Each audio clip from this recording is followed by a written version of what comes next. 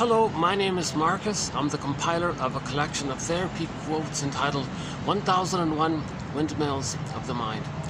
A collection of advanced self-help quotes taken from what's often called the psychodynamic or the psychoanalytic perspective, which long ago, as I understand it, was referred to by some as philosophical medicine or narrative medicine, helping one to be their own existential detective, psychological detective, know thyself detective, emotional detective, helping one to be their own story doctor, narrative medicine practitioner.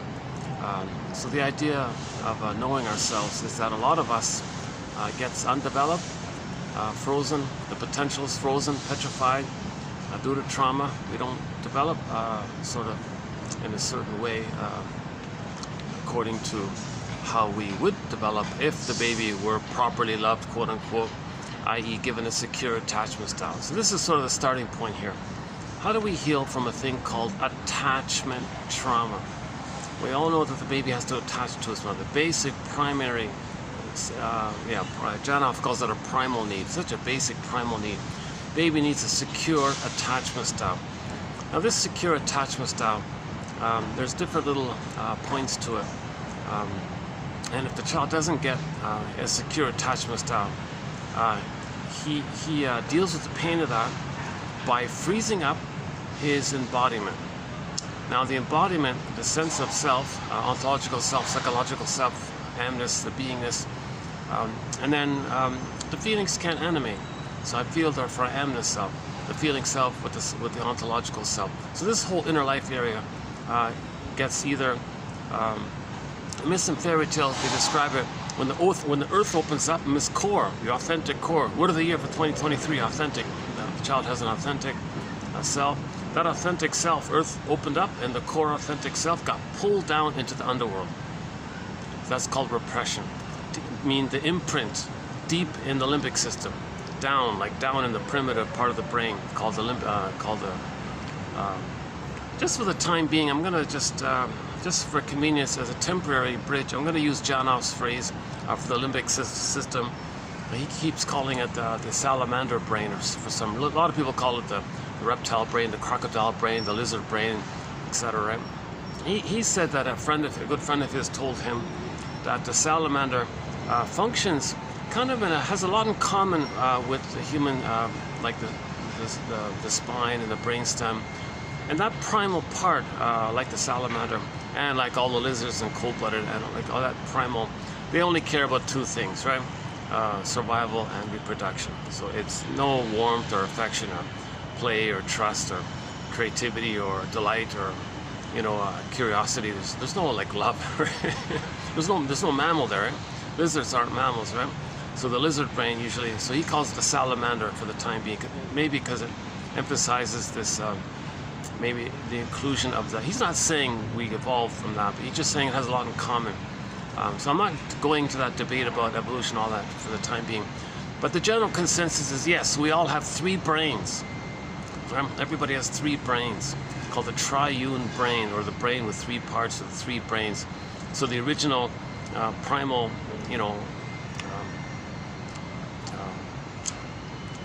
like long billions of years ago brain, the lizard brain or something. Then we evolved to the mammal, all right, the mammal. So horses and puppies and cats and everything you see, most of what you see in a zoo, I guess. And then later on, about 150,000 years ago, we grew the cortex, the speaking language, symbols and so on, ideas and philosophy. That's the cortex, speaking, understanding of time, the cortex. So we got the limbic brain, the mammal brain, and the cortex. Right? And if the cortex communicates by speaking, the mammal, it's by like sounds you'd hear in the zoo.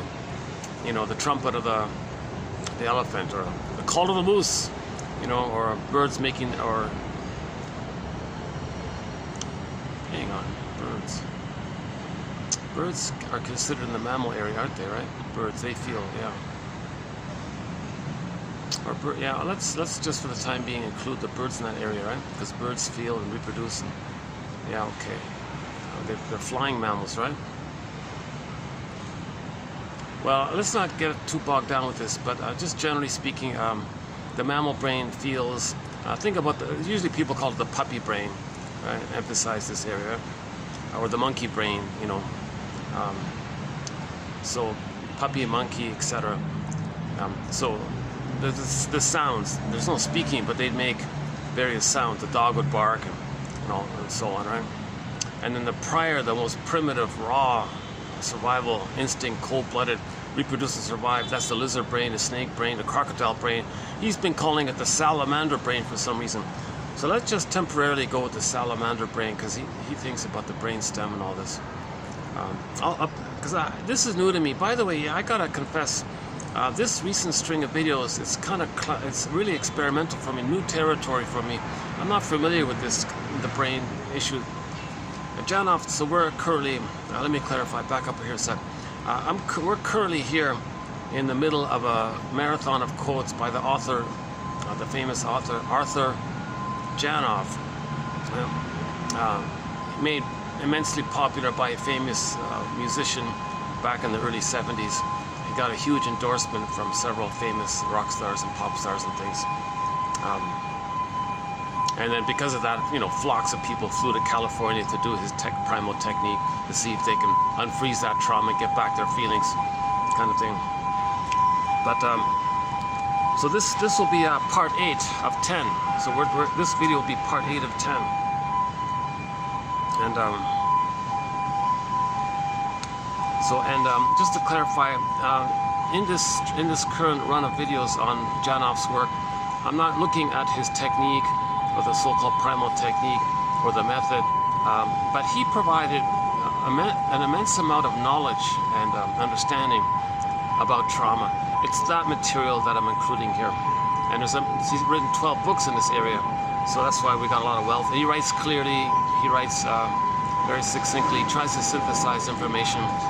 Very helpful guy. I think he's trying to, in the New York Times, when he passed away in 2017 at the age of 93, the New York Times did a write-up about him, and they quoted him saying to somebody in some previous radio interview that he became a therapist because he wanted to save his mother. His mother was distressed, he wanted to save her. So you feel that kind of tone, he's trying to save everybody, he's trying to help everybody. So the prototype, he's trying to save the mother. So that's a one key point he emphasizes here, this issue of the prototype.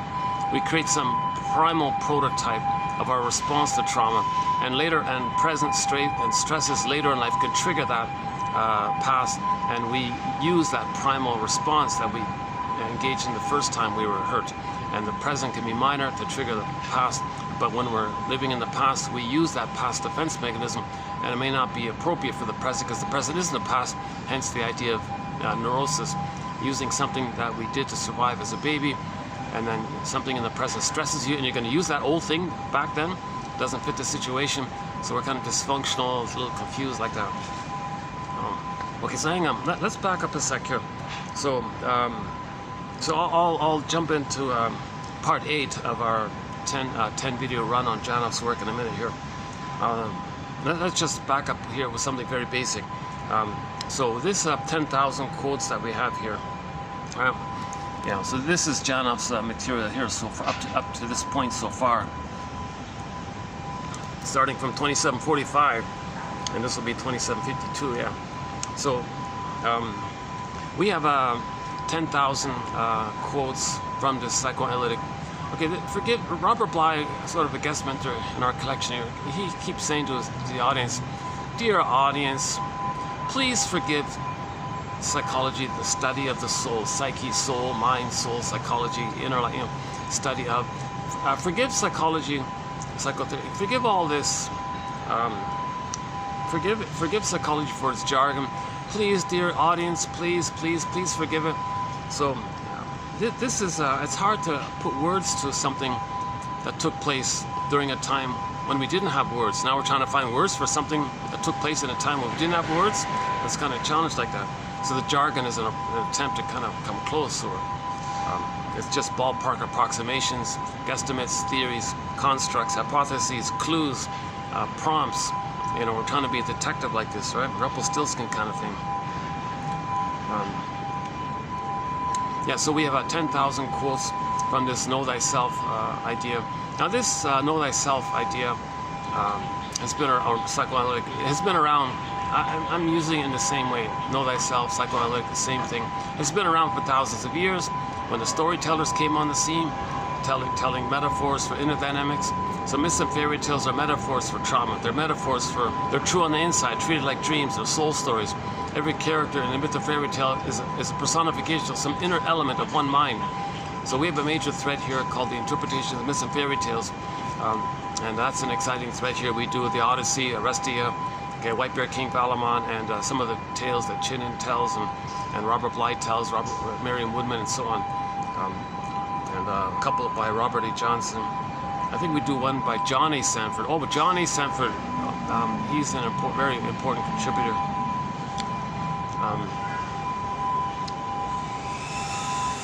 Yeah, so the basics, so back even prior to that, the theory is that we became a traumatized version of ourselves. One person called the Homo economicus, or we can modify by saying Homo short-sellicus, or just broadly Homo traumicus. So 10,000 years ago, due to the mismanagement of our discoveries and our response to it, we accidentally traumatized ourselves. Again, theory. Okay, let me do my disclaimer. I'm not a shrink, I'm not a professor, I'm not a midwife, doula, nutritionist, social worker. I only have a BA, keep that in mind. I'm the compiler of the quotes. I'm trying to learn this myself, so I'm sharing it. Don't judge this by me. I haven't been analyzed. You'll see my anxiety. Right? So I'm just finding interesting quotes that are clear. And that, I think, is one of the benefits of this collection. If I get it, I think anyone's going to get it. Right? And if there is jargon involved, I'm only choosing quotes by authors who discuss the jargon in a clear way. So if I get it, everyone's going to get it, pretty much, right? Another thing Robert Bly does, he's also not a shrink or anything, but when he speaks to the audience, he says, "Dear audience, oh, so glad to see you come out here tonight to listen to this lecture. Tonight I'll be giving you my take, my psychological take on the Grimm's tale of fill in the blank. 30% of what you're going to hear tonight, dear audience, is wrong. It's up to you, dear audience, to figure out which 30%. Each person emphasizing, each person has to be active to raise consciousness, to be curious, to see if something reminds you of something. Like if a quote is interesting, what does it remind you of? And just kind of be your own detective. And that's I've been maintaining that kind of disclaimer all throughout. Now in this current stretch here with Janov's work, it's not 30%, it's 50%. So dear audience, whoever may be watching at any time, whenever, or listening, 50% of what you're going to hear in this video is wrong. It's up to you, dear viewer or listener, to figure out which 30% is wrong. So in the other material, I feel more confidence I'm going with the 30%, but here I've got way more question marks. That's part of the reason this is a 10 video run, because I'm grappling with it myself. But Janov was a real passionate explorer in this topic, and he really dug through all the medical journals and plucked out some interesting gems. So I'm passing along a sample of some interesting ones from his books, which he put in his 12 books. So far we've plucked out quotes from his books called Prisoners of Pain. He based that on Alice Miller's book called Prisoners of Childhood.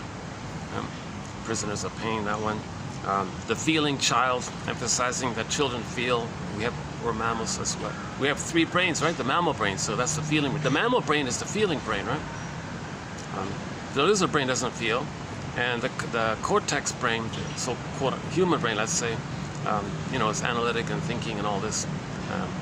And we're meant to have like some kind of line there, like a communication between the 3. But with trauma that gets damaged, and what's recorded in the brainstem time circuitously gets into the cortex saying, "Cortex, help, I got a pain here." Cortex says, "All right, fine, I'll create symbols, I'll create ideas and philosophies, which will be the pursuit of symbolic hope, which will be the hope of symbolic love." Because the baby is traumatized. That memory's in the lizard brain, the old primal brain, right? The limbic system. The limbic system includes both the lizard brain and the mammal brain, right? So, but it'll be recorded in both, right? So that's so just broadly, just generally speaking, we say the right brain, the left brain. Right? So the right brain says to the left brain, hey, left brain, I got a lot of pain in here, help. Now the left brain doesn't know what's going on with the right brain. That's the funny thing, right? The left brain doesn't understand what the issue is, what the pain is, but he hears this cry. The right brain, left brain, help, help, a lot of pain here, do something. The left brain says, well, I don't know what's going on here, but what I'll do is, I'm just going to guess here. I'm going to search for symbols of mother's love. I'm going to search for the fantasy that maybe we'll get mother's love via beliefs, and maybe I'll eat cookies and drink beer or something. I don't know, to soothe the pain, because you got a lot of pain in there. So I'll try my best to soothe the pain, either through cookies. So there's two main ways: either through cookies or through imaginings and beliefs, and rigid beliefs, stubborn beliefs, that one day you'll get love. Now the cookie says, forget all that, give it to me now, kind of thing. The belief says, well, let's stubbornly, fanatically believe something, and that maintains something in the brain to send the person endorphins to numb the pain. So the right brain says, oh, okay, thank you. But the left brain doesn't know what's going on. So we observe these beliefs, and we're eating cookies, and we don't even know why. So this is sort of one of the points here. I gotta confess, the last video wasn't bad. The last video, I felt like that was one of the better ones.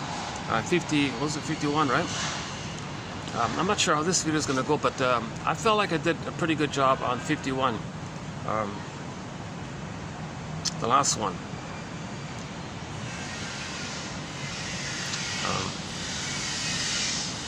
Okay, hang on, I'm getting ahead of myself here. So before we get into Janov's work and try to summarize what we've just identified so far to this point, let's just back up even further, right? So I won't go prior to when we became Homo traumicus, but let's just start when we became Homo traumicus 10,000 years ago. Storytellers came on the scene to describe the imaginal world that babies have. So babies have pictorial thinking, imaginal thinking. In that limbic system, it's a different mentation. It's called primary process mentation. Okay, there's no conscious logic there. There's no time in there. No time, things can flip. Okay, the child is still one with the mother. If he can act like the mother, okay, treat others the way his mother treated him, think others is the mother that hurt him, things can flip around. You got trans logic, okay, no kind of sense of place. This can be there. No, it was here. No, it was there. Left is right, up is down. There's no kind of proper logic. So the cat in Alice in Wonderland says, yeah, it's mad in there, right? Even Alice at the beginning of the film says, I want to go to this place where up is down and down is left. So that's talking about, let's explore this, what's going on in there, right? So we need a lantern. When we go in the unconscious, we need, I felt some, it's going to rain here. It's going to rain. I just felt a drop of rain here. Hold on a sec.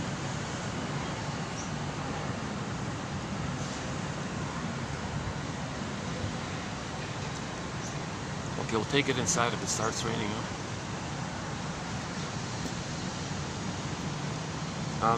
Yeah, so these 10,000 quotes that we're posting here, one way to describing is that it's giving us night vision, a lantern to the unconscious. So in that part of the brain, it's dark. We don't know what's going on. A lot in there, but it's dark like a forest. So the storytellers will tell you about, oh, we're in a forest now. Okay, we need a lantern. So on the front cover of one of Marie-Louise von Franz's books, you see Vasilisa holding a lantern. So these quotes, and she's going in the forest, and it's dark in there. She needs a lantern. So these quotes are giving us a lantern. Another way of saying it is these quotes are giving us night vision. So just as Wilfred Lay was saying, in an older book, in an old 1917 self-help book, he was saying, yeah, if you look up in the sky, you might see some, oh yeah, it's raining. You might see some stars. If you had better vision, you'd see more stars and so on. If you had even greater, better vision, you'd see more stars and so on. Right? Well, inwardly, we don't know what's going on. It's all dark like that. We need night vision. Got to see what's going on here. So Janov, I think, gives us is helping to give us night vision. Another way of describing these 10,000 quotes is that it's giving us enough kind of hope in the sense of little understandings here, the possibilities here. It's giving us a little hope, and sometimes things resonate. So in the beginning, a quote may give you an intellectual insight. That's not healing. That's not healing. But maybe like part A towards it. And maybe at some point it leads to emotional knowing. So the inside leads to the noise. So the yang leads to the yin. So one poet says psychoanalysis looks for a basket. Pardon me, back up. Yeah, I'm just, while I'm talking, I'm thinking about, I'm noticing the rain here, and I'm thinking, should I go inside right now? I don't want water to wreck the camera. Sometimes it's just a drizzle and then it stops quickly, right? Okay, let's back up a sec. Psychoanalysis, a famous poet said, psychoanalysis looks for an egg in a basket that's missing. So first find the basket, weave the basket, make the basket. Then there can be an egg. In the egg, there's the firebird. The protagonist in the fairy tale hops on the back of the firebird and rides the firebird. That's a metaphor for the feelings that are coming back into herself, right? The fire, this vibrant, alive, fiery, vibrant, exciting, alive, radiant flames, and you're on it, and it means you're accepting your feelings, and it's coming back into you, kind of thing. But first, there needs to be a nest there, right? Just as a bird makes a nest, then there can be an egg. So these 10,000 quotes are helping us to build a nest. Okay, another proximate ballpark metaphor is that in trauma, the child can't know what's happening. He doesn't love life anymore because he didn't get enough love to know himself, express his interest. And then he feels disembodied. Okay, that's describing the Wizard of Oz. Yeah. So with attachment trauma, which is what we're talking about here, how do we heal from attachment trauma? It's the basic starting question here. How do we heal from attachment trauma? Developmental trauma, interpersonal trauma, relational trauma, arrested development, stunted development, developmental arrest, fixation at the rejection level, not getting love. This kind of, which causes the inner life to freeze up and enter the famous split. So inwardly, your inner life is kind of frozen, petrified, turned to stone, unreal, unalive, okay, numb, and you're in a swoon. And we describe this with things like the Velveteen Rabbit story. The rabbit says, "What does it mean to be real?" Or the woodcutter guy who has that, who made that toy boy made out of wood that he made, and then he was praying for the little wooden boy to come alive. Joseph Campbell says, yeah, that's the whole purpose of the midlife journey, the healing journey. We want to feel alive and real and alive, right? The more common images for emotional trauma, inner trauma, is so either our pureness is lost, so the baby's exiled in the forest, lost like that. Okay, the earth opens up, our authentic core gets pulled down like that. Another way of saying it is inside everything freezes up. That's called emotional hypothermia, emotional coma, emotional catatonia. Okay, the image is the frozen woolly mammoth and a block of ice up in Siberia or wherever it is, Arctic tundra or something. There's a frozen woolly mammoth. Just one author uses that as an image for trauma. Another one is the scared, like the scared stiff one. That's the petrification image. So I remember in the Many Loves of Dopey Gillis, one of the characters there, a guy named Maynard Krebs, had this hobby, habit or hobby, to collect petrified frogs. Maybe he was saying, I feel like this petrified frog inwardly. And he didn't really develop himself, right? He was a little childlike, always wanted to play with his bongos, didn't want to grow up kind of, because he was stunted development like that. Because inwardly, he was frozen like that. So he was saying, look, I feel like this.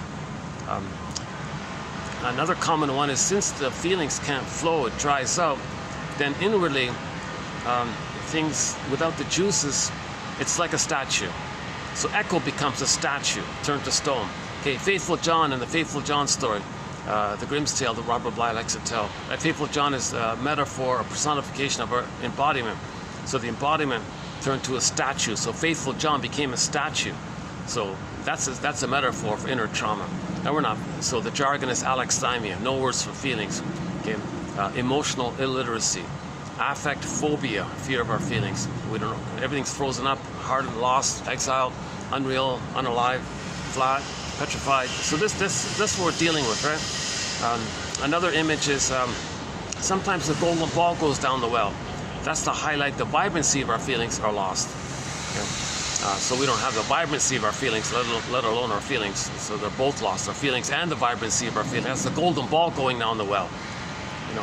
So there's a variety of ways the storytellers, little images they came up with over the 10,000 years so far that describes in metaphors be with you, metaphors to teach us psychology, give us recognition, give us validation, give us hope, give us understanding. So the storytellers came on the scene, and a lot of the motifs in myths and fairy tales are actually code for psychological patterns, right? So repression, right? Earth opens up, his core gets pulled down, etc. And when the baby's nursing, he's in heaven, there's the goddess. The mother's doing it wrong, he sees her as a monster that he feels in hell. So breastfeeding is a matter of heaven and hell. So the imagery is in the brain, the baby might have goddess and demon. So if there's trauma and it's stuck like that, the baby may briefly do that in the first few weeks, but if the mother's continuously misattuned, continuously malattuned, continuously gaslights the baby, uses the baby, not around for doesn't want to be a mother, in a bad mood, or not around, whatever it is going on, the child has to keep on using the splitting mechanism because he doesn't have a memory of a human mother loving him. So he has a frustrating mother that he makes into a monster, and then he denies it. It's called splitting. He makes up another character, hallucinates a goddess, and then he's safe with the goddess image. There's the birds here. I've really started to get curious of these birds here. There's some cool birds around here. Yeah, hang on. Let's see. The problem is he's gonna fly off as I approach. But let's see.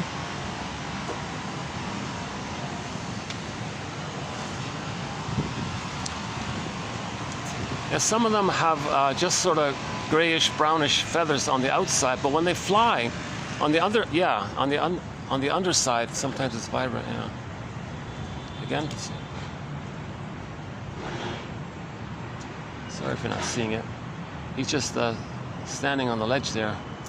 Looks like a young one. Let's see. Hold on a sec. Can we get him? Oh, there he goes. Okay, never mind.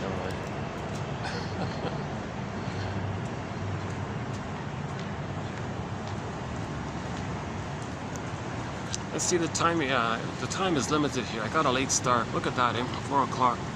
So I've got about an hour and a half, 2 hours at best, before it gets too dark here. Yeah, nice little spot. Yeah, I've been here before. Nice little spot. Yeah, I love the flowers here. Lots of construction. Busy,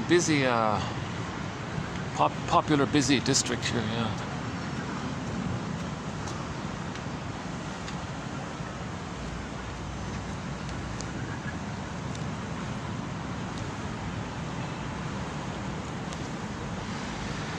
Yeah, so there's so myths and fairy tales, the motifs are metaphors for psychological patterns. That's the funny thing. You can take the anthology, the fairy tale anthology, from any place, anytime, anywhere, the storytellers from any place, same stuff, same patterns. So that means we're all the same homotraumicus. We're all members of the same homotraumicus family, okay? And as evidenced by the similarity of the patterns, the trauma patterns, right? And never mind, there's various ways to describe it, but underneath it is the same, right? So most myths and fairy tale have a good fairy, bad witch, right? Some kind of goddess, some kind of demon. This is the splitting mechanism. Okay, that's a metaphor that in the child's brain, which is pictorial, before words, it's all imaginal, and things are exaggerated. Small baby, small helpless side. Mother has all the grand power. Now the baby's enraged at the bad breast experience. First mother's the breast mother. If the mother's doing it wrong, he's enraged. He can't know all that rage. So he projects, attributes, and thinks that the mother's enraged, the breast mother's enraged. Okay, the baby's unmet need to incorporate. Okay, he has this impulse to kind of take in the experience of the mother. So that's just a basic need kind of thing. But it's unmet. So he gets angrier and he's trying harder and harder. And with that anger, he wants to devour the breast, possess the breast, control the breast. He's getting this oral greed kind of quality.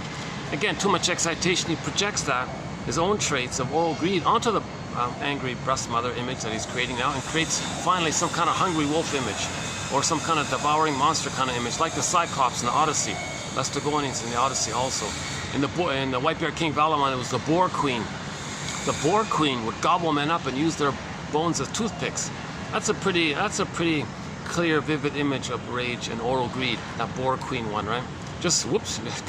Jesus Christ. It's not real. It's in the baby's brain. The baby has to, he can't know his traits too much. He can't accept he's not developed to know himself, so he's got to project it outwardly in the concept of the otherness as it's called a defense mechanism. So his projection is a defense mechanism. Okay, so what we're dealing with when the child's traumatized, to deal with the pain, he's got to do all these tricks of the mind called maneuvers of the mind, operations of the mind, mental mechanisms, psychic mechanisms called psychic defenses. Again, he's in defensive mode. Mother's dangerous to him. Plus, his limbic system is sending him all these adrenal glands, which he can't handle. So he's got to protect himself, both from himself and from the mother. So he does these tricks of the mind kind of thing. So he'll freeze up inside. Rage, he'll project. Oral greed, he'll project. Okay, deny it, put it in a psychic, put his relationship with the shaming breast mother into a separate bin, and then hallucinate. He's safe in blissful oceanic oneness with the goddess. He hallucinates. So and then that can be set in the brain like that. I guess the power of the hallucination kind of makes him dependent on it, and so now he's stuck with this phenomena that in truth he's hurt by the mother, but he's got to make believe that he's with the good mother, and that's a huge compromise, because when there's trauma, we go through life recreating the problem with others, hoping to change the past. So it's all mucked up like this, right? Things are all confused like this. Okay, anyway, that's a huge topic, myths and fairy tales. So let's not get into that one too much this time here.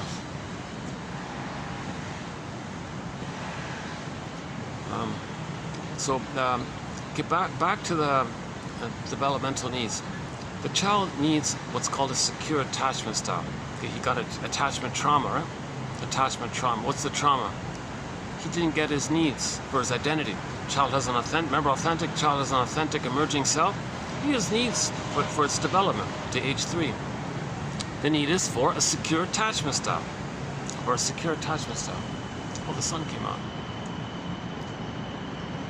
I think I prefer the rain. Just kidding.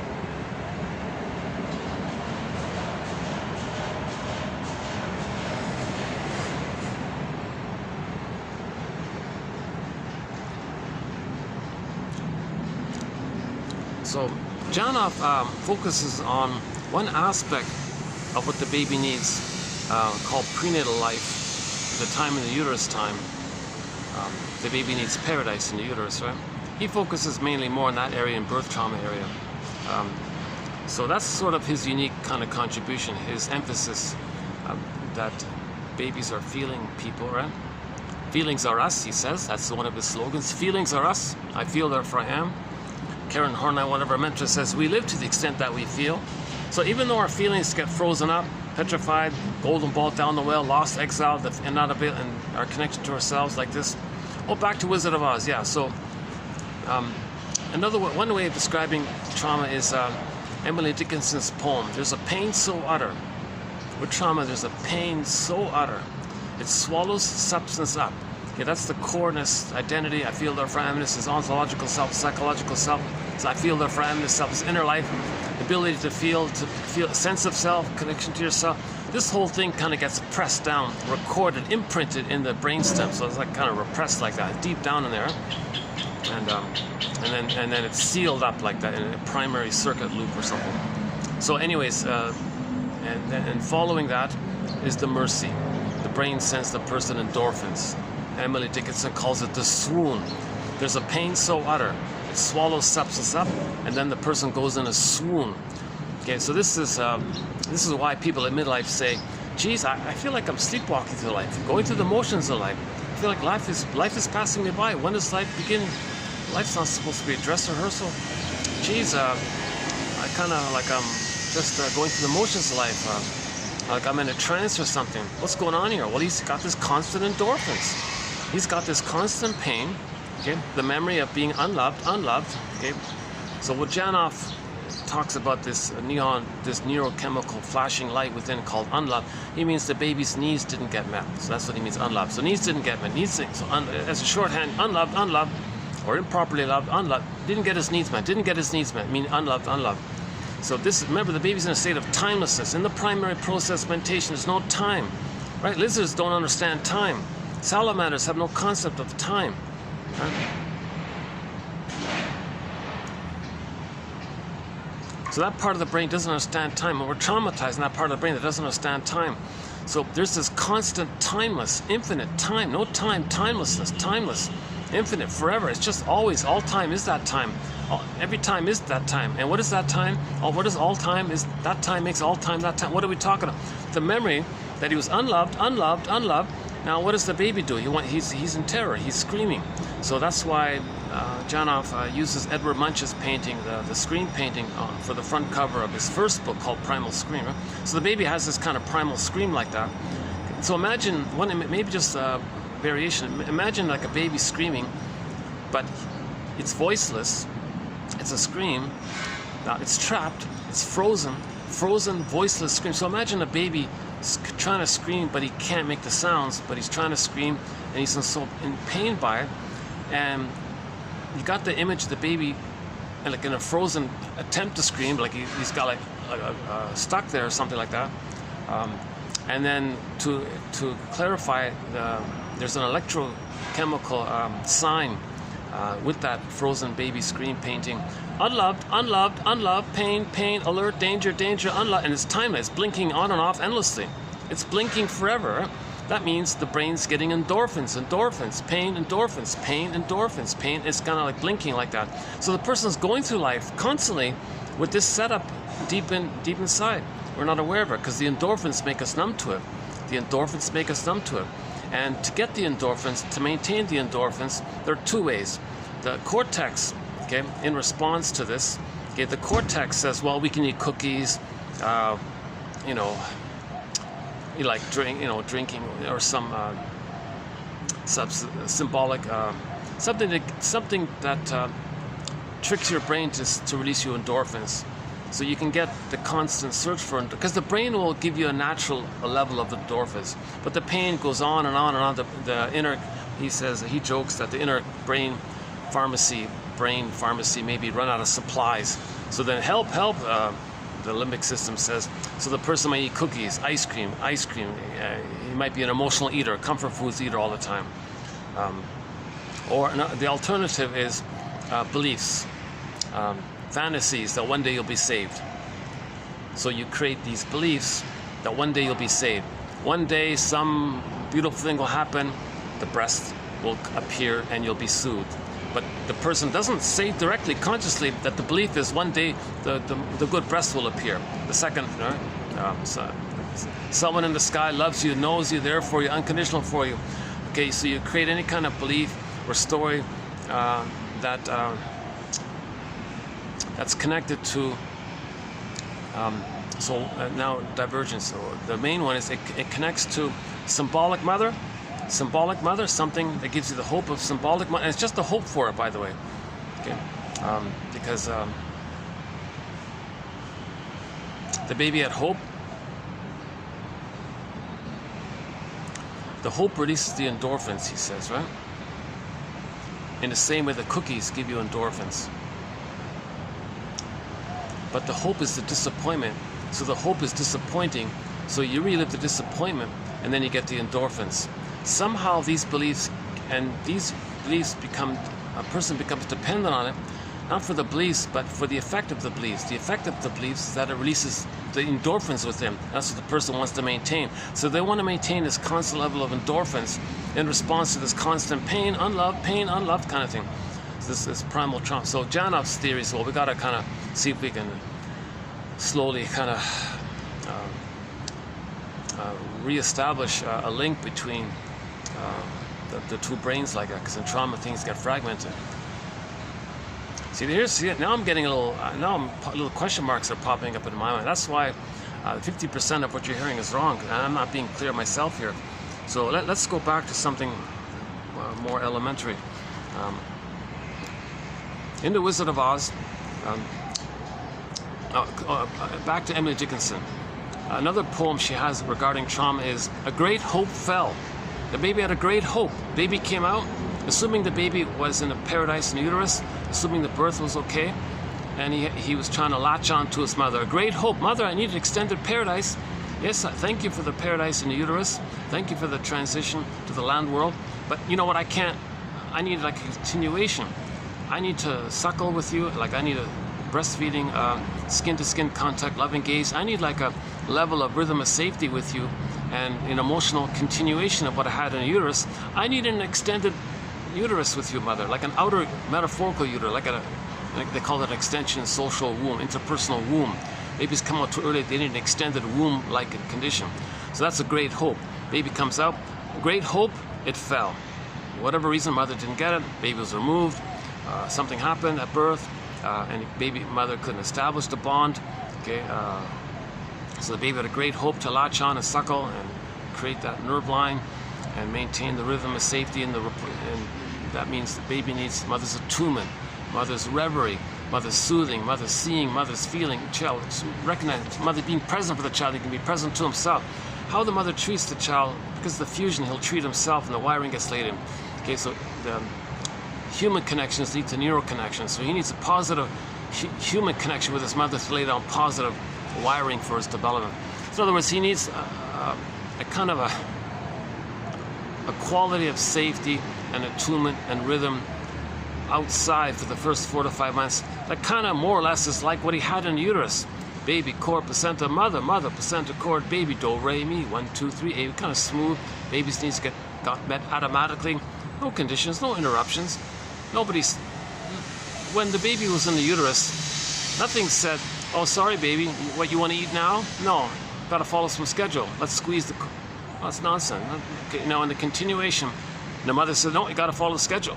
Okay, boom, he's traumatized. You can't put a baby on a schedule or give him the powder stuff, barring emergencies. My disclaimer, I'm not a doctor. So barring emergencies. So the baby expects the breast mother. That's the great hope. Emily Dickinson, a great hope fell. I didn't get it. That was like the promise, okay, like the hope. It fell. You heard no noise. The wreckage, the trauma, the wreckage was within. Oh, cunning tale. What a cunning tale. Like what's with the mother? What a cunning thing on the mother's end. Did she reject the baby because the baby wasn't what she expected? Or she didn't want the baby? Or she thinks she can use the baby to comfort her or use her? Like what's going on? Why is she not there meeting the baby's needs? What a cunning tale. That let no witness in. The child can't know this kind of trauma. It's too much for his little ego. His ego hasn't even developed. It's still submerged. Now with the trauma, it's all frazzled up. There's your scarecrow guy. So the scarecrow guy had no brain. Remember, he's looking for a brain all the time. So that's what we're trying to do here. We're trying to give the scarecrow a brain. So these 10,000 quotes here are an attempt to give the scarecrow a brain. That's the first thing we got to do is strengthen the ego.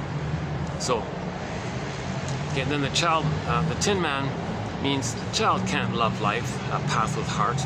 Okay, in normal development, the child gets to age 3. He has an ego. And the scarecrow, that's lack of ego. But in normal development, he has an ego, a strong ego. That's a brick house, straw house to brick house. He has a strong ego. He can feel embodied. And when you know yourself with your strong ego, you have a connection to your uniqueness. We're all unique. You express your uniqueness. That's pleasure, meaning. Your feelings are there. Joy runs the console. Pleasure, meaning. That's loving life, a path with heart. So the Tin Man doesn't have the heart, remember? He doesn't have the path with heart. So that means the person doesn't have a path with heart. Again, the fairy tale is all for one mind. They're not separate outer characters. The whole fairy tale is for one mind, right? Now the person being in that condition, the person feels disembodied. That's like that's this cowardly lion off at another corner. Okay, and Dorothy's like the part of the system, part of the mind that's trying to heal, trying to line things up. Or maybe we could just broadly say, maybe be like Dorothy and recognize that if we don't feel connected to ourselves, to the lion, and we're not loving life, the Tin Man. Okay, first things first. What can we do here? Well, the first things first. Give the scarecrow a brain. Okay, that's the first thing we got to do. Then the rest follows in line, kind of thing. So first things first, we got to give the scarecrow a brain. Now, I haven't seen that movie in a long time. Is that the first character Dorothy met in the story? Was it the scarecrow? Is that the first one? That would make sense to me if that's the first one. No, that doesn't matter. There's no time in it. It doesn't really matter. So, that's some awareness. Okay, with the awareness. Okay, that's self-reparenting, getting back our feelings and getting back our embodiment, kind of thing. So, in reference to the scarecrow, we can cross over to the children's story, the straw house. We want to get it up to the brick house. And with the brick house condition, the wolf disappeared. That hungry wolf image wasn't real, but if you have a strong ego, you know it. Back to Wizard of Oz, Dorothy threw water on the Wicked Witch.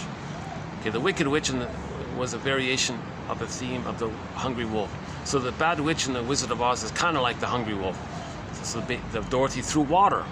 Okay, emotions, movement, motion, water, movement, motion, movement, energy, water. So it kind of flowed like that. So that means the person got their feelings in relation to that image.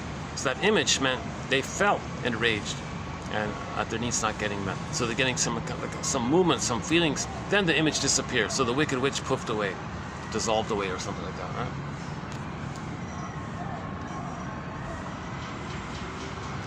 I want to say, sorry if you're seeing me sweating a little bit. It's still pretty hot around here. It's better, of course.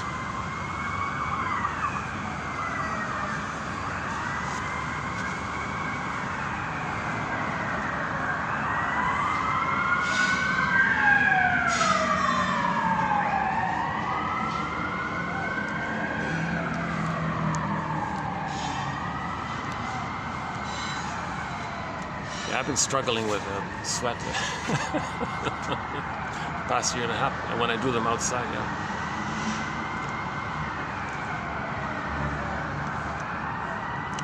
yeah, Janov said that when a person heals, gets back their feelings, their body temperature is cooler, more normal. But he said something about, I don't have the details, that range of the body temperature. I may be incorrect.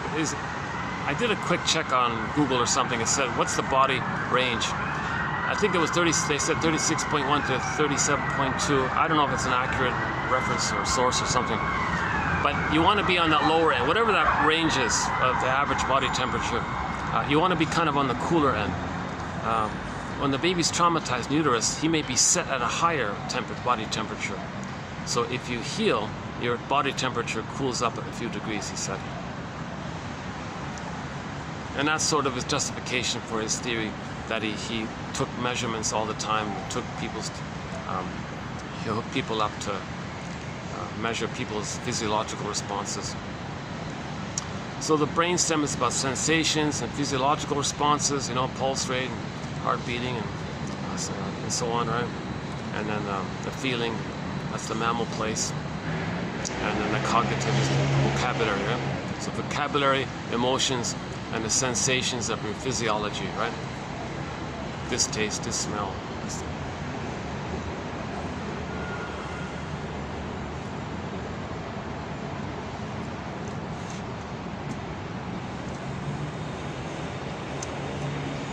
Okay, so the baby attachment trauma. The baby needs a secure attachment style. Now, a secure attachment style, if we include Janov's theory, then we can update our theory about it. First, the baby needs paradise in the uterus. He needs what's called a welcoming womb. Okay, reference here is a book called The Knowledge of the Womb. A guy from Greece, I forgot his name, sorry. He wrote a pretty good book. Another one is Ludwig Janus, is that Janov? No, Janus Ludwig from Germany wrote a similar kind of book about it. And there are a few other authors about prenatal trauma. Anyways, the baby first needs a welcoming womb. Means we don't want the baby inside to experience what's called prenatal distress syndrome, formerly known as fetal distress syndrome. Let's just call it prenatal distress syndrome. I prefer the current phrase, prenatal distress syndrome, let alone prenatal trauma. That poor Maynard Krebs back at that show, Many Loves Joe Gillis, the one theory, there was one episode about him regarding why he was like the way he was. And he had some gifts of being very sensitive in a way, right? There was an episode regarding Maynard Krebs called The Mystic Powers of Maynard Krebs, because he was so traumatized. They were trying to understand, there was a comedy about why he was so sensitive, like why he could know little things. How did that happen? So there was an episode called The Mystic Powers of Maynard Krebs. They brought in 3 shrinks. My 3 shrinks. They brought in 3 shrinks. It was a comedy, of course. The first one said, oh, he's got the Mutter complex, the mother complex. Okay, the mother complex just means when a baby doesn't get enough love to know himself, to separate from her. He's got to feel safe with the mother to separate from her psychologically and have his identity. If he doesn't get love from the mother, he's stuck with her, stuck in the tar pit of a negative symbiosis with her. He might imitate her and think, just be like her, and gives himself up. That's called the mother complex. That's sort of a general point about psychoanalysis, right? So Mr. Freud's presenting problem is, gee, a lot of babies are not getting enough love to know themselves. That's called the Oedipus complex. There's a girl's Electra complex. But it's supposed to be for the mother, but the daughters transfer the problem with the mother to the father. But it's still to the mother. So Hendrika Halberstadt, that one there clarifies it with the Electra complex. The complication between the mother and daughter, Electra complex. Some people transfer the problem with them. Some daughters transfer the problem with the mother onto the father because they're loyal to the mother, but the father cannot meet what the needs that the mother was supposed to provide, so they're enraged at the father. Now, yes, the father could have helped the mother provide a safety. Maybe the father could have protected the daughter from an abusive mother, but that early time, like the first 4 to 5 months especially, there's nothing the father can do. Because that first 4 to 5 months, the father's not even in the picture. But the first 4 to 5 months, the baby, skin to skin, continuous contact with the mother, and no separation. It's meant to be a mother-infant dual unity. Like in the uterus, it's mother and baby, a dual unity. When the baby's sleeping on the front, it's a dual unity. It's an extended social, interpersonal womb. There's no father at that point. He's maybe in the background doing things to make mother comfortable, make the two of them comfortable, but he's not separating the baby. So he can't do anything at that point. So the primary trauma that takes place at that time, that's with the mother. You see, the fathers are getting a lot of blame for what the mothers do.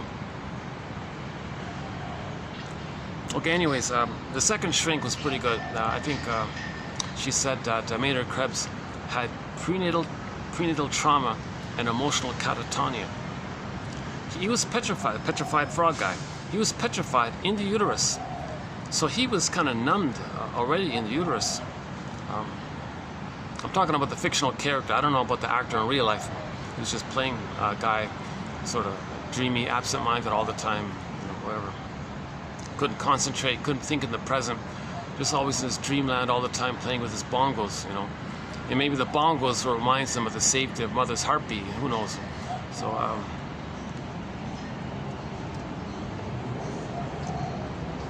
So yeah, let's back up a second. So yeah, hang on. So the first need that the mother's supposed to give the baby is to make sure the baby's in a welcoming womb. So she doesn't smoke, she doesn't drink, she doesn't argue or get into fights with people.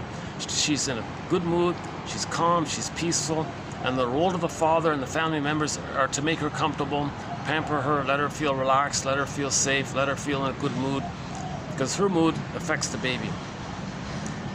Janov says, don't depend on the so-called placenta barrier to absorb all this. Most of what's going on with the mother, the baby's going to feel it. If the mother's stressed out, the baby might be stressed out with a higher cortisol level, and then the set point is elevated, and then he may be born with PTSD. See, so you don't want the mother to be too stressed, because the baby might be born with PTSD, and they'll always be hypervigilant and hyperreactive, more aggressive, and all this. Quick to anger, little things set him off, because he's already in fight mode, right? The fear turned into fight mode. Baby can't flee in the uterus. If the baby's inside and mother's going to a heavy metal concert and baby's scared, where is he going to go? Imagine that. The baby's inside, mother goes to a heavy metal concert, and he hears these loud, booming noises. He might be startled and scared. Where is he going to go? He's trying to escape. Where is he going to go? He can't escape. He can't flee. He can't ask for help. There's no cell phone in there to... He can't ask for help. He's truly in a corner. He's cornered, right? So now he's in fight mode kind of thing. Now he's all stressed up, revved up with all this cortisol, adrenaline, and it sets in his brain at that point at a higher level. So he's always at that elevated level. So when he comes out, he's already like revved up kind of thing. So we don't want the baby to be so charged up like this. Yeah, Janov joked, okay, well, he can work as a, there are some occupations that may require people who are always hyper vigilant, hyper alert, hyper vigilant all the time. But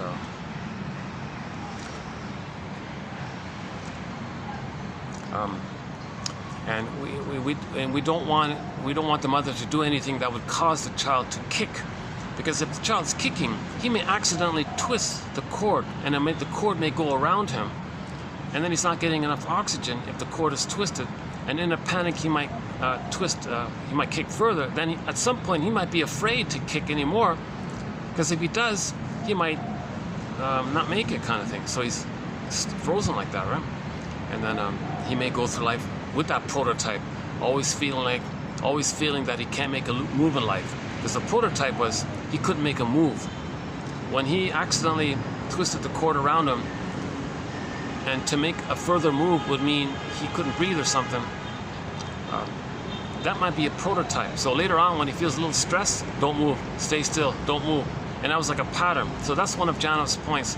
The original primary experience becomes like a prototypic set thing that we may use throughout life, kind of thing.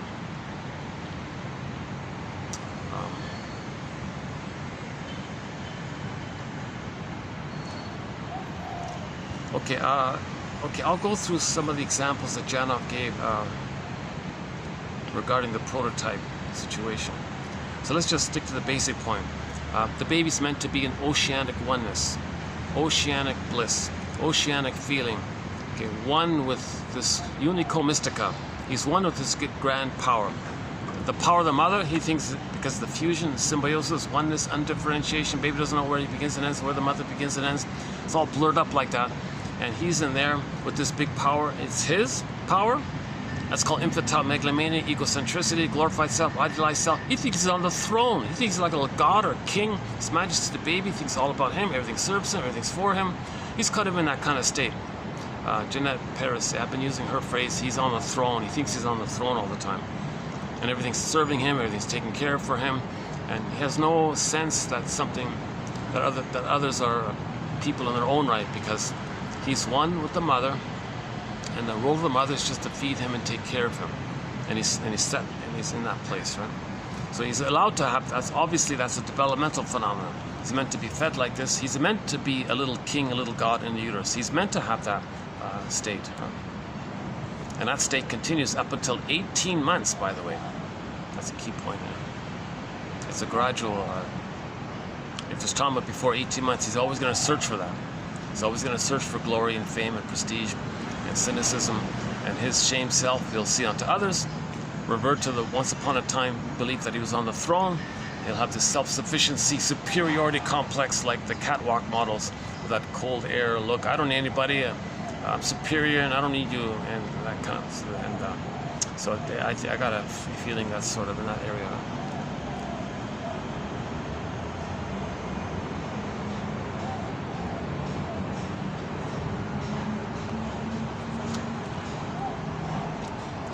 Yeah, truth was, I was on my way to a park, the Sunflower Park. I got in the cab and all this. I thought, oh my God, the traffic. This is going to take forever. So I changed my mind. If I'm going to go to the Sunflower Park, I got to get an early start, beat the traffic. So I came back here, I was looking forward to just doing this video, walking through the sunflower fields. I was going to do like a walking video, and I had some ice bags to cool off the ice ice pack.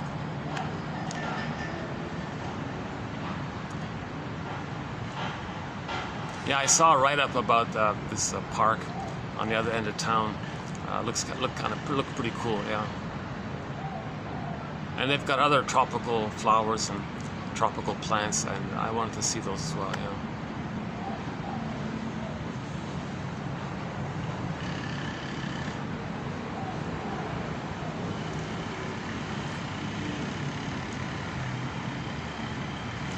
Okay, so let's assume the baby's in a welcoming womb. Okay, if the mother's smoking, okay, baby's not getting enough oxygen. Okay, arguing, upset, similar kind of thing. Now, another quality is that the baby's meant to be in a kind of rhythmic dialogue. Inwardly, the mother's meant to know what's going on with the baby, so the mother understands where the baby's at. The baby knows that the mother's there, and that kind of back and forth, so-called rhythm, allows the baby to be born and go through the canal properly. If there's a rhythm, if the mother's out of it, the baby's going, "Mother, where are you?" Mother's freaking out. What's going on with the baby? I don't know what the baby wants or needs. What do I do here? You know, she's in panic and pain. Oh, here's a key one. If the mother takes epidural or anesthesia and all this, okay, whoosh, that baby may go through life quitting things easily, because he was trying to come out of the the canal. He was trying to get through the canal. He was doing his thing, and then whoosh, he was like flooded with this swoon, because the mother took the painkiller. It went to the baby. Now the baby doesn't know where he is. He's in his la-la land or something. So that can be a key prototype. So Janov actually talks a fair bit about this. So if that prototype is like that, he can go through life, starting things, trying new hobbies. A few minutes later, oh, I give up. I don't know what this is. Whoosh, I can't do it. He gives up. Try something else. So the example was the guy was trying to learn how to bake a bread on those bread machines. He got frustrated and gave up. Next hobby was those stained glass things or something. He tried it, made a mistake, he couldn't understand the instruction. Oh, I give up. And he did it again and again, right? And on a personal note, I've tried to learn languages on occasion throughout my life, and I found the same kind of thing. Oh, geez, I'm just going to give up. Now reading Janov here, is that because I was flooded with the mother's endorphins, epidural or something. And then now I have that pattern. When I try something like the other guy, I'm going to give up. So I'm trying to learn German, right? All these long words. Oh, brother, I give up, kind of thing. Like, why? Why? Is it because the stress of trying to do something triggers the past memory, and in the past the triggering is you got the swoon? So in the present, you try something and you get the swoon, which is like spaced out kind of thing.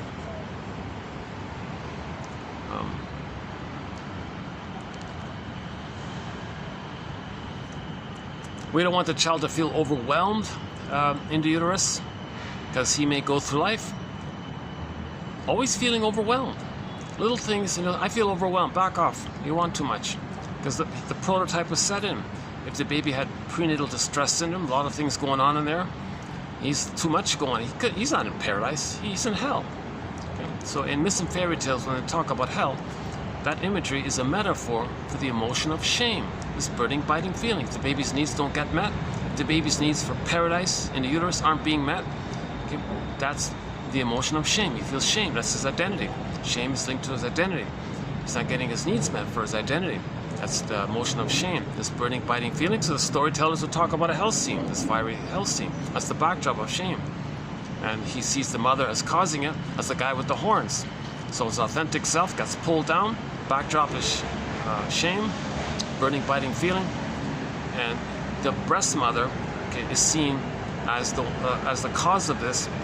So why does the breast turn into the guy with the horns or whatever? Well, my one theory is his rage projects his rage onto the mother, and maybe because he was enraged, he looked at mother's eyes and saw flames from the mother.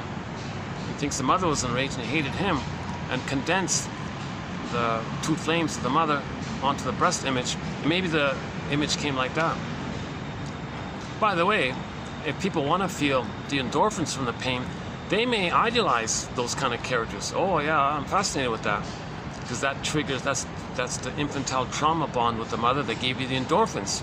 So people will say, oh, I'm fascinated with the guy with the horns, or Mr. this or Mr. that, whatever. I don't want to, Well, that trick is to get the endorphins.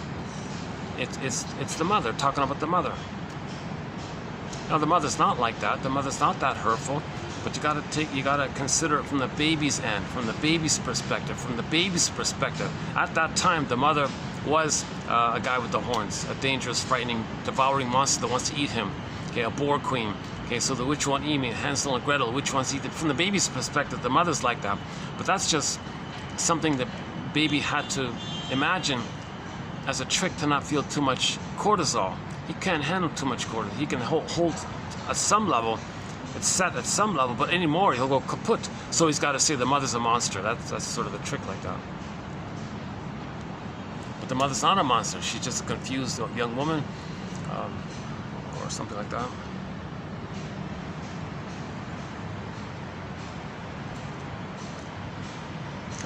And if she didn't get love herself, she doesn't know how to give it. She didn't have that experience.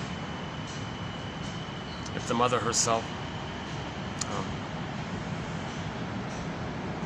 felt shame, well, she'll shame her baby to communicate that she was shamed in a process known as repetition compulsion, where when there's trauma, we repeat what happened to us, using others as stand-ins to play us, or the shaming mother, recreate what happened with the grand fantasy that if we reenact the trauma with others in the present, somehow we can magically change the past, get the love that was needed in the past.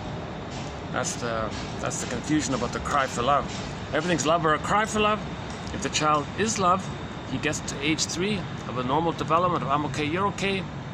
Conscious ego knows his interest, expresses his uniqueness through his consciousness. That's pleasure and meaning, and joy's there. Joy runs the console. Joy is the animating emotion. Pleasure's there. There's loving life, path of heart. That's a pleasurable place. It's meaningful, delightful. You got your feelings. You got your feelings meaningful. Look at what Janov says. Yeah, you want meaning? Well, find your feelings. Masterson says, well, express your uniqueness. There's your meaning. Those kinds of things. So everything that's love, a path of love. So you're loving life. So everything's love or a cry for love. If the child didn't get that place where he's loving life, then he's crying for love. Now, in the cry for love, it's in a state of timelessness. Okay, the frozen, voiceless scream, baby painting with the unloved, and the endorphins. Okay, that pain, okay, clicks in the organism's attempt to find healing. When something's wounded in nature, is trying to heal. So with humans, we repeat the interaction with the mother with others, thinking because there's no time, maybe we can get the experience in the present. That should be the proper experience that was needed back in the past. Doesn't make sense because the present isn't the past. So the present is sometimes called the presenting past, or like a replay of the past, new edition of the past. Okay, we do it because the pain we're feeling, and it's a constant cry for love.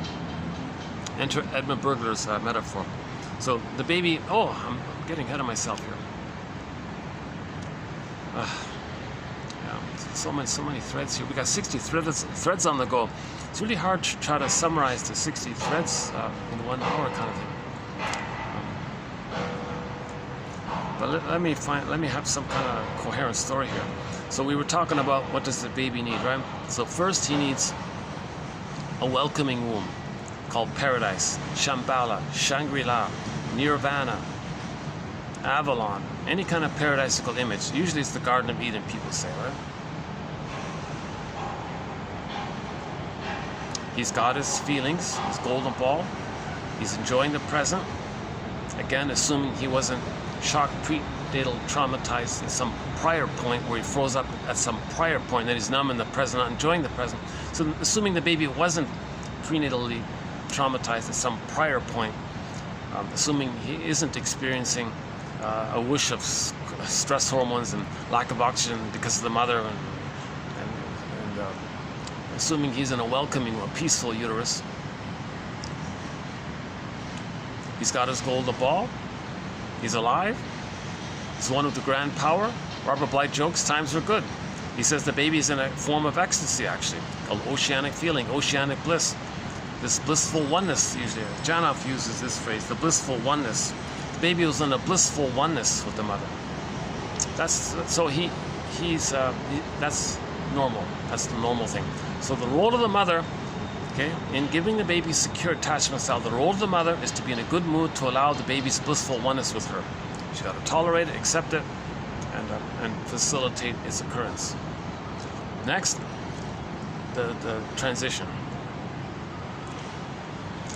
Barring emergencies, special exception, barring medical emergencies, be in rhythm with the baby. The mother be in connection with her feelings, have that connection with the baby. Allow a natural birth. Right? Allow a natural birth. Now, at the moment of birth, the mother produces lots of hormones to help the baby bond to her. The mother then functions as a symbiotic object or a self-object for the baby, meaning everything's there for the baby, one way. It's all feeding one way to the baby. Okay. The mother doesn't do anything in any way or shape or form to use the baby to please her, comfort her. No way. The mother's, sorry to use this expression, but the mother's just fully giving. She's just 100% unconditional giving to the baby. Whatever the baby needs, you got it. So maybe she lies in bed for 4 to 5 months, lets the baby sleep on her, skin-to-skin contact. That allows the continuity of the oneness. The oceanic feeling, the oceanic oneness, is established with the 3 parts: skin-to-skin contact, breastfeeding, nerve lines in the child line up with the nerve lines in the mother, and there's a cable there, cable of communication, and the loving gaze area. 3 parts, right? So at the moment of birth, the mother produces lots of hormones, time-sensitive issues, emphasized by Klaus and Janov. So in other words, hand the baby directly. Leave the cord, leave the placenta. It's called a lotus birth. Those beautiful lotus flowers on the water, got the stem and the pod. Keep that image for the birth. Baby, cord, placenta, pod, right? Just leave it like that. Don't complain it looks messy. Who cares? Just put a bed sheet over the cord if you're worried about that. So the baby comes out, place him on the front. Remember, the cord's still pulsating with oxygen and nutrients, right? Placenta belongs to the baby, connected him to the mother. So leave all that support there. Leave all that support. He needs the transition time. Leave the cord to placenta. The placenta, they say, can come out like a day or 2, maybe 3 days later. Fine. Put it in a bowl. Put the bowl beside the mother on the bed. Maybe like put a lid over the bowl, allowing some space for the cord. By that time, the child will have already suckled and latched on and created the rhythm of safety. Let the music play on, sings Barry White. Let the music play on. Let the music play on. The rhythm of safety with the mother. Then the cord, placenta drop off from their own accord. So the baby had no interruption. The baby had a smooth transition from the water world paradise to the land world paradise. So that's the role of the mother, to be a guardian for this. And maybe, someone said the father in the delivery room says, no, doctor, you don't remove the baby. You don't put him on a scale. Don't weigh the baby. You leave the cord. You hand the baby to the mother. And the role of the father is to say, no, there's no medical emergency here. Just place the baby. Or I'll take it from here, doctor, and the father can place the baby to the mother. So maybe he has a role there to prevent some cruel mechanical procedure that was done long ago, where the doctor would remove the cord, put him on a scale, put him in a separate room even, and some nurse comes to powder. Oh, what a savage! That's trauma. Why are babies being? The role of the mother is to not give the baby birth trauma. Why are so many babies being given birth trauma? Okay, we have a theory about this, but so that's part 2. Mothers do everything they can, imaginable and possible, to make sure the baby doesn't have birth trauma. So leave the cord, leave the placenta, hand him directly to the front. Baby's looking for the nipple, let him find it, latch on. He's got like a half an hour or so on average, latch on. He does that skin to skin. So don't wrap the baby. Leave the smells. Leave the smells, skin to skin. The room is warm, heat lamp, okay? Not too bright lights, some candles maybe, whatever. Just make it warm and peaceful. The sheet can go on the baby's back, but the front to front's got to have a continuous merging like that. The child feels psychologically one with the mother. Oceanic oneness, oceanic bliss. And the skin-to-skin contact, that's the body-to-body somatic area. So the whole body of the mother, whole body on the baby, when the baby's facing frontwards onto the mother, and he's just beside the bosom like that. He can feel as he wants like this. That allows the emotional communication to take place back and forth. And Dorothea Pines was saying, like the skin to skin, it's kind of like the bridge of the emotions between the two. So you don't put a towel there, you don't put like a clothing on the baby or something, like just skin to skin for 4 to 5 months to allow that communication to take place. And then so if that does take place, then at 4 to 5 months, the child has a self-concept, that hatches out. And in his psychology, in his brain, he understands that he's a person in his own right, mother's a person in her own right, and he has that kind of differentiation like that. If that doesn't take place, if it's blocked for some reason, the child doesn't get that emotional communication, doesn't get that reverie and attunement and oneness. He's still fused with her. He's still psychologically one with her inside. That's the trauma right there. That's the developmental trauma.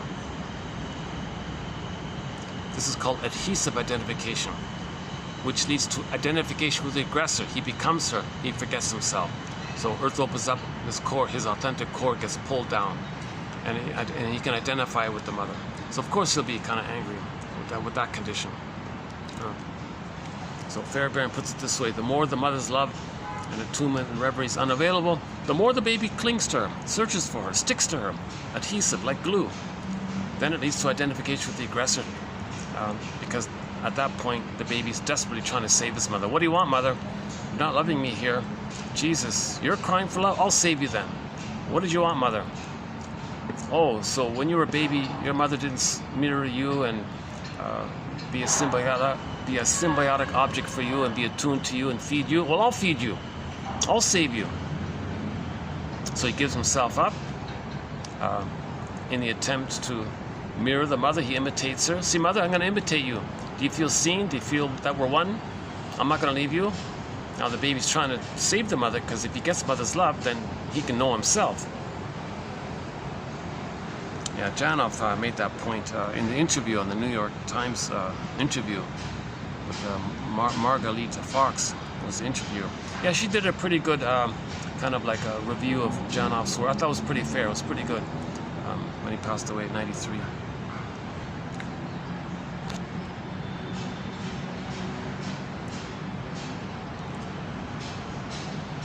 Yeah, so Janov said, yeah, I became a therapist because I wanted to save my mother, because if I could save her, then I'd get her love. So the baby's trying to save the mother.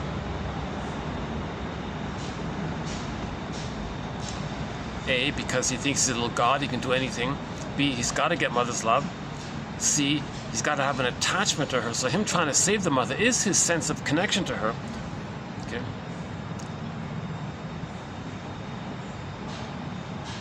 So this birthing, okay, if there are little complications in the birthing, all the more reason to hand the baby to the mother, leave the cord, leave the placenta, give the baby all the support he can.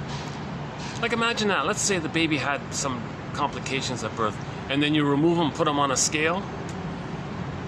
Okay, that's it. You did it. You traumatized him. You cursed him for life. Right? So forget about weighing the baby. And for God's sakes, don't put the baby in some kind of don't inflict any kind of violence on. Imagine he's vulnerable and tender, eager to take in mother's experience. He's removed, lost his mother, put on a scale, and then someone inflicts the CIR, that barbaric, cruel, violent thing inflicted on the baby as a mechanism of the pillage. So the baby's trying to internalize the mother, and somebody hurts him with the CIRs. He's going to internalize in that. He identifies that he'll that can lead to brain damage, and he may become kind of violent like this. Although it doesn't have to be a physical abuse that causes that kind of thing later on, but a physical one will increase the chances of a person becoming so aggressive like that.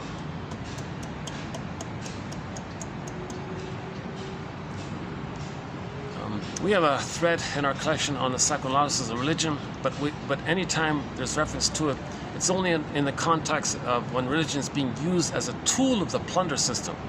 So if religion says, oh, traumatize the babies like this, remove them, do the CIRC procedure, that'll traumatize him, that's okay, in the name of plunder, religion plunder, synonymous. Religion, when religion is being used as a tool of the plunder system, in the name of plunder, in the name of pillage, in the name of religion, so it's going to be synonymous like that. So in the name of, you're going to form this bond to the plunder and the pillage. You're one with the pillage and the plunder. And okay, so this took place 10,000 years ago, or whenever, when babies were traumatized, to create psychology where they treat others the way they were treated, and that's the psychology to plunder and pillage. If the baby felt his soul was plundered and pillaged, and then he treats others the way his mother treated him. If the baby's given emotional poverty, he'll give others poverty, to communicate that his mother gave him emotional poverty, as above, so below, inside out. Interpersonal leads to intrapsychic, which then reveals itself interpersonally later on. Yeah, I've been saying it a few times recently. This really has to be like an immediate kind of recognition or appreciation of the pain that's being inflicted.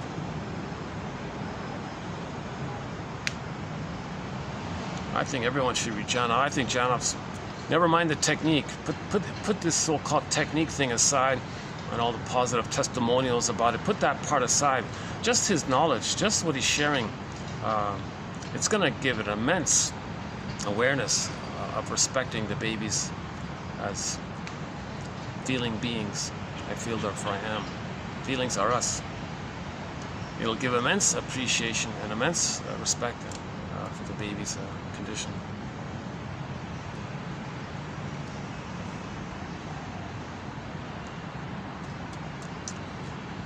And maybe part of it is to save this phrase, chosen. I've been saying this also. So some mathematicians said that the odds of you being here, the odds of any person being here, are 1 in 400 trillion. So the great spirit makes everything, right? The great nature, spirit of everything around, all this unknown, powerful nature, magic, whatever, all this energy and nature and spirit, everything that's creating everything, whatever it is, right? The great spirit. If the chances of you being here are 1 in 400 trillion, then everybody's chosen by the great spirit. Now, when someone says that in the context of trauma, okay, they're talking about that due to trauma, they had to take refuge in the old archaic, once upon a time fantasy that when they were in the uterus, they were on the throne. Now, when the baby was on the throne, he may see, oh, I'm chosen. I'm special. I'm one with this powerful mother. I'm one with this grand, powerful mother. I'm chosen. I'm special. So if you say it that way, you're saying that you're superior, inferiority complex there, and you're humanist. You reject and devalue. It's projected outwardly. Then you say others are no good. So if someone says, oh, they're special and others are no good, that's a sign of trauma, right? So in trauma, if you can't accept your unloved self, you say others are no good. And then you revert to the time in the uterus when you're on the throne, you say, oh, I'm special and chosen. And you feel important like that. And it's addictive because there is a blissful feeling, but we don't remember it. But when you think you're special like that, you get a little blip of serotonin. If you're one with the mother, you feel safe, and then you get serotonin, so it's addictive. And that's called narcissism. So narcissism is named after that little white flower. Not like that, much smaller than that one. Maybe like the size of that one, but in the color of white. So on the front cover of Alexander Lowen's book called Narcissism, you'll see the little white flower there. And in ancient Greece, the storytellers would talk about this problem of trauma and say if a person does have that psychological issue, it's addictive. In reference to the flower, how that flower gives people illusions. I don't know if it does or not, but they said prepared in a certain way, that little white flower gives people illusions. Well, the baby's in an illusion that they're one with the special, powerful mother, and they're chosen as special like this. So thinking you're special and chosen and others are no good, remember, when you say others are no good, you're talking about yourself being unloved. It's too painful to feel the shame. Okay? So as a defense against, it's still there, but as a defense, as a trick to not feel the pain, although it's still there, the idea is you don't want to feel it. So the trick is to say others are no good. So anybody who says you're this, you're that, you're all these put down terms, shaming, so cynicism, sarcasm, dark humor, black humor, shaming humor, all this, the dictionary put down terms and insult terms. Okay, that's you. To not feel that it's you. You're talking about yourself, but you don't want to feel it, so you project it as a trick. Select your attention is outwardly selected that distracts you from within. Then you revert to the once upon a time feeling that you're on, that you were blissfully safe with the goddess. Okay, and then you get serotonin, and so you're addicted, and you're dependent on that addiction. To get that addiction, you say others are no good. So hate is addictive. Put it that way. Hate and prejudice is addictive, because when you're hateful like that, you're getting the regressed time in the uterus when you were in the blissful oneness. Okay, with the mother, that means immense safety. Safety means serotonin. Okay, safety means serotonin. The chemistry of safety is serotonin. The feel-good chemical that you're safe is serotonin.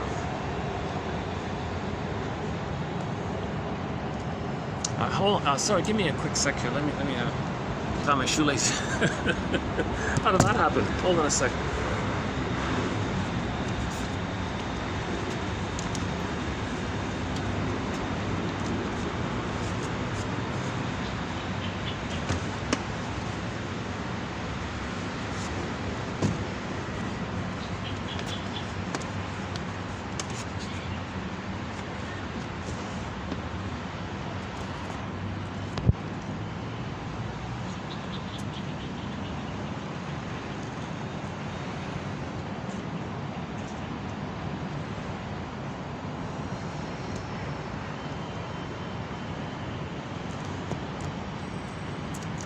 So we're currently at the moment talking about a secure attachment style.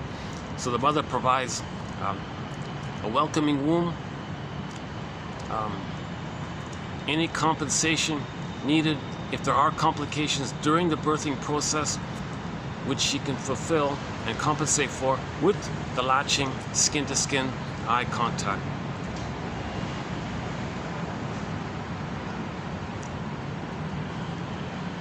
And if possible, no numbing, like no painkillers, no epidural, no anesthesia.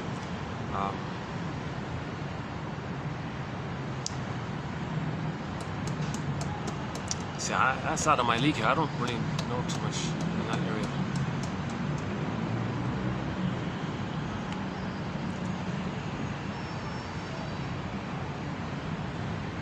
If the mother establishes the rhythm, had the rhythm all along, it can be a normal birth, and it's not too painful, maybe.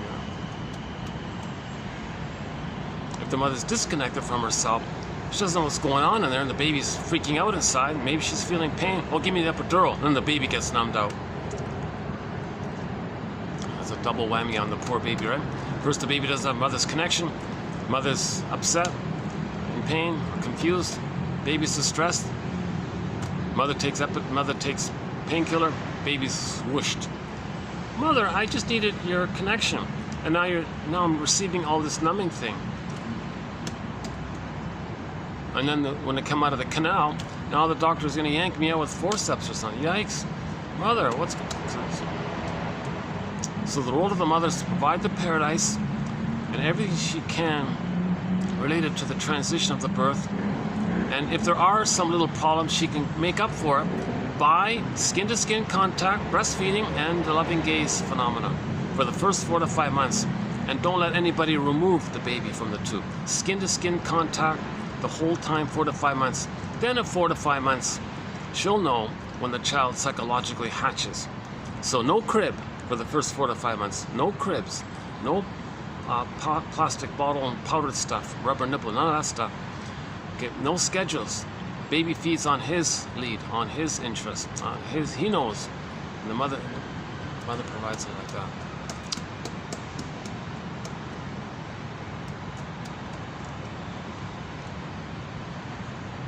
Okay, so then the secure attachment style. Okay, so then the next part is for the first 4 to 5 months, the child has an extended paradise. Okay, so skin to skin, as just mentioned. So let's say the child gets that. Then at 4 to 5 months, he hatches out psychologically. Now he can crawl around and do things and all this, right? Now that sense of oneness is dissolved.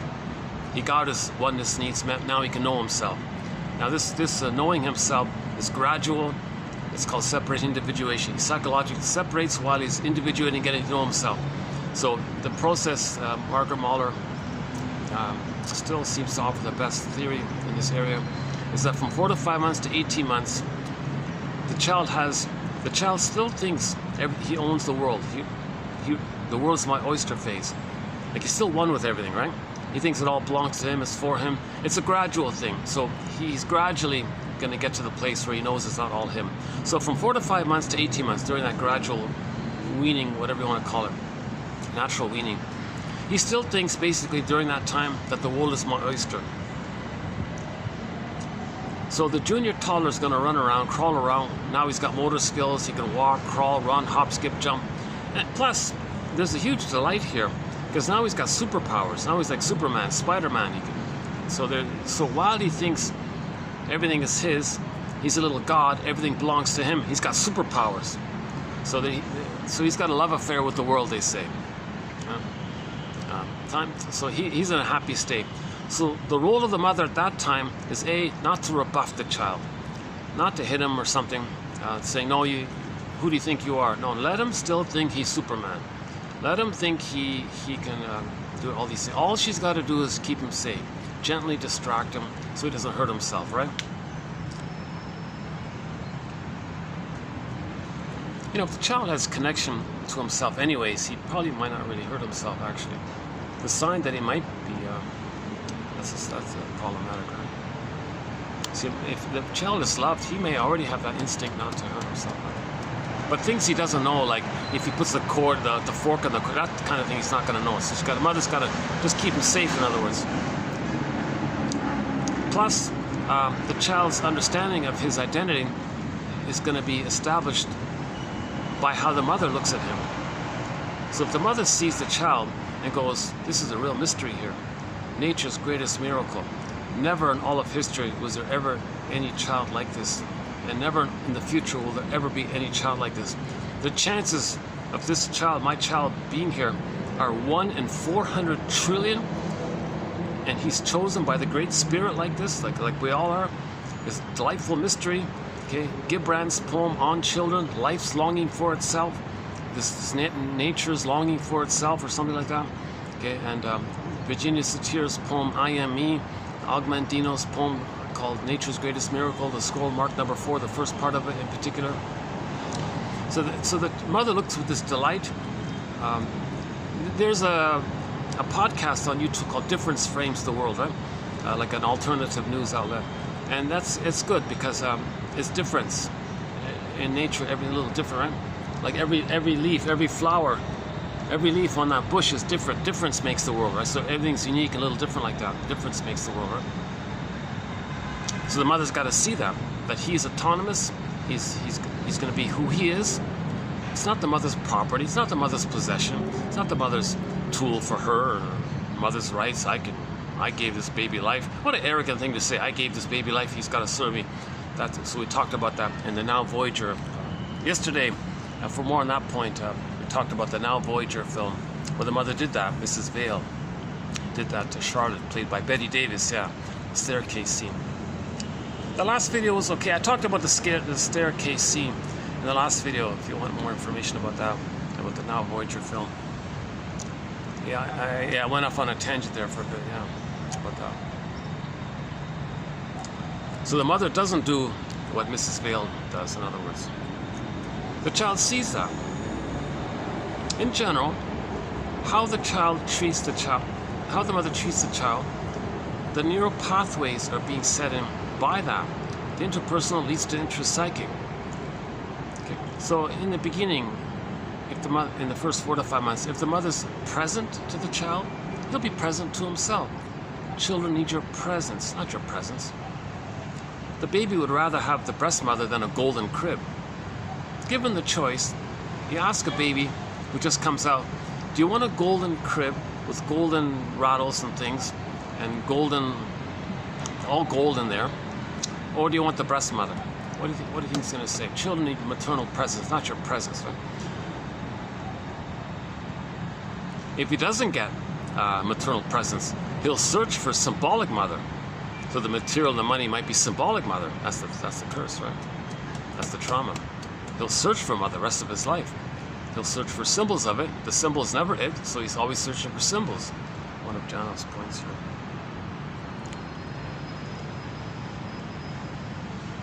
How are we doing here?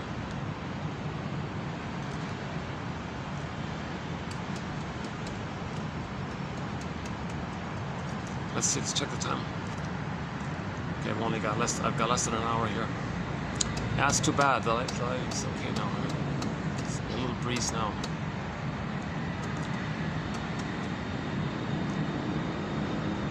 Okay, so some people call this the mirroring phase, where the child sees himself how the mother sees him, and he sees himself reflected in his mother's eyes. So if the mother's looking at him in a loving, delightful way, the child sees that, oh, I'm like that, I can be a me, like I can be a me because she thinks he's a me, something like that. So Mary Ayers' book about the loving gaze talks a lot about this. Okay, let's just keep it there for the time being. Don't rebuff the child, keep him safe, mother's loving gaze. He still thinks the world is my oyster, okay? The world is his oyster, he owns it all, it's all his. He's a little god. He doesn't have to care about other people's feelings yet. Doesn't have to say thank you, mom. Doesn't have gratitude or any kind of sense of other people having feelings, really. He still thinks he's a little god like that. But at 18 months, his ego developed. Okay, so his ego is becoming stronger. That's the reality ego. Now he gets the reality. He's got an ego, meaning conscious reality. He recognizes the reality. He's not a little god. Oh, he's a person. Others are people. Wow, a whole new world, I guess. Now, voyager, seek thou forth and find yourself. Walt Whitman's poem. So now, from 18 months to 36 months, a whole new world. Joyful discovery. He's going to be more like an explorer. Now, the role of the mother is to function as a secure base, teaching the child an important point, that he can run around, learn things, discover things, and when he freaks out at some point, runs back to his mother for safety, the mother's there. The child getting the message, oh, okay, my learning who I am, what I like, doesn't cost me my mother. It's still there. He has both. So she's a secure base, called emotional refueling. Sometimes the mother does communicative matching, or like a little fun little improv with the child. Yes, and wow, he's fueled up. He explores further, freaks out at some point, runs back to his mother. Mother doesn't smother him or control him. Just says, I'm here. You're safe. I'm here. You didn't lose me. You didn't lose me. You learning means you didn't lose me. You can learn and be yourself and learn, and it never means you lose me. Whoa, that's awesome. He's refueled. He's going to explore further, and this goes back and forth. It's called the rapprochement phase. He goes back and forth like this. Finally, with this taking place at 36 months, okay, just ballpark average, 36 months, age 3, the child has enough memories of his needs being met during what's called a secure attachment style. Okay, paradise in the uterus, okay, no birth trauma. If there were complications, it got healed during the first 4 to 5 months. Okay, paradise for the first 4 to 5 months, in other words, the baby got 2 paradises. Paradise inwardly, paradise outwardly. 4 to 5 months, 18 months, the Superman phase or whatever. 18 months, 36 months, the now Voyager phase. He's like a human explorer. See, before 18 months, he was just a little god and it all belonged to him. Didn't care about others, lack of empathy, feeling. Infantile god place, right? But 18 months to 36 months, he's more like in the quote-unquote more human realm. Now, gratitude have entered the psychological picture. Okay, more feelings and care and understanding of other people as feelings in their own, people as people in their own right. That kind of regular human area of empathy and care and soul sight and soul vision. Other people have feelings and have personal history. He gets that kind of humanness of it all. Prior to 18 months, it's not like that. He's just a little god and everything serves him. But 18 months onwards, he's in that now Voyager phase, the human area. So he's entered into the, he holds on to his childlike curiosity and growing to forward in his emotional development. Okay. Now prior to 18 months, yeah, as just mentioned. Okay, so At the age of 3, he has enough memories in his mind where his psychic structure is basically what they call whole object relations. He's a person in his own right. Mother is a person in her own right. She's a person with three-dimensionality, with feelings, and he gets that she has feelings. If the child got angry at his mother, he'd feel badly at hurting the one he loves. He'd say, "Oh, sorry, Mom. Oh, thank you for this, Mom." Like he's got gratitude and apology and regret and reparation there at age 3. Plus, at age 3, his conscious ego makes him aware of his gifts. Now he expresses his gifts. Now he's loving life, path with heart, pleasure, meaningful. He's got his feelings. Now, with the golden ball there, with his feelings there, that means he has the psychic structure that later in life, if there are losses, he can allow joy to step aside and let sadness run the console. Okay, reference here is the Disney film Inside Out, 2015 film called Inside Out. Okay, so joy normally, in normal development, joy runs the console. The serene, inexhaustible fullness of being. He has his beingness. I feel therefore amness. He has his beingness. There's pleasure when joy runs the console, and all the varieties of nuances and variations that joy can take. The pleasure can take delighted flowers or delighted the sunset or something. Affection, tenderness, trust. The mammal, the puppy brain is there. The puppy brain isn't frozen up. There's no frozen puppy in his brain, right? He's not reverting to the prior place. So he's got his mammalian emotional life. So now with the emotional life there, he has the psyche, and he's embodying all this. He's loving present. He's loving life. He has this. In other words, he has the psychic structure there, set in at age 3. That psychic structure is called differentiation and whole object relations. With that psychic structure, and with his golden ball there, later on, if there are losses, joy can say, "I got to step aside. Sadness, you run the console." Now the person can admit losses. So the person can admit losses. He can grieve. He can engage in the natural response to loss, that there would be sadness. Okay. So mourning is about remembering, okay, and not just saying, "Oh, get over, forget it, didn't matter, past is past." They call it ahistoric, no history, all that nonsense. Okay, that's complicated grief. The person can't mourn losses. Then, okay, so mourning is about this. It's this verdict of reality. So you can accept the reality that there was a loss. Robert Bly said, "That was a loss. That was a loss. You lost something. Just say it, like that was a loss. That's a reality." So it's this verdict of reality that makes the work of mourning so difficult. John Steiner's quote, right? And George Valiant's quote is, mourning is more about remembering than forgetting. See, if the person doesn't have the psychic structure to mourn, you see, if they're frozen up prior to 3 at some point, they can't mourn. Okay? If they're frozen up in the God stage, like before infantile God stage, before 18 months, they really severely can't mourn. So they use denial, contempt, and sour grapes. Didn't eat them anyways. Preserve the superiority complex, self-sufficiency, superiority complex, and they devalue others. Didn't eat them anyways. There's immense denial that it was somebody that was there, was important to them. They can't admit it, so they can't mourn losses. That's a constant pain that's going on inside. You can't feel, that's a constant pain. The constant pain is we're not feeling, right? The constant pain is we don't have the mammal side of us, right? We're stuck in the salamander brain or something, survival lizard brain or something. The hissing side, right? The snakes hiss, right? I saw a little comedy thing on YouTube that they were hissing and making the snake sounds, and everybody's freaking out, right? That's a metaphor for trauma. That little cartoon parody skit thing somebody put out was that they're traumatized. They don't have the mammal, and the cognitive is just excuses. It's just lies. All of the cognition is lies that the feeling aren't there. And the cognitions and beliefs are symbolic that one day they'll get love. but the pain is still going on.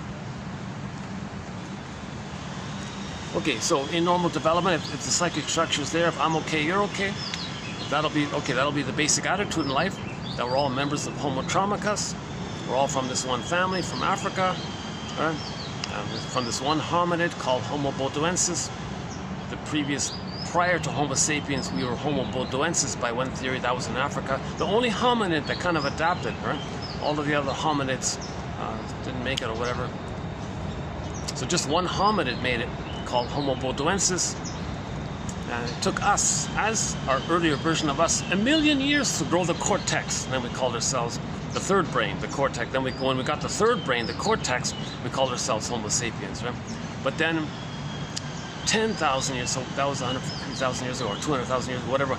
But then 10,000 years ago, we accidentally traumatized ourselves. It became a traumatized version of ourselves. But we're still underlying our traumatized version of ourselves, we're still that primary Homo sapiens underneath it. We're just a traumatized version of ourselves, and when we're so traumatized, we don't think clearly. We're still looking for love. Everything's love or a cry for love. And when you have this burning wish to find love, you don't see things realistically. It blinds you to reality. So yesterday was the quote about the woman who was using her child to comfort her. And there was a group photo. And in the group photo, her son was miserable. Looked as sad, as painful, as sad and painful as you can imagine a child can appear. That her son looked like that in the photo. And she was showing the photo to everybody. Look how happy and wonderful my son is. Everyone is like sunk inside. What are you talking about? This kid's in severe pain here. Oh my God, it's pretty obvious. Oh, he's happy. What are you talking about? He's so happy. So her perception is narrowed by the need. All she sees is a projection of her need. Her projection is that her child is symbolic mother. If she sees in her dream that the child is symbolic mother, okay, then she feels the hope of feeling safe, of having the mother. If she were to admit that the child is actually in pain, it would question her projection. If she questions her projection, she would feel the pain, her own pain. As a defense to not feel her own pain, she doesn't want to feel her own pain. She sees the child as amazing, and if the child's feeling sad, she doesn't see it. That's a key quote, actually. I think that's a good quote about the perception. Let's see. Let's read that one. Let me dig it up here. Give me a minute here to find it. Hold on a second. About the perception. Let's see.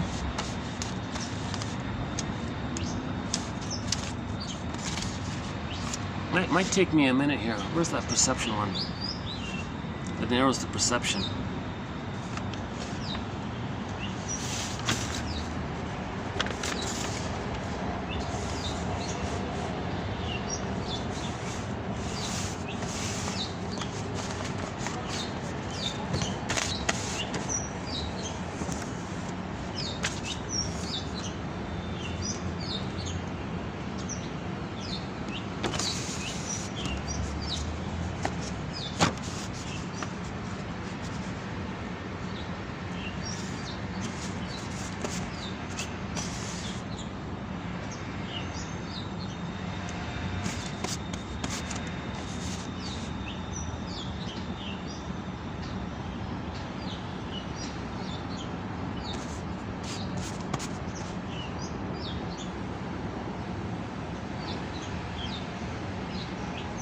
Okay, let's not do it this way. I probably just skimmed over it, didn't I? Okay, let's. Okay, that was an experiment. Let's see if I. It's in here. It's in here. About the perception. I keep all my bloopers. I must have skimmed right over it. Where's that perception one?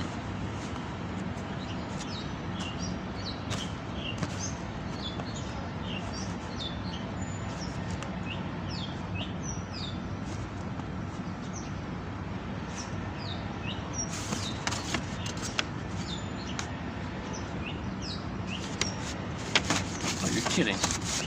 Hang on.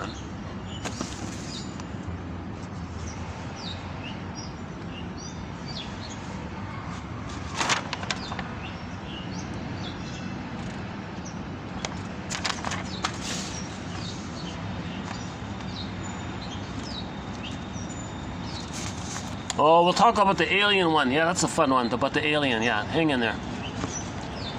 Oh, you gotta be kidding. What is it? Oh, is that funny? Oh, maybe it's. Oh, maybe it's in here.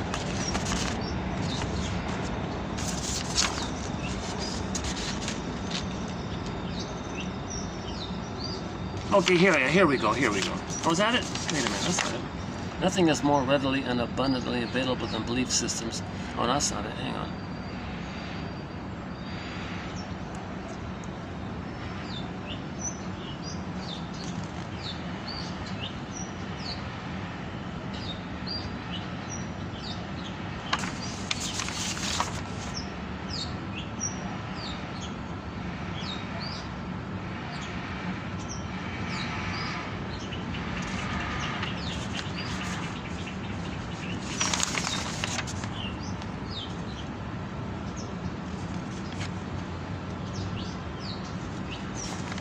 Okay, these are all good quotes. These are all really good quotes.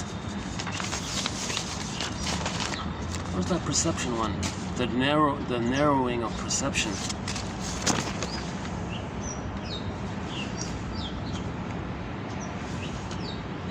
Oh, you gotta be kidding.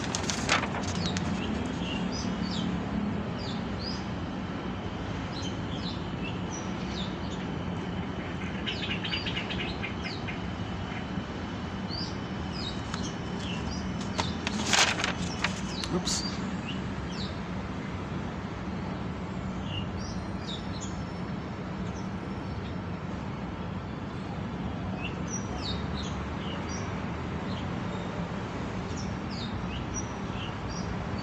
Oh, here it is.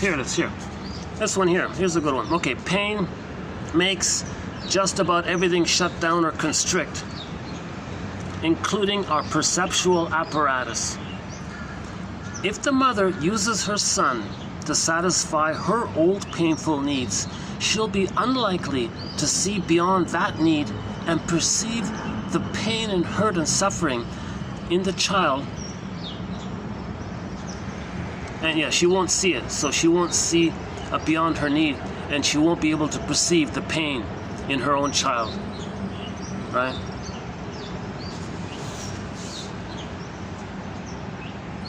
That's right. So she's a prisoner of her pain. So long as feelings are inaccessible, we remain prisoners of belief, more accurately, prisoners of pain, more accurately, prisoners of childhood. So she's a prisoner of her childhood.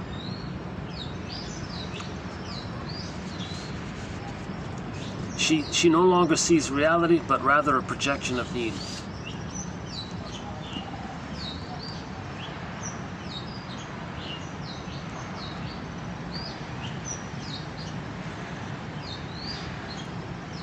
So that's one of our threads, complicated grief, that the psychic structure needed to be able to mourn losses is differentiation.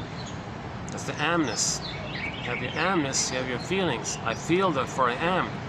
I feel, therefore I am. No amness, you're not going to feel if you don't have your amness. How do you feel if you don't have your amness? Right? The differentiation, the amness is like a body to hold your feelings. You don't feel in body, where are your feelings, right? And if, let's say, it'd be kind of like in the Disney film, sadness trying to land, but there's a gap, there's a hole there. He falls and loops around. There's no ground there. Well, the ground is differentiation. So the act of understanding ourselves gives us some differentiation, and sadness appears simultaneously while we're learning about ourselves. So while we're learning about ourselves, getting understanding about ourselves, sadness is going to appear. You see? So first in the healing journey, first is sadness. And if we do the grieving, Robert Bly says, yeah, grieving is the doorway to getting pleasure. Grief work is the doorway to your identity and feelings and all this.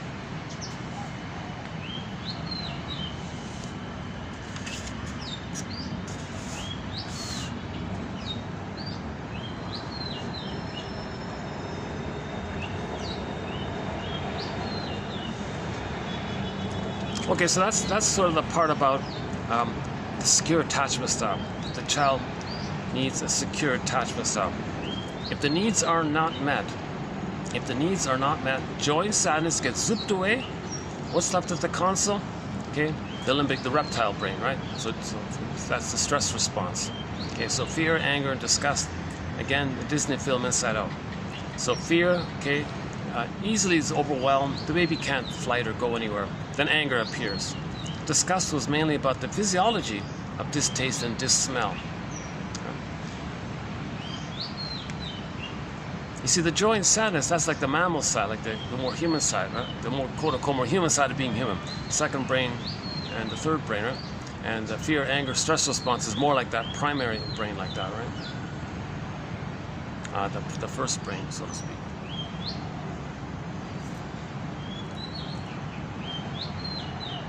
Okay, so if the child is traumatized, right?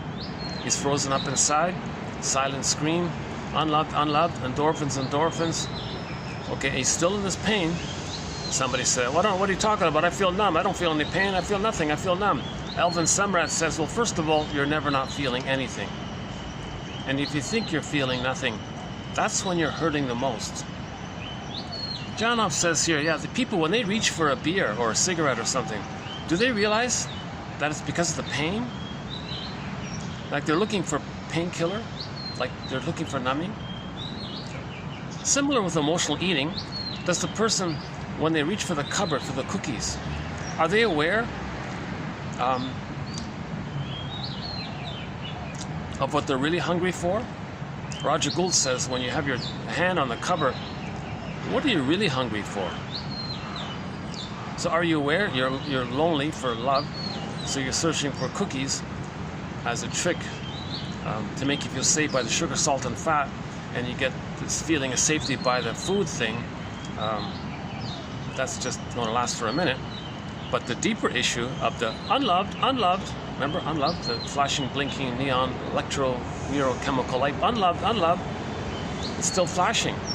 Well, you get the cookies, you get a numbing of it, but it's still flashing, unloved, baby's still crying, unloved, it's still, but you get the numbing, so cookies, false beliefs, crazy beliefs, any kind of beliefs, hope beliefs, chase, greed, hatred of the good, okay, imitating the mother, repeating the past and the present, searching for symbolic mother.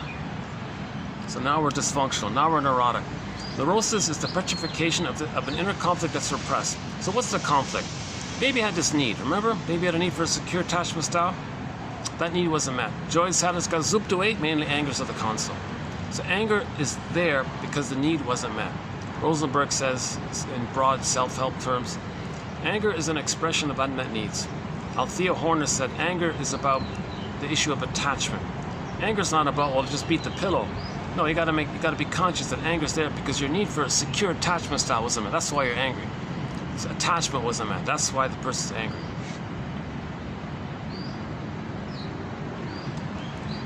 Okay, so the inner conflict is the trauma clicks in the Great Spirit's effort to try to heal you. So cry for love. But the brain doesn't understand time. There's no time. So cry for love. But wait a minute. You were traumatized. You're crying for love. So you're repeating something that caused you to repeat. Get it? Like the trauma says repeat, but there's no time. Right? So all time is that time, and you're repeating because of the pain. So you're still repeating, and it's kind of this funny loop. I don't know how to describe it, right?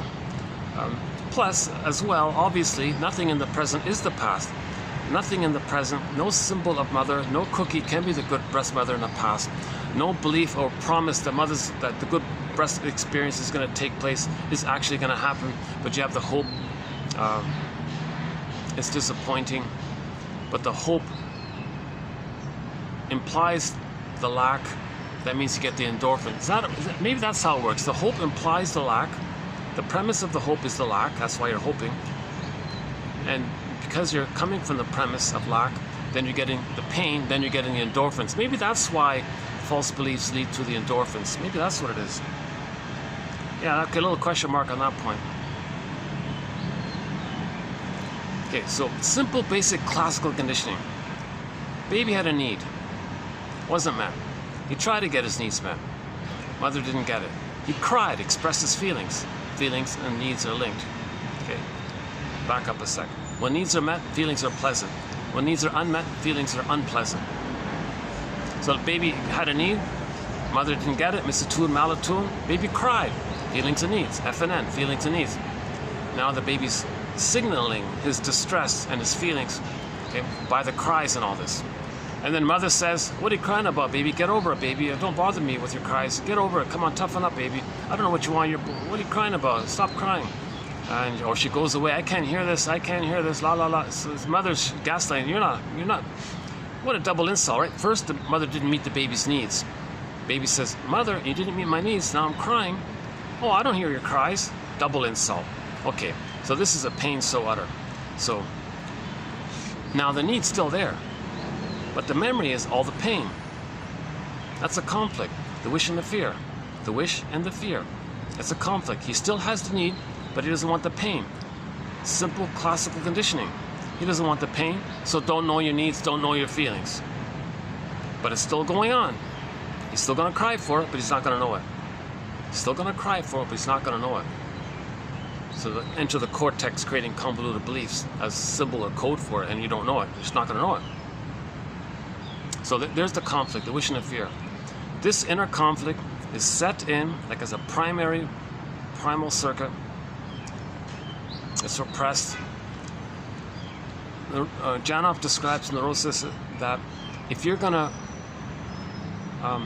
see the present in terms of the emotional past, okay, and recreate the past in the present, thinking you're still in the past emotionally, and not caring that the present is the present because you're only seeing your need for the past, that's neurotic. So neurosis is the petrification of an inner conflict that's repressed. Every neurotic is a music enthusiast, but he only has one record. This cry for love that we're talking about, this inner conflict, right? The wish and the fear, the cry for love. It's a conflict. Needs love, but doesn't want the pain. Don't want the pain, don't know your needs, and feel the conflict. Okay? Makes a person neurotic. Imagine this conflict pressed on a 45 music disc record, right? One of those 45s. Okay? And side B is the same song as side A, or there are no grooves on the side B. Just the one song. And remember the 45s, they only have one song. Every neurotic is a music enthusiast, but he only has one record. He carries this one record with him everywhere he goes. Every time he sees a turntable with never-ending fiery ardor, he spins off that tune. He plays that tune. He recreates that tune. He reenacts that tune. What's that tune? He's going to recreate in the present what caused that problem, with the magical fantasy that if he recreates it, he's crying for mother's love, and that somehow magically he's going to get mother's love in the past. But he was traumatized. He didn't get it. No time machines, no morphing machines, no replay in the present can do that, undo that in the past. Everything in the present is a hopeful symbol. No hopeful symbol of mother's love can actually erase the memory of not getting mother's love and fill it in with magically getting mother's love. So that's neurotic. So enter greed and chasing things, and searching for glory and fame and all this. And not aware that you're still searching for mother's love. Now, when we reenact that interaction with the mother in the present, it could take two forms. If the trauma takes place prior to 18 months, he's doing the thing where he projects his unloved self onto others, says others are no good, others are flawed, others are fill in the blank, insult, a dictionary put down terms. He's talking about himself, doesn't want to feel it. So he memorizes those insult terms. You're this, you're that, don't be such a this, you're such a fool, you're such a weakling, you're so sensitive. Anything related to humanness, he's got to put it down and hate it and reject it, because it was hated in him. It was rejected in him, so he rejects it in others. That's how he keeps himself from not feeling that it was rejected in him, if he keeps rejecting it in others. So if his soul is projected out like that, what has he got left? Okay, two parts. He reverts to the old, archaic, once upon a time dream that in the uterus he was on the throne. Okay? So that's infantile megalomania, the glorified self, the idealized self. Okay? And he feels special, chosen. Remember again of that obnoxious phrase, he feels so special in all this, right? This self-sufficient superiority, he's so above it all, he's just one with, so the baby felt like important if he's one with grand power of the mother and all his needs get met. He's sort of in that kind of mode like that. And again, it's addictive because the bliss with the mother.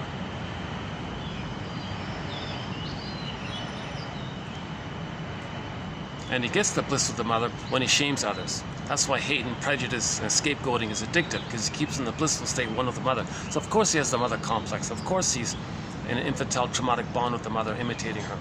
So part B is he's got to identify with her to have some connection to her.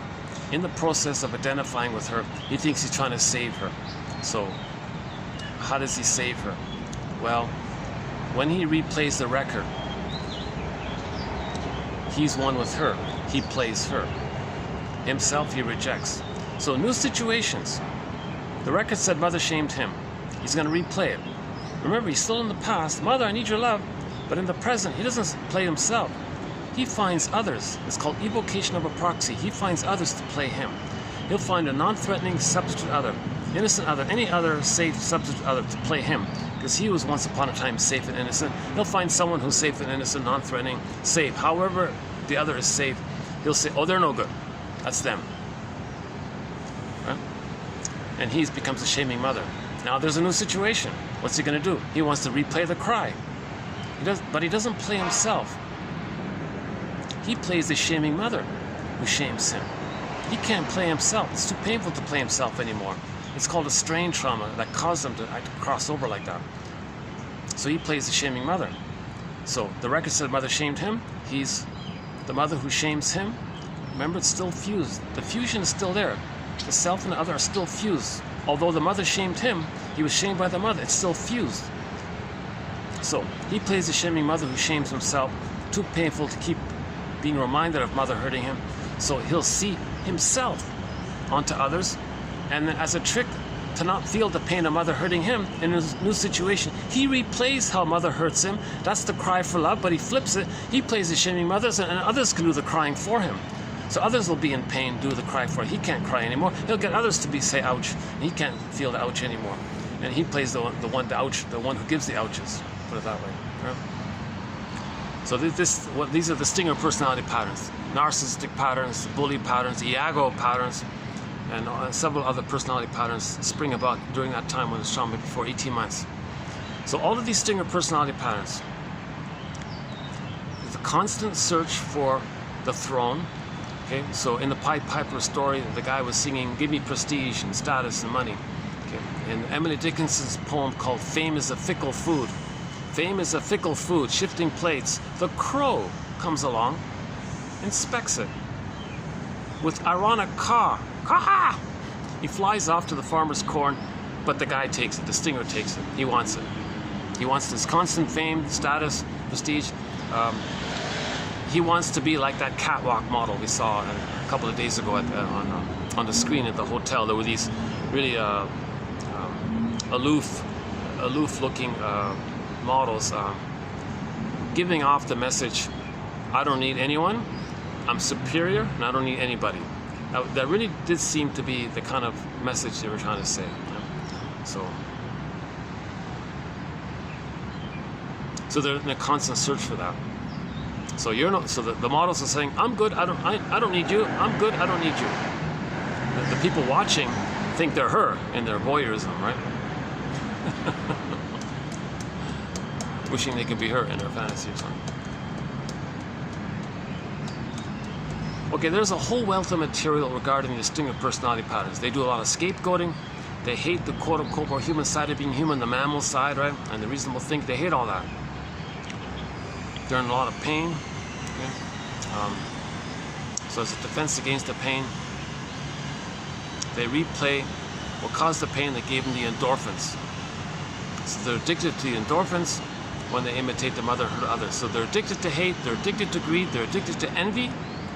The mother was seen as hating him. He becomes the envy breast who hates goodness. To be loyal to the mother, he generalizes it, right? Interpersonal leads to the interpsychic, which then is generalized throughout life. So the original prototype was mother hated the baby's goodness. He identifies with the envy breast. Again, the first mother is the breast, so it's called envy breast. And he was envied. Okay, if the baby's needs aren't getting met, the baby interprets the mother's hating his goodness. Mother's filled with hate, doesn't accept anything about him. She was soul blind. If the mother was soul blind, another key point from last month. If the mother was soul blind, okay, she couldn't see his goodness, couldn't recognize it. Well, it's more than that. It's just that she didn't see it. She actually rejected it, right? If the baby's needs don't get met, the baby interprets that, his experience of it, is that the mother hated him. So he identifies with her. He goes through life with the general pattern that to be loyal to the mother, he's got to hate goodness. So the main emotions for those with the single personality patterns are hate, greed, envy, spite, vindictiveness, schadenfreude, grievance collecting. Bergler calls it injustice collecting. Now the yardstick for the splitting, goddess and demon, the yardstick, they're always, the tendency is either or thinking, useful or not, all or nothing, everything or forget it, perfect or forget it, everything or nothing. One woman said, if the guy I'm dating doesn't give me everything I want, he gives me nothing. She had this kind of yardstick. The yardstick was the baby, the mother was everything, gave the baby everything, perfect, blissful happiness. Nobody in the present can do that. So if they don't get it, they flip to the, rejection. If you're not the goddess, you're the terrible one I can't stand. You idealize or devalue, right? Yeah. Yeah, I had a little memory in my past came up, just not about somebody in the past came to mind about that. Yeah. Look up Miriam Minerbo on YouTube. She gave 2 short lectures in English. Her first language is Portuguese, but she gave 2 short little talks, only 20 minutes long, in English. The podcast, I think, if I remember correctly, is called Talks in Psychoanalysis. Miriam Minerbo, M-I-N-E-R-B-O, B as in Bob O.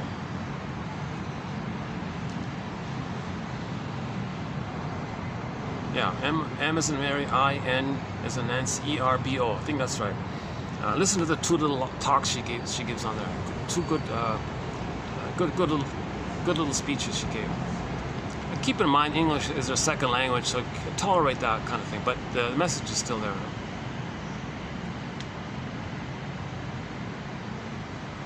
Okay, so prejudice, of course, is there. Now remember, they don't mourn losses. So if there's a loss, okay, denial, contempt, sour grapes. They need them anyways. That fuels their infantile self-sufficiency status, and you're no good. Others are no good. Meaning they reject the human, quote-unquote, more human side of being human. They reject the mammal feeling side. They reject the mature, adult, reasonable. Okay, they reject that kind of thing. You're a fool. No trust. Their philosophies are cynical, nihilistic, negative. Okay, that's in response to the pain. Somebody with prejudice and negative attitudes, that's all in response to the constant need to. It's coming from the pain. So Janov says the pain creates these ideas to trick the brain to send the person painkillers, the endorphins. So the beliefs are by the pain. So people with prejudice and hateful philosophies and nihilistic philosophies and all these negative kind of things you hear, that's their, it's coming from the pain. It's coming from their pain. Actually, in the next video, not this one, the next video, we got a quote coming up in part 9 about this. Janov quotes one of these agents of hate, and he said, you can't argue with them because everything they're saying, it's because of the pain they're in. And you question what they're saying, it's going to bring up the pain, so they're adamant about it. Plus, a lot of agents of hate, he calls them, no, I'm paraphrasing, are on painkillers to boot. You know. And that'd be an interesting survey if most agents of hate are on painkillers at the same time. Are they alcoholics and cigarette smokers? Are they on pills? Is there like a tendency in that area?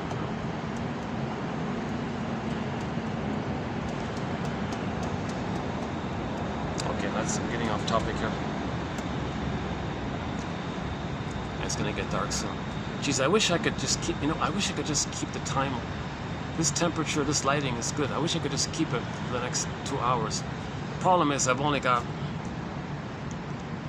5:50. I've only got 10 minutes left. In 10 minutes is going to get dark. Oh, Jesus. I'll go to the lobby downstairs. If it's not too busy, I might be able to continue for a bit. But there's a lot of interruptions, that's the thing. Or what I could do is do a part 2 tomorrow here.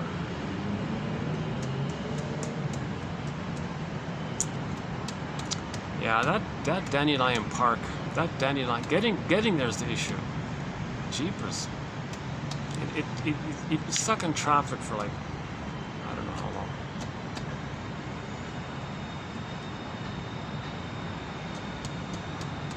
But it looked like a fun park. Yeah, it looked like a nice park. Well, lots of exotic flowers nearby.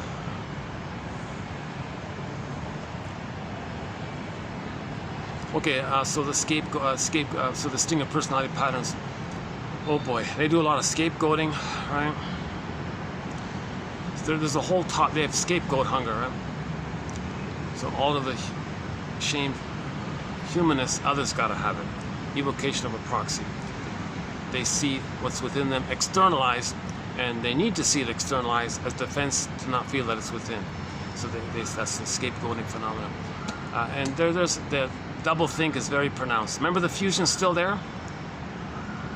So let's say somebody with a bully pattern, for example, when they replay the record, mother hurt them, they become the hurter. So they hurt others to replay how the mother had hurt them. On some level, they're gonna feel the original memory of mother hurting them. But they're the mother who hurts them. But they just hurt the other. So hocus pocus, auto-hypnosis, double focus, they can flip. Alice the one, they'll flip it. The one they just hurt in the present, they will say is the mother who hurt them back in the past. Now they're the victim of the mother. Now the person in the present is frightening. First they're no good, now they're the dangerous one. Right? So the baby felt shamed, one with the shaming mother. The non-threatening other can be their no goodness and the bad mother. Oh, got some people coming up here. Hold on a second. Hopefully they're not going to come down. Yeah, this is a dead end here. That's just for the stuff. They usually don't come down this way. Let's hold on a second. They're taking some selfies and stuff. Yeah, the light. Yeah. Oh, they're taking some humorous, fun kind of selfies kind of thing.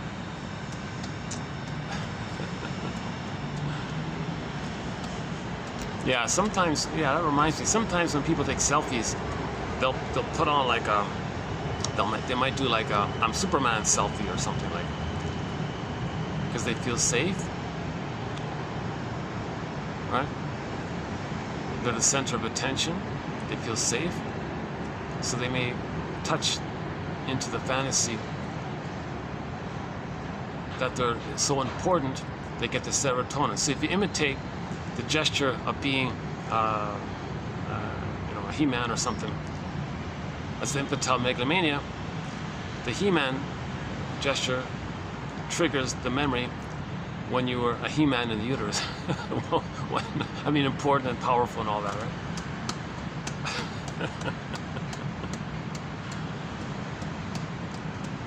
Some of this stuff kind of gets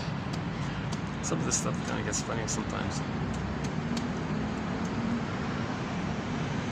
Yeah, so the person with the bully pattern has a shame self, he denies. Okay? He's one with the shaming mother who shamed him. So he can play the shaming mother, sees his shame self onto the other, shames the other, flips it. The other who was the shamed him is now the aggressive mother, and he's in danger of him. So now he's justified to be pseudo-aggressive against his bad mother.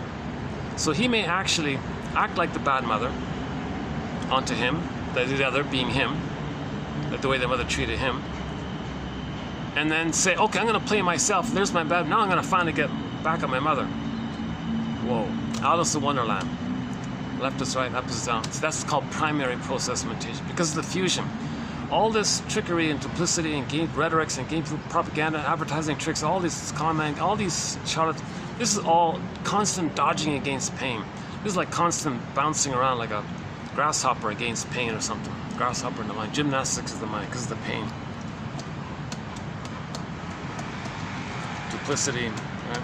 Duplicity analysis, confronting your rationalizations. But it's hard to confront people's rationalizations, excuses, because it's ultimately going to bring up the pain. They don't want to feel the pain, so they create another excuse, blame you, use tricks. So we have a whole. We have some quotes from Eric Byrne from his book called The Games People Play book. Amy Bear has a variation of it called When Mr. Charming is Harming underneath, really. Maybe let me tidy up a little bit. I've made some references to Janov's material here, so maybe let me see if I can just skim some of the points. I won't do all of it, obviously. There's a lot of material here. I can't summarize the 7 videos in 5 minutes or the next 10 minutes. But I did mention already that there's a prototype issue, chasing for symbol of mother, and the prototype is in the limbic system, but the mammal feelings can't absorb it. The mammal, is squelched.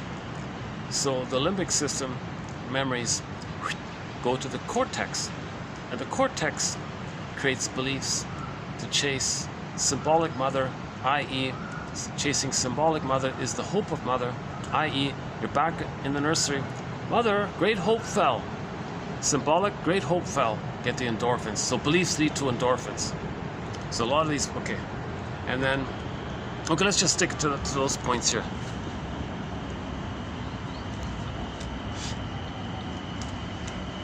Okay, so let's cover some of the points covered so far briefly. The initial birth experience may be prototypic of how the child will respond to stress later on. The notion of prototypic trauma and prototypic defense. Whenever a pain is engraved into the nervous system, the response to that pain is also stamped in.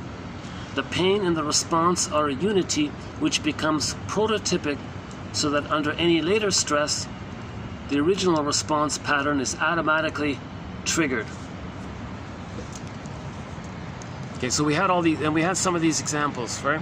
So one example was the baby in a desperate panic while he was in the uterus. There was so much stress going on, so many problems going on, he might not make it even.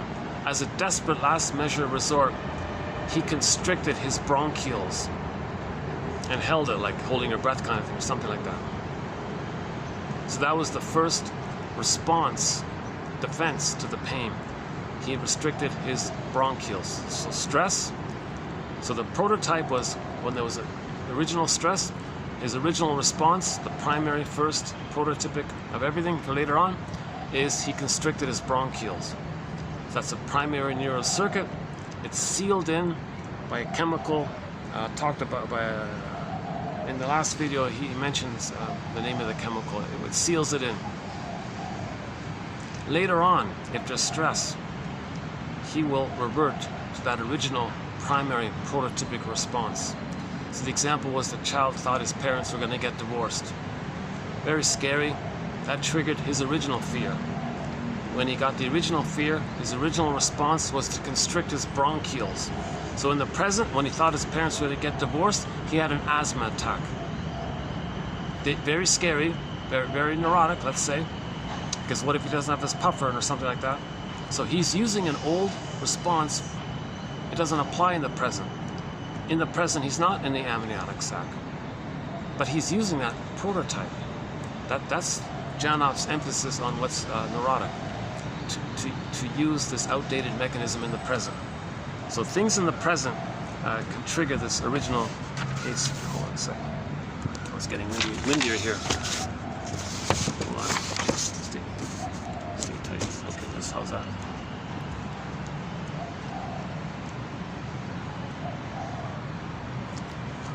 Another prototypic dynamic was a little challenging one, but interesting. That rhythm that didn't take place. Mother, I'm getting ready to come out here. Are you there? Are you knowing me? Are you with me? Are we a team here? Mother's out of it. Oh boy, mother's not getting my messages. Geez, this is going to be painful to go through the canal without mother's cooperation here. I can't do this all alone. It's the rhythm that gets me out. I don't have the rhythm with her. So, imprint. The person said he finds himself in a general pattern in life where nobody understands him. So he recreates that. Okay, we transfer the past into the present, hoping to change the past. So he recreates that. So in the present, he orchestrates it. He orchestrates his life such that he finds himself in situations where nobody understands him. I said this. Am I not? You're not getting it. You're not understanding what I'm saying. You don't. Oh, let me say it again. Oh, you still don't get it. Well, let me try it this way. Oh, you still don't get what I mean? So he might choose passive-aggressive people, people who don't want to cooperate. He might passive-aggressive people always want to say no to you because passive-aggressive people see the demanding mother onto everybody, so they're always saying no to everybody passive-aggressively. So the passive-aggressive person, I don't understand what you're saying. They don't want to cooperate. Huh? So they may befriend passive-aggressive people to recreate that dynamic, or in some other variations. But the result is the person found himself going through life, gee, nobody understands me. I say this, they don't get it. I said that, he didn't understand me. I told the taxi driver, he didn't know what I was talking about. I said to the clerk, this, he didn't get what I was talking to them. Gee, how come no one understands? I don't get this. Why does nobody understand me? Why is... So Janov's take of this was that the person found himself saying, geez, if I could only get through to them, if they could only understand me, if I can get through to them.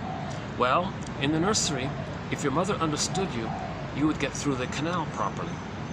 Your mother didn't understand you, and you were stuck there, and you couldn't go through the canal. Just an accidental play on the words there. So in the present, he wants to get through to people, meaning he wants people to understand him. Then he's back in the past, he'll get through. Can I get through to you? I want to get through the canal. Another one, the woman said she was always stuck in life. Everything about her life, relationships, work, she always had this constant feeling of being stuck all the time. It was her favorite word. I feel stuck, I feel stuck. Well, in the uterus, in the canal, she was stuck for a very long time in the canal. She had an extremely long, protracted issue in the canal, and she was stuck in the canal for a very long time. So she generalized that. You have trouble living in the present, so you're dwelling in the past, lingering in the past because you feel like you never really lived it, unquote from the film Greenberg. So that's a quote from a film called Greenberg. Not a very good film, but a good quote there from The Shrink. She couldn't live that. She was stuck. It was problematic. She froze there. She dwells there. Can't enjoy the present because she's still in the past. So transfers the past into the present, and every day she feels stuck, still in the past. A variation was the overwhelmed one. Always feels overwhelmed. So this husband said to the wife, yeah, the bus is leaving in a few minutes. Oh, this is too overwhelming. You go without me. I can't handle all this stress here. So she easily flew off the handle. She easily felt overwhelmed. All this. I mentioned the one about the cord being twisted around and the child felt, I can't move, I better not move. So throughout life, that was a pattern. They felt like whenever there's difficulties, don't move. That's neurotic because he was in an unhappy job. He wanted to leave, but his emotion was don't move, don't move, don't leave, don't move. He's living in the past. Okay, we mentioned the endorphins one. They always give up easily. Child is trying to come out, whoosh. The epidural, the endorphins. They try something new, whoosh, I give up.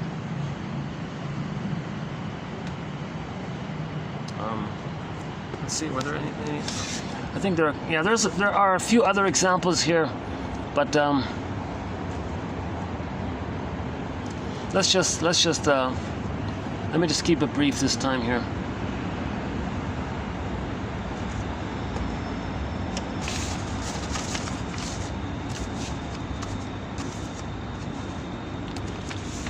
Okay, this on TQ 2745, the fourth one is about the neurochemical flashing light. Unloved, that one there.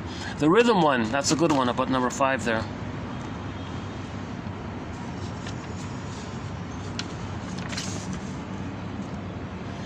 Oh yeah, similar to being stuck in the womb. Yeah, another variation of this was so during the salamander brain time, the child in the uterus, that part of the brain, had the experience that there was nothing he could do. Helpless, hopeless, nothing he could do. All that thing, all the stress he was feeling, nothing I can do about it, nothing I can do about it. Now later on, as throughout childhood, now you got the mammal side more, the emotional side. Well, anyways, throughout childhood, there was a lot going on in the dysfunctional family, and the child transferred that and said, nothing I can do, nothing I can do. So you added up the original nothing I can do experience, plus his general childhood time where he transferred that and just snowballed it, nothing I can do, nothing I can do. Then when he became an adult, he kept saying that. So his argument had an argument with the girlfriend. She was about to leave. Nothing I can do, nothing I can do. Of course, just apologize, just explain the misunderstanding. Communication breakdown. You make an I statement. Just clarify things. There is something you can do. No, nothing I can do. She wants to leave. Nothing I can do.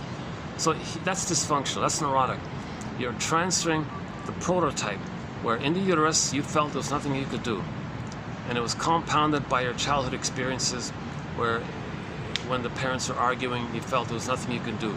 And then now you're an adult, you're in your 50s, whatever, the girl says, I'm going to leave you or something. Nothing I can do, nothing I can do. But that's not true. There was something he can do. So that's Janov's definition of neurosis. When you're using this old prototype into the present, but the present isn't the past.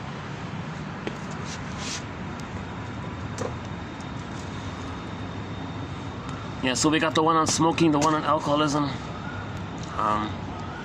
Okay, we'll get to the and there are a couple others here.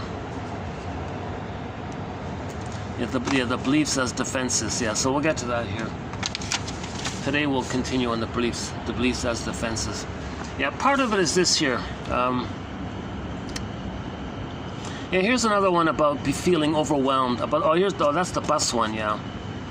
Oh no, yeah, similar to the bus one.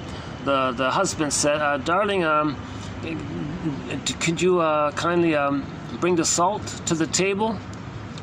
And she freaked out and she flew off the handle and said, "Do you really expect me to do everything? Do it yourself." Right? So she was overwhelmed in the uterus, and that made her more aggressive, hyperactive, and so on. So the baby experienced too much stress in the uterus.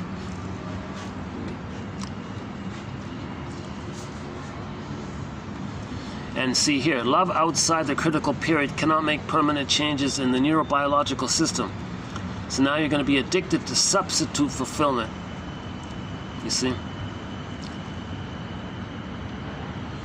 Oh, here's another. Yeah, here's another.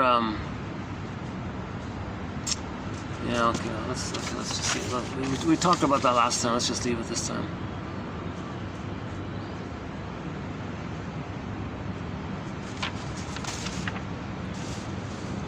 Okay, in searching for symbolic mother, yeah, comfort foods aren't going to do it. Cookies aren't going to do anything but keep you unaware of your reality. It makes you unaware. You eat the cookies, it makes you unaware that you're still searching for mother's love. It makes you unaware of it.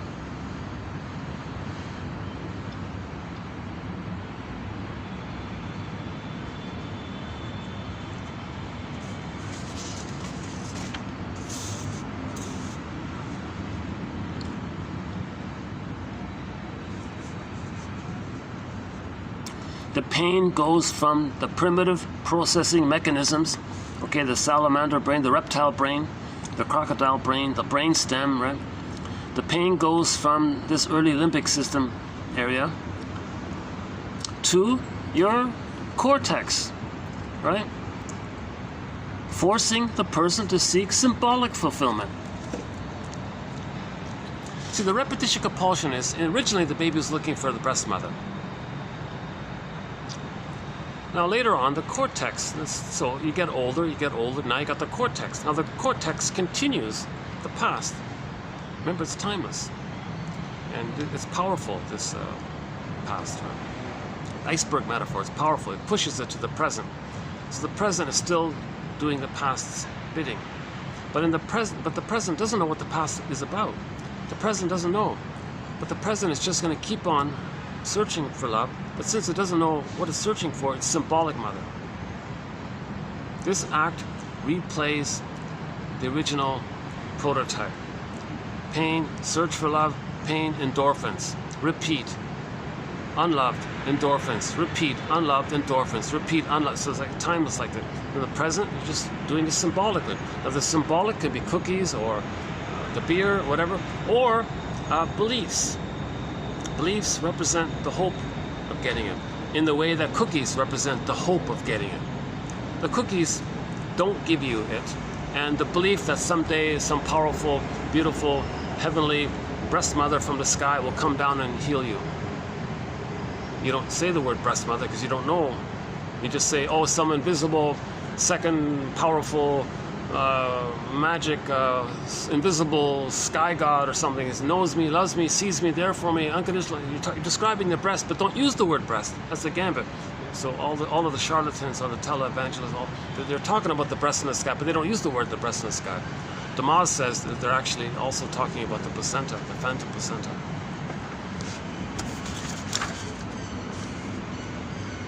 Yeah, here's that anesthesia one again. Anesthesia to the mother, therefore also to the child. He's going to feel defeated. That's a real feeling for the baby.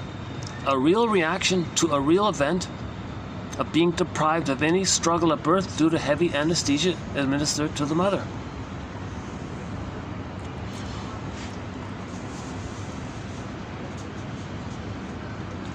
And yesterday we had a self-help exercise here.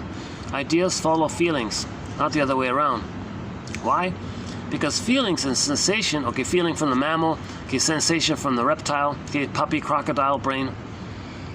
Okay, the feeling sensation areas of the brain are enforced long before the ideas. Moreover, feelings militate upward and forward to create resonating ideas, thoughts that explain the feelings, rationalize the feelings. Right? It doesn't really know what the feelings are, but somehow explains it. Doesn't even know what it's explaining, right? That is why we can take an idea and help the client follow it down to early feelings. So for example, the person has an idea, gee, I don't think they like me. They don't like me. Okay, well, take it back. Maybe you realize your mother didn't like you.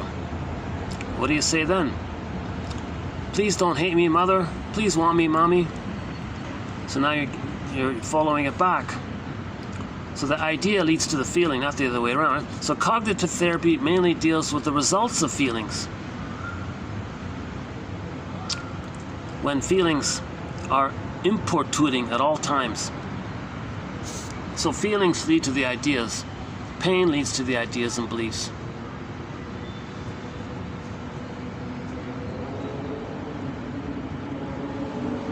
So one example of this is the womanizer, right? If a person's desperate need for his mother in the first months after birth is thwarted, he may forego any chance of love as an adult because he is still stuck in the needing mother mode. No one woman can make him feel fulfilled because the imprint of feeling unfulfilled, unloved, or unfulfilled, same thing. It's a flashing light. Unfulfilled, unfulfilled.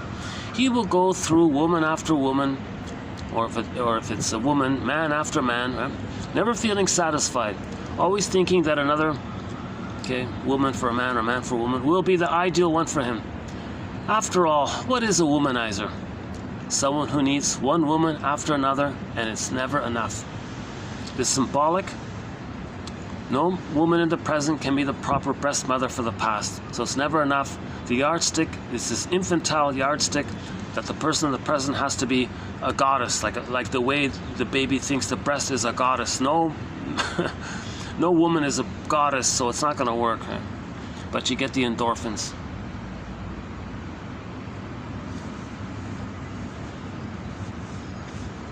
Okay, more good quotes. Okay, more about the imprinting. Yeah, this one about the alien. Okay, let's see. It's an alien thing for the baby to be unloved. to be traumatized. This primary circuit goes deep in the brain, and it kind of has it becomes, they say, a lot of people say it's like an automatic loop now. It's like detached from you. It's kind of functioning on its own. And you may feel like, there's this strange thing in me. It's going on all the time. What is this thing? It's your alienated feelings, your alienated pain. It's going on like that. So the charlatan on the TV screen will say, oh yeah, I know about aliens. It's up in the sky. Aliens are, and you're drawn to the externalization of your inner. That externalization keeps you away from the pain of the inner. So you're addicted to the outer fantasy. So the charlatan on the TV screen will say, oh yeah, there are aliens out there, send me money, I'll help you, you'll be saved, I know all the answers, I wrote lots of novels about aliens, buy my novel. So you're always externalizing. No one's telling you that that's a symbol of your pain.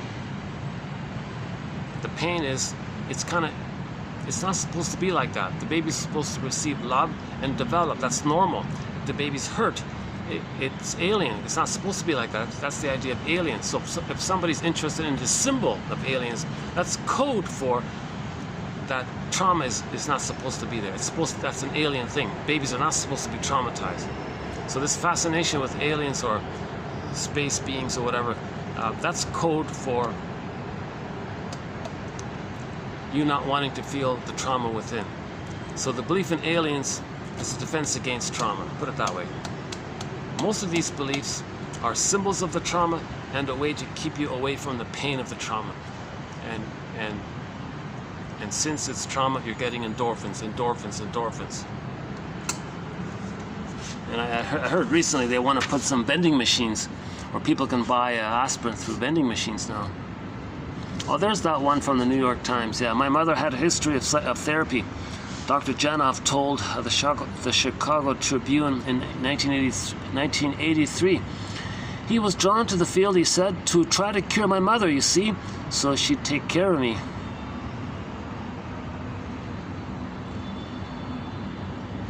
We can become addicted to our beliefs because they do trigger off serotonin, pain-numbing neurohormones, and dopamine to keep us alert and active.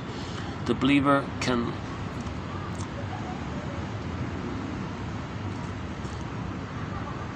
Okay, so defensive belief systems usually spell deep unconscious pain.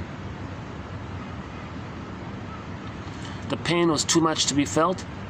Ideas rushed in to quell the pain. The ideas and the beliefs rushed in because of the pain.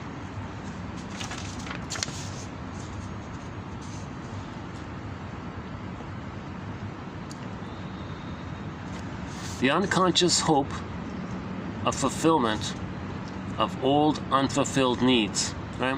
So we have this unconscious hope of fulfillment of old unfulfilled needs. Pain automatically makes one honest with oneself, while it does away with unreal belief systems. We never got and will never get what we needed as a child. The death of unreal hope is the birth of life. That's a good little sort of summary of the whole thing right there, that first one there.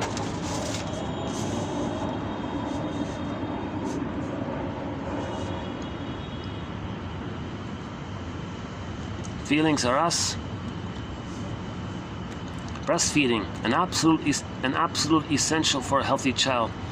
If we didn't get it when we were, if we don't get it when we need it, we spend a lifetime looking for symbols of mother's love in a vain attempt at unconscious fulfillment. Yeah, okay, so no cribs in the first 4 to 5 months. Don't thrust the bottle into the baby and he's alone in the crib. Janov said, well, think about this. Nobody likes to dine alone. Okay, maybe I'll go downstairs to read our quotes. I think it's the limit of it. This is in 5 minutes it'll be pitch dark here. Oh, some more selfies taking place now.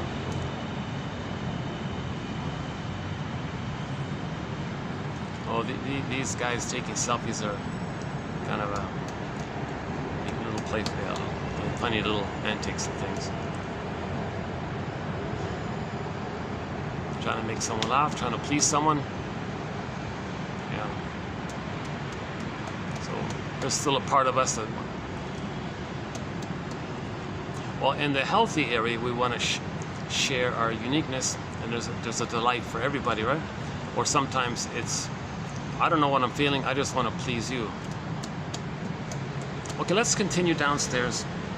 So what I just read sort of a sampling, a random sampling of what we've covered so far. Oh, one second. Oh yeah.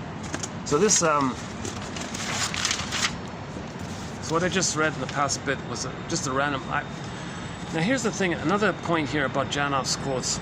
I'm very scattered and unorganized with Janov's quotes. So to appreciate it, I think one's got to kind of do this like meta perspective, like stand back and gather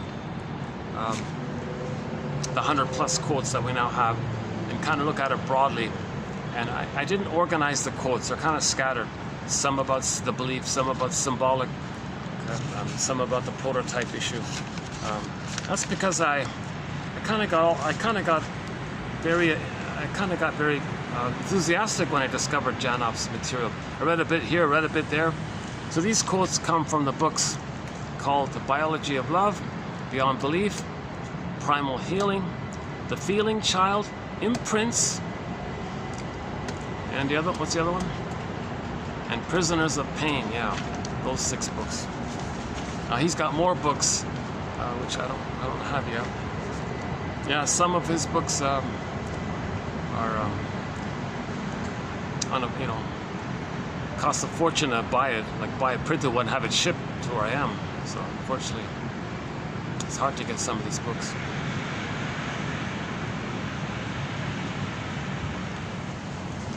Okay, so let me go. Give me about a good 5 minutes to go downstairs, and when we settle in downstairs, we'll do today's batch 2752. So we'll add a few more quotes here. The first one is, trauma is likened to an event that is flash frozen. Flash frozen. That was the image I was trying to say. Flash frozen. The baby screaming. Flash frozen. Right. Stuck there. And the neon light. Unloved. Unfulfilled. In pain. Alert. Danger. Pain. Unloved. Needs unmet. Endorphins. This whole thing gets shifted over to the cortex. Cortex says, okay, I'll search for. I'll continue that for you with beliefs, with cookies. Okay, and then and we'll replay and repeat, either direct or I'll imitate the mother and find others to play me. We'll be neurotic. Trauma is likened to an event that is flash frozen in a nonverbal neural stream. Once frozen in time, it secretes the hormones of stress in response. Our goal is to bring memories from the nonverbal to the verbal areas of the brain. Quote, I never realized how alone I was in childhood. I've been fighting against that helpless feeling all my life. Nearly all of us are prisoners of our prototype, our dominant mode of functioning. We can make choices within the prototype, but it tends to offer a narrow range. What a strange thing the imprint is. It is impervious to experience. Yeah, think about Marilyn Monroe. So she missed the critical period of love. So she got all this fame and adulation and admirers and all this love from all around the world, impervious to the imprint. It didn't touch the imprint at all. Okay, let's go down and finish this up. So that's just the beginning of it. Okay, hold on.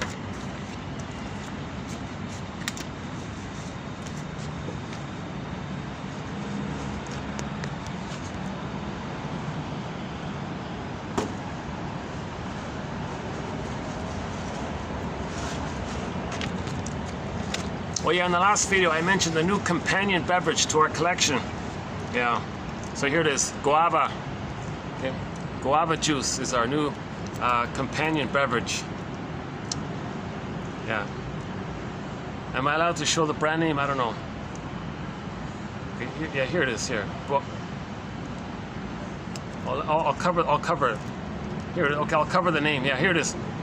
So our new companion beverage. Okay, guava. Green guava juice.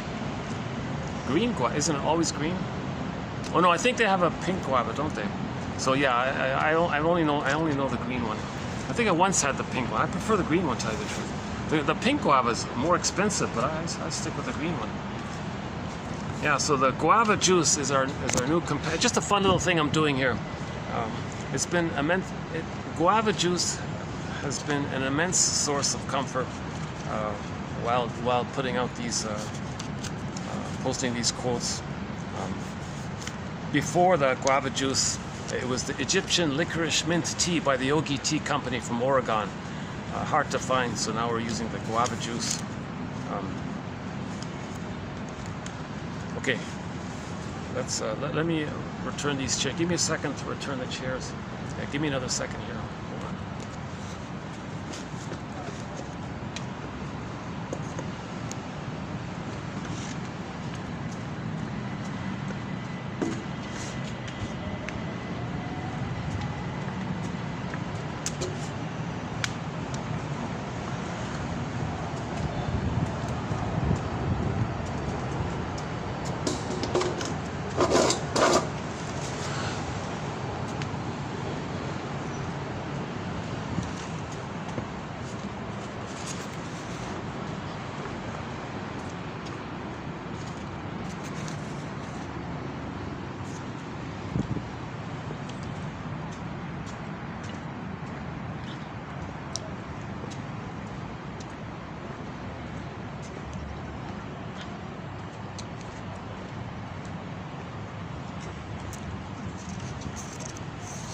Depending on the functions.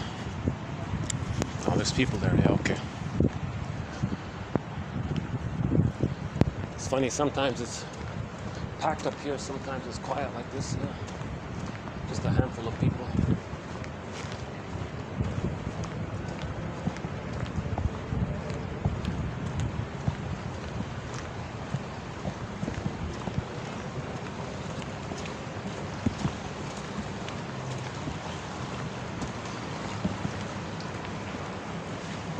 Oh, this is in bloom. Oh, awesome.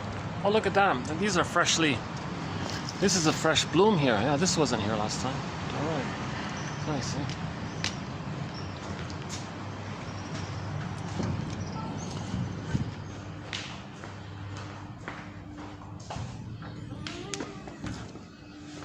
Let's see if we get lucky downstairs.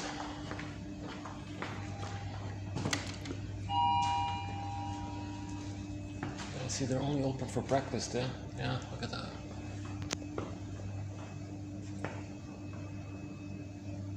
Oh, they've got a new buffet deal here. All right. Still can't afford it.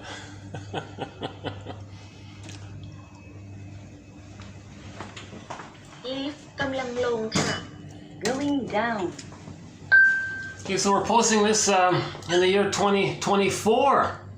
Happy New Year, yeah, 2024. So we began the new year with Arthur Janov's quotes, yeah, and we're currently doing part 8 of 10 videos. So let's settle in somewhere and continue.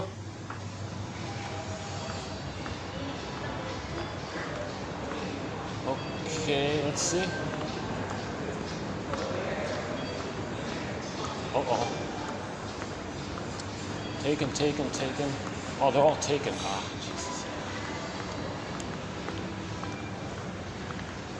Okay, all these chairs are taken. What about over here?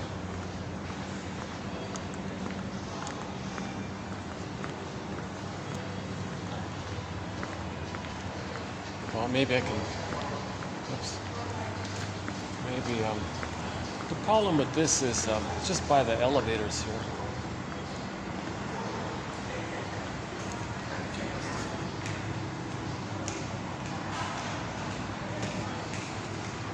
Let's see.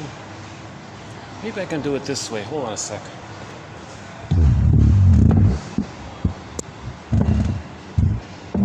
Maybe I can do it this way.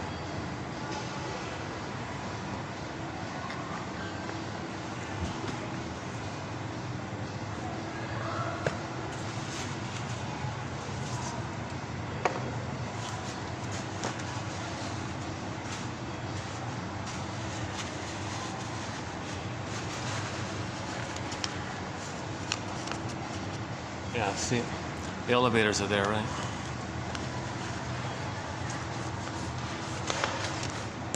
Okay. Let's begin.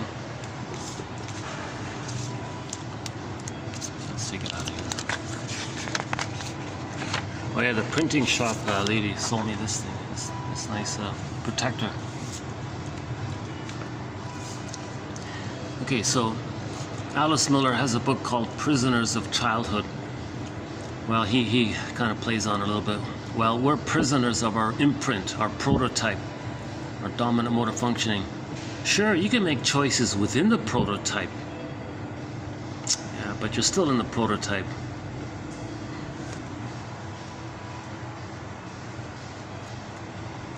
So, for example, if the person has a defeatist prototype because the mother gave them too much epidurals,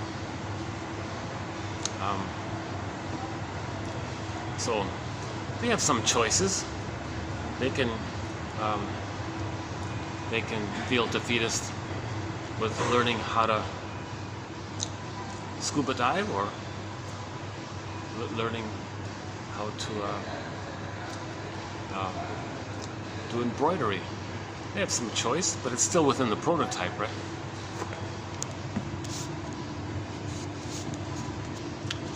Trauma is likened to an event that is flash frozen in a nonverbal neural stream.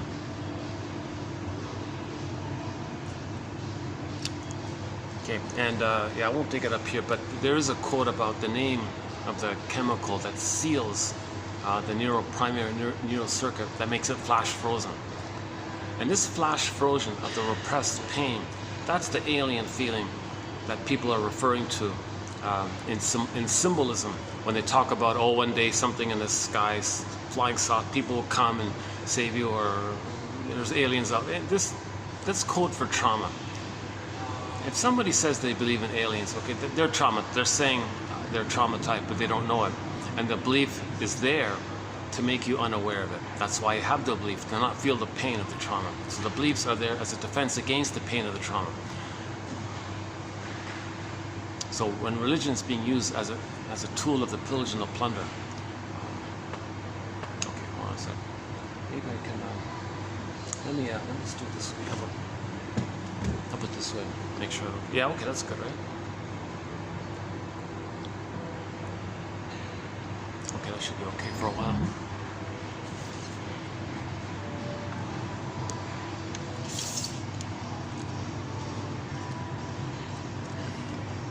So once this primary circuit, unloved, unfulfilled, danger, insecure attachment, mother's hurting you, mother's not around, mother's abandoning you, you're alone, alone, unfulfilled, unloved. Once this is flash frozen in the nonverbal neural brainstem, lizard brain, once it's frozen there, then hormones, stress hormones. Our goal is to bring memories from the nonverbal to the verbal. Now, here's the selling point now. How on earth does someone do this? So he says you start with the cognitive, the verbal, your beliefs, then your feelings. Mother, why didn't you love me? And then now it's pre-verbal. So in the video clip, yeah, he describes it as well. People won't speak anymore. They'll make screaming sounds. They'll painful body gestures, screeching sound. They can't make mammal sounds. They're gonna make the sounds of like the lizard sounds. So you're reliving your trauma. Now he says if you can actually do that, it's not painful. That's the irony of it all. The ultimate irony is if you actually can do the authentic primal scream, that's not painful. It's a relief. It's a huge relief. The pain is that we're not doing it. But so here's the funny thing about it is I'm not interested in his techniques. I also feel a huge doubt and a huge question mark if this is really possible. Do people really do this visualization or whatever technique or method? I don't even know really what the method is. Do really lie on the floor, padded room, things are dark, an assistant tells you to stay with your feelings. What does that remind you of? Can you go back a little bit? Just bit by bit. Don't push yourself. Just let the feelings come up on its own. Does that really work? Like, can someone really do that? Or is this just all actors trying to improve their acting skills so they can play scary films and scream and all this? Or is this just some hope? Maybe Janov is a peddler of hope as well. So he calls a lot of these cult gurus merchants of hope, the dope of hope. Maybe he's a little bit in that area. But yes and no, because his material is helpful. Ironically, he is analytic in his writing, and he talks about repetition compulsion, transference. He's teaching about psychoanalysis while debunking and saying how useless it is. So he doesn't believe in the talk therapy cure. While at the same time you're learning psychoanalysis when you read his books. You see, so there's this kind of a bypassing a resistance phenomena. Maybe he's trying to be a bit of a trickster to help people. I feel like he is helpful. I feel like his books are helpful. Now, I don't know in reality if people got hurt doing this exercise, or it was useless, or people shut down, or maybe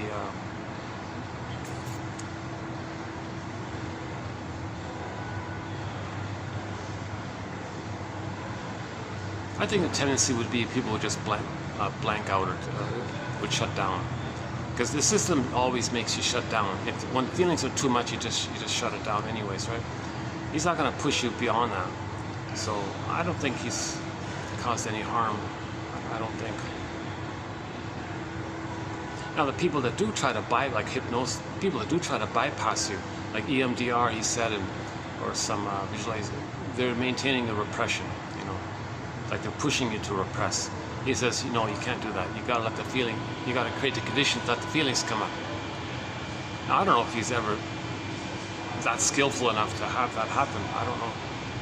So I haven't entered this issue of the technique of how someone can relive that and be conscious at the same time, so your consciousness can recognize and so-called process, metabolize, accept, know, recognize, okay, then you capture. Okay, you give the pain time and a place. It's captured. The doses lead to rest, and the life force come to the present. I don't know about this technique side of it all. I don't even know if he really teaches the technique in his books. I haven't found it yet. Or if that's something you gotta study with him. But he passed away, anyways, right?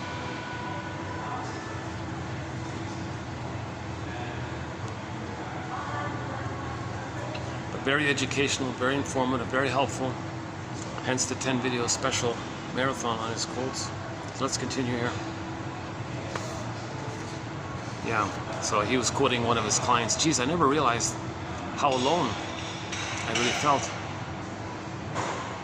And all my life, I've been living in a way to not let me feel the pain of it.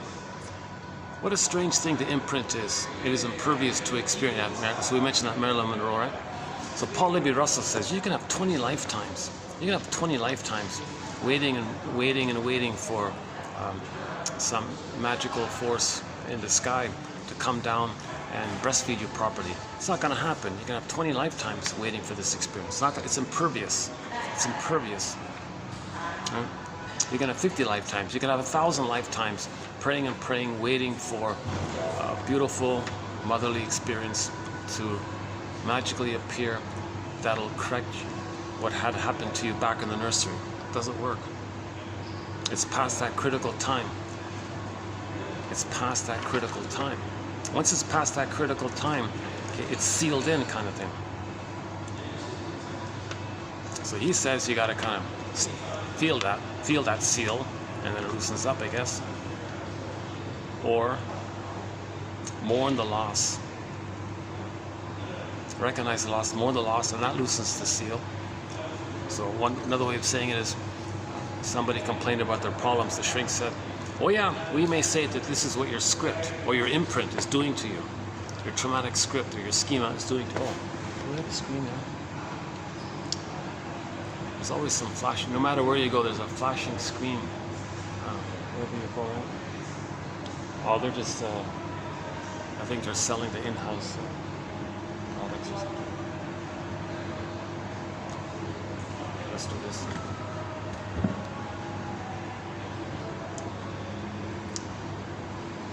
Okay. No, it's okay. I'm okay. Thanks. Oh, I shouldn't have looked. I thought I wanted more coffee. Oh no, no, one coffee's enough. Oh my God, yeah. Jesus Christ. Does coffee release endorphins? I wonder. Yeah, we have a quote in here that too much caffeine is not good for the baby. Janov says the mother shouldn't smoke, drink, take caffeine. Maybe a little piece of chocolate. I mean, you know what I mean, like more than maybe one decaf would be the limit, I guess. One cup of tea might be okay. Whatever chemistry is going on with the mother, it's going to go to the baby. So the mother got to be as healthy and happy as possible, right? To give the baby his paradise. If the mother's unhealthy and stressed out, smoking and drinking, oh, the baby's in hell. The baby's in hell.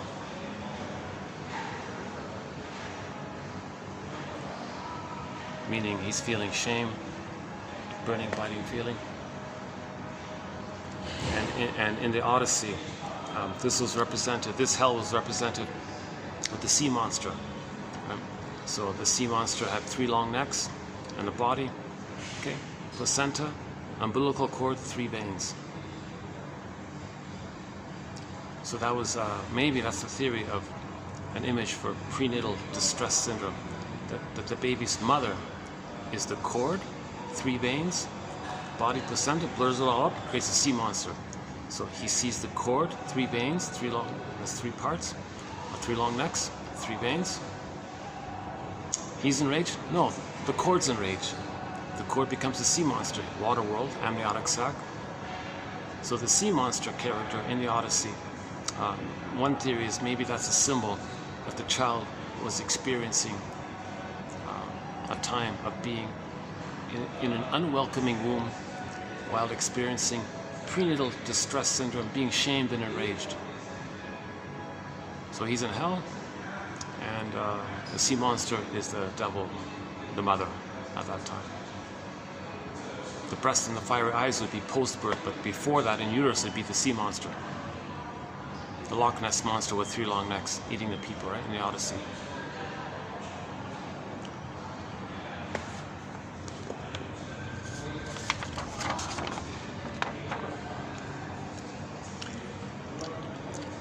Yeah, what a strange thing the imprint is. It's impervious to any good experience that you have later on. Yeah, so think about the womanizer, right? The playboys and the Don Juans and the Peer Gyns, or the women, or the Donna Juanas, the female version, or the femme fatales or whatever, or the she-wolves or whatever, female version of the Don Juan, or whatever they're called. The man-eaters, right? Manizers. Doesn't work. Because inside, it's flashing endlessly. Unloved, unfulfilled, unsatisfied, unloved, abandoned. It's just flashing all the time. It's sealed. It's impervious to whatever experiences, positive experiences you get in the present. Because in the present, the yardstick is impossible. The expectation is impossible. Nothing in the present can take you back in a time machine, back to the nursery, undo the experience where you don't end up with that imprint. Nothing can do that, right? No time machines, no morphing machines. That's why it's not going to work. Nothing. You're only chasing symbols to get the endorphins. Symbols, endorphins. Symbols, endorphins. Cookies, endorphins. Beliefs, endorphins. So we're just stuck in this kind of loop, he says here. That's the thing of what he's saying. We long, we feel before we have ideas, right? Like the thinking part of the mind comes in later on, right? Just like an evolution, right? Reptile, mammal, human, right? Well, the brain is sort of like that. We got the brain stem, okay, the mammal, and then the cortex. So the feelings are before the language, right? We feel before we have ideas. Feelings precede ideas in evolution. Ideas are fabricated to shield us from feelings. For example, mother was never there for me. The feeling could be rationalized. That's what your cortex does. Oh yeah, well, she was busy. But the pain remains. You know, I don't want to make anyone uncomfortable thinking I'm filming them. Let's see if there's another. Let's see if one of those spots have opened up over there. It's not too busy, but still, I don't want to make anyone think I'm filming them or something.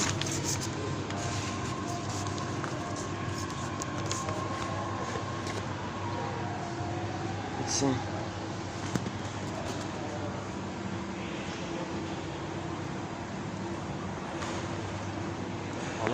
Let's keep the chair just in case.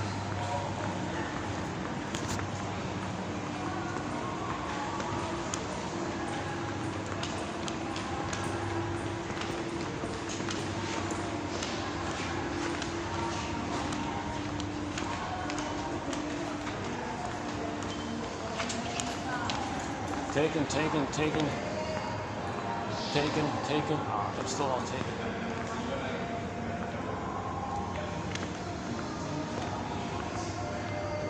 Well, maybe I can squeeze in here.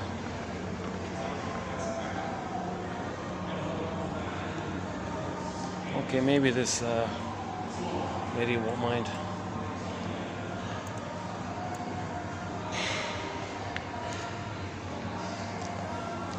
Okay, she seems lost in thought on her iPhone. Okay. Well, let's see if we can continue here. It's nice to get a comfortable chair for a change. Okay, let's do this. Okay.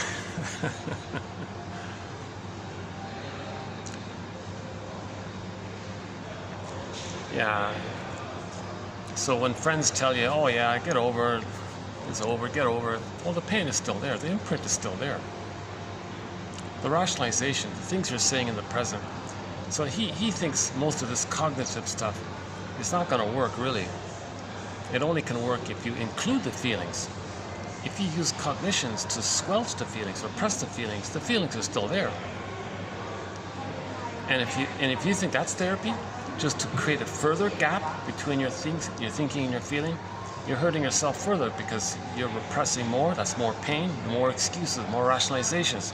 So you've started off with some ideas, okay, just some cliches, get over it, here for a good time, not a long, okay, all the usual self-help slogans and cliches to bury the feeling, and you use those self-help slogans or something, and he thinks cognitive therapy is just sort of like a decoration of that, right? That's not going to work. More pain, then, okay, those self-help slogans didn't give you enough hope. You turn on the TV, a televangelist says, okay, I got the answer. Send me money and you'll get a ticket to heaven or something, you'll be saved. Send me money, you'll be saved. Oh, it's actually, now you're getting a stronger, more absurd kind of thing, because more pain, more absurd. The more absurd the belief, the greater the pain there is. And then if that doesn't work, then the person might run to the vending machine and buy. Yeah, I saw a news item. They're gonna. It's just like a proposal. They're gonna put vending machines where people can buy over-the-counter painkiller, like aspirin, and all this stuff. Right? That means there's more pain, right? And Janov has a quote. Do people realize that when you reach for the cigarette or the cookie, do you realize the pain that's pushing it, that behavior? We don't. Because the behavior and the belief, it's there to make you unaware of the pain. That's why you have the behavior and the belief, the cookies are the beliefs, right? So he thinks cognitive therapy is just creating a further gap between your, it's just pushing your feelings away, but the pain is still there.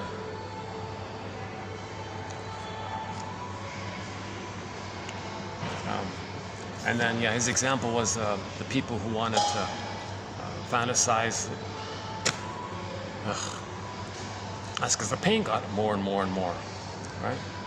If the pain reaches to a certain level, you think the way some of these crazies talk on tele-evangelism.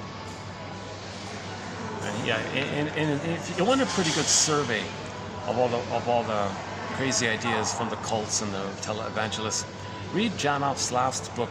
He's got like a whole survey of them. and a lot of testimonials by victims of former cult leaders and all this.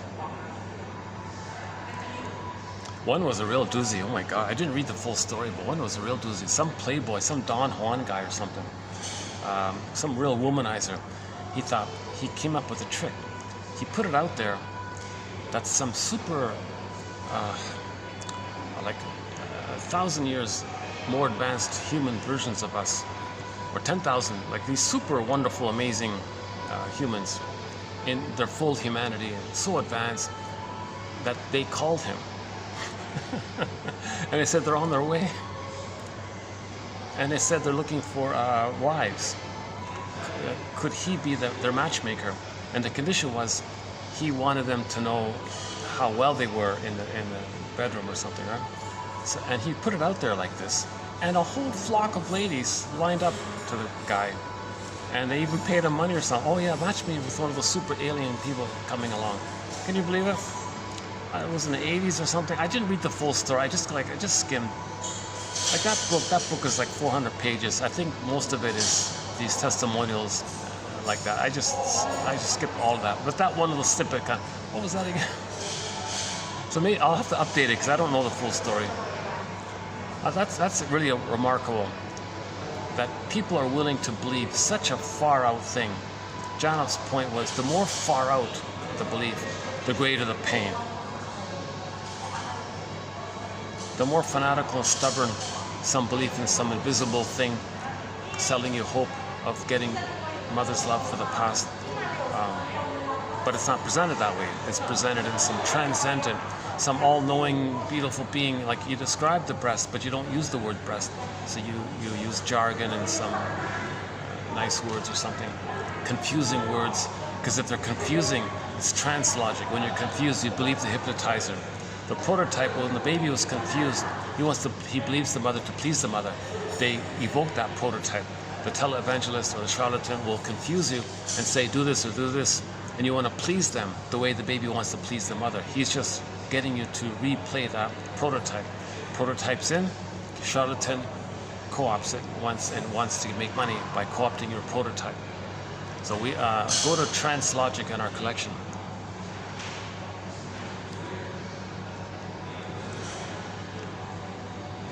Is the lighting okay here? It's not too good here, is it? Might be a little better over there. Yeah, they went on their way. Let's see.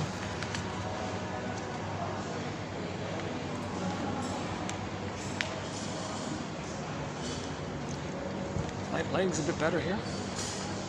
Let's see. Plus, I don't want to get in their way. Not really, eh? It's pretty much the same. Okay, let's just do it.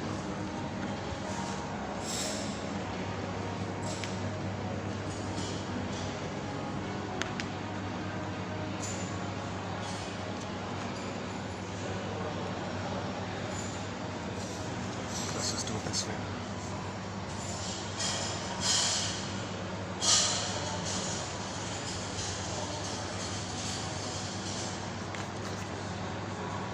Yeah, today's the Thursday. Oh, the battery. Oh, hold on. Okay, battery's holding up. 7 p.m. Okay. Oh, that's great. This time the battery's working. I gotta keep an eye on the battery. Okay, next one here.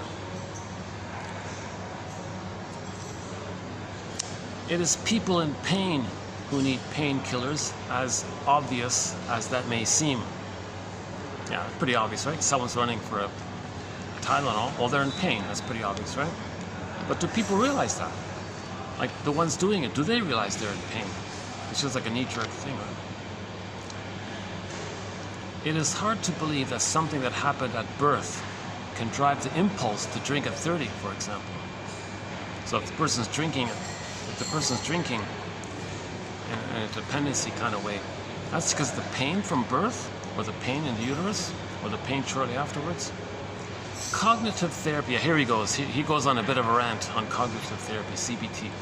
Cognitive therapy is massive distraction, self-deception, denial, brainwashing, thought control, the battle against feeling. The battle is against your feeling entering into conscious awareness.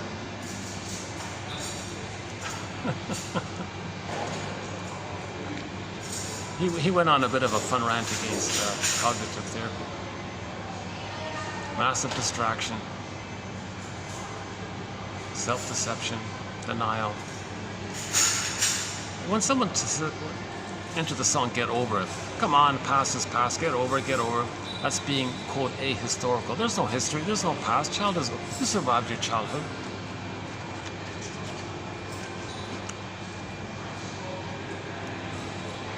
But you're still, the pain is blinking. And this side is telling you, oh, you survived your childhood, but the pain is still blinking. What's wrong with you? You survived. So again and again, that's like pushing, that's like repressing the pain. Then you get more endorphins. So the more cognitive therapy, the more endorphins, the more pain. Although he says, but it's not an either or. He does say like sometimes couples do need some practical communication skills with the couple's family therapist to help them better communicate. So those things are useful, those kinds of things. Not talking about that.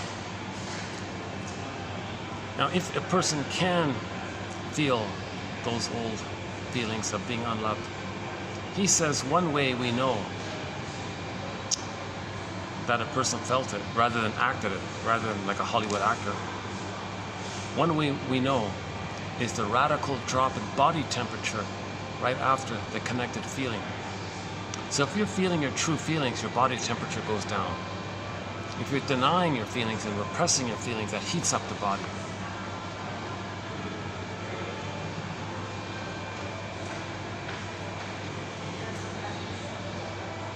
Okay, next one here. Again, 50% of what you're hearing is wrong. It's up to you, dear audience, to figure out which 50%. The later developing cortical neurons are designed not to tell us the truth of our inner life, a truth buried with our history. For example, I don't doubt that it's possible to imagine that the elevator is not a fearful place, but a place of peace and calm, like floating on a lake. But meanwhile, the brainstem is saying about the elevator, quote, "This is a terrifying space because it provokes the old fear of when I was in the incubator," unquote. We have therefore widened the gap between thinking and feeling, which is an act that can never be curative. It's never curative to widen the gap between your thoughts and your feelings. We want to bridge the gap. We want to come from a simultaneous connection to our thoughts and the feelings and the thoughts are fueled by the connection to our feelings. That means we make sense. It's meaningful if we have our feelings. Don't have our feelings, we don't make sense. Krista Wilson says, if you're not in your body, i.e. if you don't have your feelings, you're not making sense. And it's disembodied discourse that causes all these problems and confusions. But if you have your body and your feelings, you make sense. If you don't have your bodies and feelings, you're not making sense.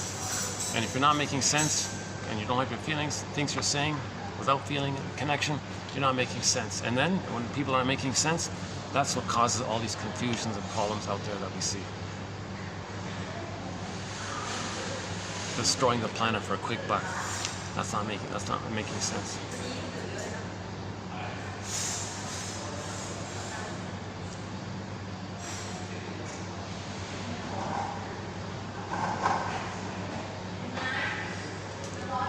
So maybe a lot of this coaching stuff that goes on,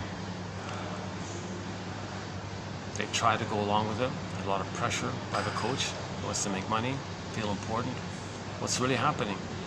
Repress the feeling. No, you don't have the pain. It's over. Childhood's over. You survived it. Get over it. Get over it. Get over it. That's a very hurt. And then that obnoxious song. So the Stingers, the Stinger personality patterns, they love that song, right? Because the mother was saying it to the baby. Baby, stop crying. Get over it. Get over it. Get over it. Stop crying. What are you crying about? I don't know what you want. I don't know what you need. Why are you crying? Don't blame me. You're blaming me. Are you blaming me, baby? Why are you blaming me, baby? I hate you, baby. Oh my God. Get over it. Goes from there. Well, yeah, Janov has an example about a woman who, in her pain, due to her pain, regarded her daughter as her mother. Emotionally. One day, the daughter did look at her. She looked out the window or something, and the mother, enraged, and she shouted, "You look at me when I'm talking to you," with a very enraged outburst like this. Where's that coming from? That's how she, the mother, felt herself as a baby with her mother. But she had unfinished business with her mother, the grandmother, transfers the grandmother onto the daughter, and acts out the rage of the mother to the daughter, seeing the daughter as an emotional reincarnation of her mother. We're not making sense. We're not making sense. It's just she's not making sense. Her need narrowed her perception, and she couldn't see her daughter as needing her needs. The mother couldn't recognize that she's there to meet the needs of the daughter, because the mother's needs was so great. She distorted things and says, no, the daughter's there to meet my needs. The needs distort reality, because the needs create all this pain. Unmet needs create all this pain. And the pain is, it's like reptilian, right? It doesn't care. That's how. Oops.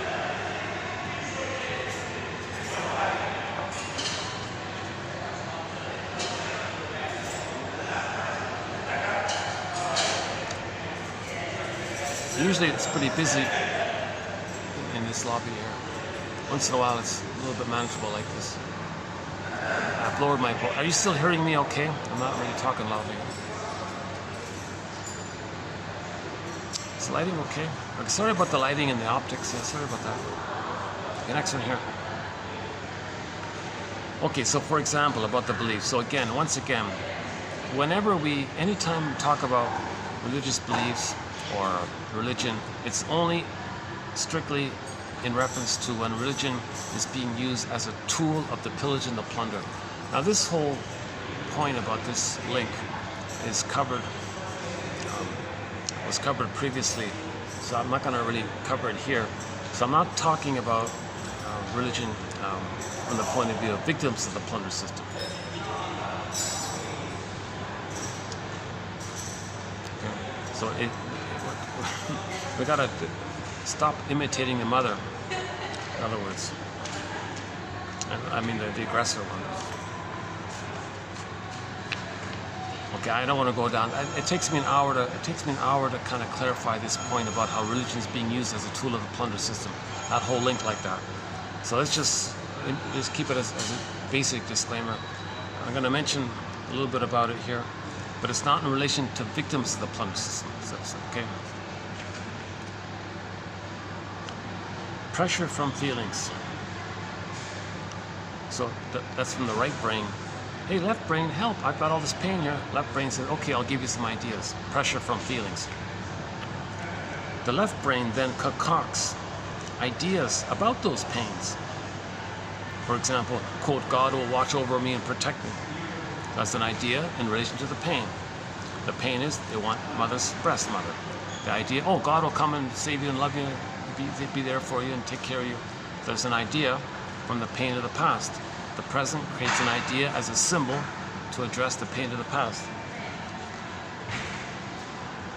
These ideas are the wrappings for the pain that provide the symbolism. That is why the exact nature of the pain isn't known. But if we strip away the covering, the pain mounts to the surface immediately. The symbolism slips in before the pain can become conscious. Its function is defense. So when the cognitive side says, so when the right side says to the left side, pain, pain, help, help, okay, God will save you. That's a knee-jerk reaction. That's a defense against the pain. The symbolism of something like this, God will watch over you. Okay, that function of that belief is a defense against the pain of the past. One client began to relive an incident of abuse. At the apex of his feeling, he sat up and said he was saved by the idea of being saved. So if he was remembering the pain, suddenly some thought came to him that one day he'll be saved. And it was that idea that saved him. The idea saved him, not the actual, nothing actually saved him. The idea of being saved him. So we create these ideas to get the endorphins for the pain. For example, how someone can give up booze and find God. Okay. Feelings start. So they're synonymous. In a way, they're kind of, they function in the same way. The cookie and the belief, right? So beer is, what does somebody say? Fermented liquid bread or something. Fermented bread or something. Liquid bread. How someone can give up liquid bread and find the belief that something will save you. And that the thing's not going to save you, but it's the belief in the thing that'll save you. That's triggering the endorphins, not the actual, no actual experience is gonna, it's the belief in it. Just like the concentrated sugar releases serotonin, the belief can release serotonin. Because the pain links you to the traumatic bond with the mother. So you feel safe with the traumatic bond. The pain, so this is all, okay, so emotional masochism, the baby feels safe with the mother, but he's got to accept the pain. So Berger calls this the pleasure and displeasure phenomenon. The libidinalization of pain calls it. Feelings start their rise, and ideas take over to set in motion our inner drug factory. Okay, yeah, here's another one, right? So feelings from the right brain, okay, the brain stem, it rises up and shifts over to the left side. So yeah, put it that way. So the feelings are coming up, goes to the left side. The left side picks up on it like a tag team, like a tag relay. You know, the running relay, the baton. So the feelings pass the baton to the left brain. The left brain takes the baton. Okay. Now the left brain takes the baton, and what does the left brain do? The left brain creates ideas, and those ideas release the endorphins. Because the pain is in the right brain, left brain creates the ideas to give you endorphins. Pain, endorphins, pain, endorphins. Pain is in the right side, the endorphins are created by the brain with the beliefs. For example, if an alcoholic is lectured about alcoholism, if he gets a lecture, let's say, he goes to some kind of lecture somehow, activity in the amygdala goes down. Because the ideas in the lecture, cognitive beliefs, teacher, speaking beliefs, knowledge, hope, beliefs, lecture. So the amygdala calms down, while at the same time activity in the orbitofrontal cortex goes up, responding to the words and beliefs of the lecturer. So you may believe the lecturer. You may believe the lecturer as if he were like a coach or something.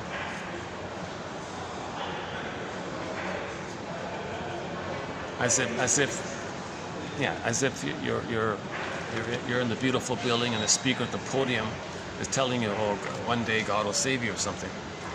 So the lecturer is saying, I got all these ideas, I'm saving you with all these ideas. So, ideas take over from feelings and aid in repression. So that's how we can go from beer to God, right? Booze to God or something. It is a sine qua non that if one gives up one addiction, one must adopt a set of beliefs that will form another addiction just as tenacious. So the tenacity of the booze is going to lead to the tenacity with the one day beautiful, loving mother experience will land, and I'll be back in the nursery and get mother's love. And the tenacity of this belief that you'll get mother's love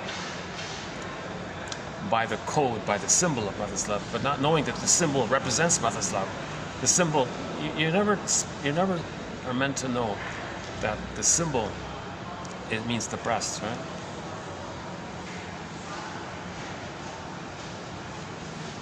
Again, it is the sine qua non that if one wants to give up drinking, one must adopt a set of beliefs that will form another addiction just as tenacious, which will boost internal painkillers. It is not that one is giving up drinking for ideas. It is that one is giving up an external substance for the very same internal one. So the belief triggers your brain's ability to send you endorphins. The belief can trigger the endorphins, or you just consume the substance which is the endorphins, or manufactures endorphins for you.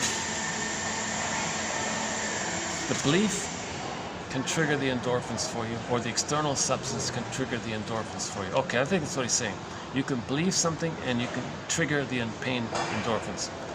Or you can eat a cookie and that'll trigger the release of serotonin and endorphins. I think that's what he's saying. So you can swap it around. That's why the guy gives up drinking for God or something. Or the beer for the belief. Again, question marks. I'm not a doctor. My disclaimer, I'm not a professor. Oh, doing okay here. All right. It's getting easier here. Okay, next one here. The wider the gap is between, I'm reading from 2752, today's batch here. The wider the gap is between deep feelings and awareness, the greater the unreality of the belief system. So the more repressed pain, denied pain you have, the greater that pain, the greater the fanciful beliefs in aliens. Someday, some invisible savior will come and heal your childhood nursery time. The more remote the feeling, the more far out the belief system, and the more tenacious its hold on us. And again, back to the cults thing. A lot of these cult victims, they gave up everything. Some of them gave up, sold their homes, sold all their possessions and assets, and gave everything to the cult guy. What did the cult guy do? He took like a branding thing and branded the poor lady with his initials. Some sicko, right? Some psychopath. Treating the woman like a thing like that. And why did the woman do it? It's tenacious. The pain is so great. The belief is so great. The intense, crazy, the crazier the belief, the deeper the pain. So religion, when it's being used as a tool of the plunder system, babies were traumatized to have pain so they can buy into a system that's one with the pillage and the plunder. So for more on that, go to part 3 of 2725. It's a lengthy video. It took me 7.5 hours to run through it, but that's the most recent run through of what's called the 48 symptoms of Homo Traumacus. And one of the symptoms of Homo Traumacus is this issue of religion as a tool of the pillage and the plunder. It takes me 7 hours to go through it. I can't do it here. The more painkillers a woman takes during labor, the more likely her child will be to abuse alcohol later on. There's the thought. I'm just realizing it now, this moment. If somebody's a boozer, that person should ask their mother, when I was being born, mother, how much epidural did you take? How many painkillers did you take? When I was pregnant, did you take any painkillers? Did you ever take Tylenol with codeine? Did you ever take any kind of aspirin or any? Did you take any kind of painkillers? Did you do any drinking while I was inside? They should do that. I think they should. That can help. That might help. Disclaimer, I'm not a therapist. I'm not an analyst. I'm not a doctor. Disclaimer, disclaimer, disclaimer. Don't blame me if you get some bad news from your mother. Sorry, kid. Yeah, I took a lot of epidurals. There was so much pain. and that's why you're drinking. I think it's a step in the direction of healing. The truth will upset you free, although it's upsetting. At least you're on the track. You know, you're on the journey if you get to that area. Okay, next one here. We know. Okay, here's one about the monkeys. All right, we know from animal experiments that those deprived of touch and love right after birth tend to consume alcohol later on when afforded. Those loved animals refused it. Because the monkeys were deprived of love early on, they later felt the need to comfort their pain and did so with alcohol. So think about that, eh? You take 10 monkeys, 5 of them are treated normally, 5 of them were deprived of affection. Later on, you offer whiskey to those 10 monkeys. The first 5 who were loved have no interest in it, but the other 5 who were untouched and uncaressed, they gobble up the alcohol. That's as clear as it gets, I think, this one here.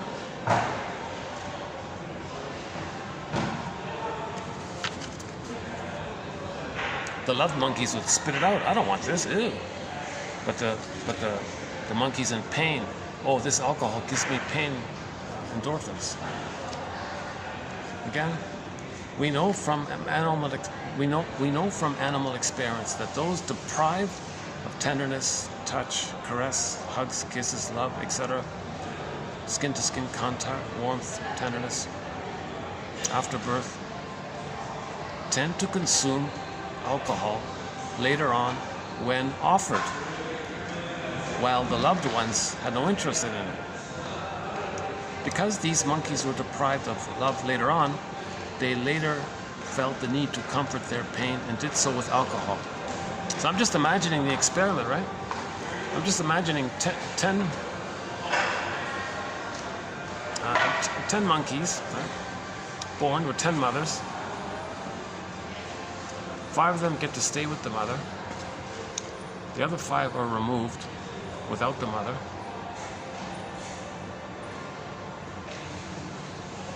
I don't know, a few months later, let's say,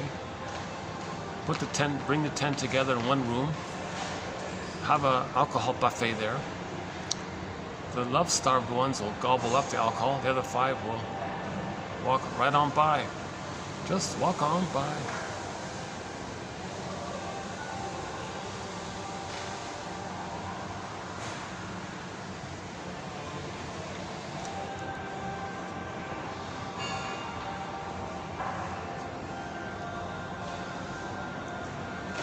So, right? We have a mammal brain. Monkeys have a mammal brain. We have a monkey brain, right? The mammal side, right?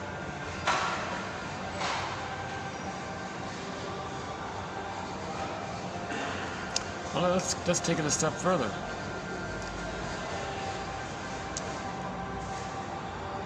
Let's take it into the future. Let's say those 10 monkeys grew a 3rd brain. Okay, hang on. Okay, let's do the next one.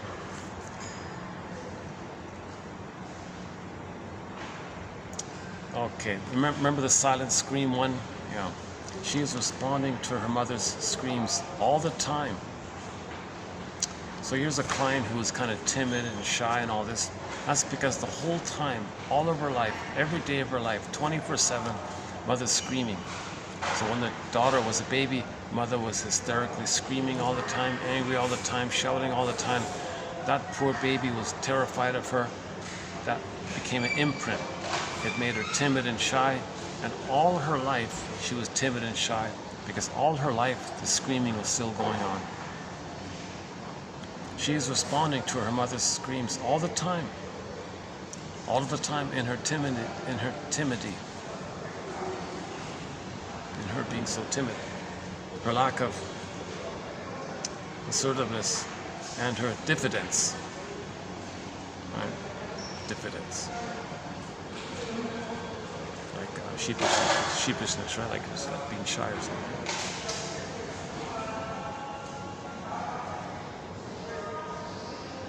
confidence. Meekness, maybe like that. Okay, the limbic system is hearing them all the time. She is anticipating a response that is already alive in her. So she can't even try to speak up and be assertive because the screaming is going on all the time. That's neurosis. You're transferring the past into the present, thinking if you're going to be assertive in the present, your mother's going to shout at you in the past. And how did you feel back in the past? You were timid. So your response is you're going to be timid in the present if you have the thought that you're going to be assertive. Masterson's axiom. Self-activation triggers abandonment depression, which leads to defense.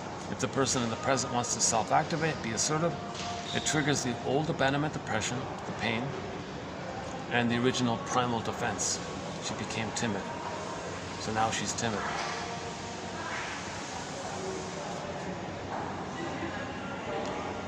Pessimism is not just an attitude. It is a physiologic state that churns out attitudes. So if you know somebody who's cynical and sarcastic all the time, it's not just an attitude. There's pain going on that's churning out, that's fueling and pumping the left brain to create negative ideas. So it's not just the negative ideas and the sarcastic ideas. Those sarcastic, pessimistic ideas are manifested by the underlying pain. The pain is the author. The pain is the maker of those cynical ideas. So pessimism is not just the ideas. It's a physiologic state that churns out the attitudes. So the cynicism is just code for the pain. Those are the narcissistic pattern, the Iago pattern, all those characters who are so cynical and sarcastic, although they're bitter banter, negative wit and biting bitter wit, all this negativity you're hearing, okay, this is all being created by the pain. This is all in response to pain. Pain is creating all this. I can't help thinking that when feelings are alienated, they then do us harm by inadvertence. So they inadvertently, they don't know it. Now here's that EMDR one. EMDR reinforces repression. The left hemisphere turning mental gymnastics or handsprings to convince itself that the right brain doesn't exist. Whoa. I'm glad I read that quote. I'll never try that. Wow. So EMDR, in effect, is like a drug to numb you of your pain. I don't know what to do. The guy gets you to think of something, and you follow the finger across or something. Is that what they do? That's just a trick to numb your pain. Hey, you don't have feelings. Get over it. Repressed. More pain. More pain. Okay, then there'll be more beliefs. It's never good to further the gap. It's never good to widen the gap between your soul and your ideations.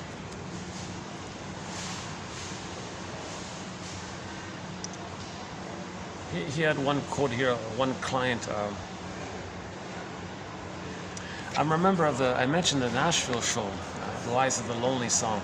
In that show, the Nashville, the country music show, there was one of the characters in there was starved for affection and tenderness. She was a millionaire in all this, but she would always shoplift for lipstick and feminine things, thinking those are symbols of mother. That a young girl would do some tender touching, and she thought the cosmetics would do that. So she had the money, but she didn't want to buy it. She wanted to take it. It should have been given to her free, right? It should have been automatic. Mother should have automatically given her daughter affection and tenderness. So she had the money to buy it, but it's not about that. It's about wanting mother's affection, mother's tenderness. Right? So she was a shoplifter. So similar, like this one here, shoplifter. She has always had to work for love and approval from parents, and now wants something for nothing. Quote, love me no matter what. Don't make me fight for every scrap of love.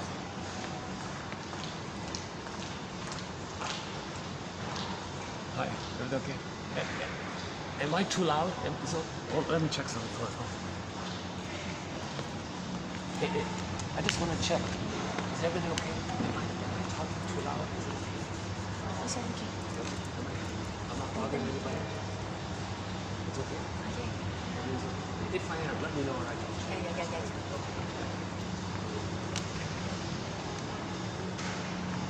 Let me move over the next one, just in case.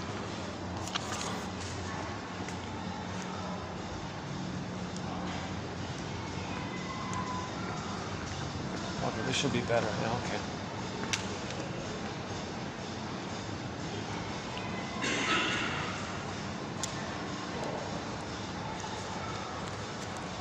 I use this place at a minimum, right? I try not to use this too often.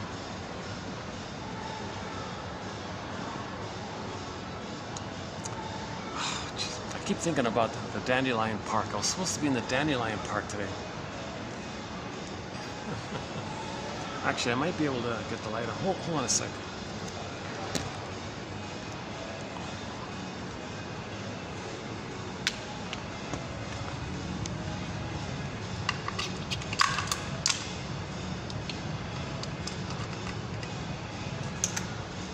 Better. All right. I got the light. Let there be light. In the beginning was the sound.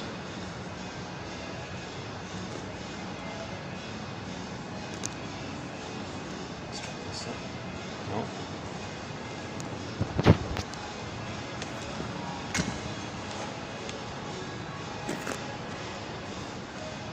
In the beginning was the sound. In the beginning was, in the uterus, it was the sound. Mother's heartbeat, pulsating of the cord. The melodic blood flows in the vein. In the beginning was the sound. Baby's eyes are closed. He's not seeing anything, but he heard stuff. In the beginning was the sound.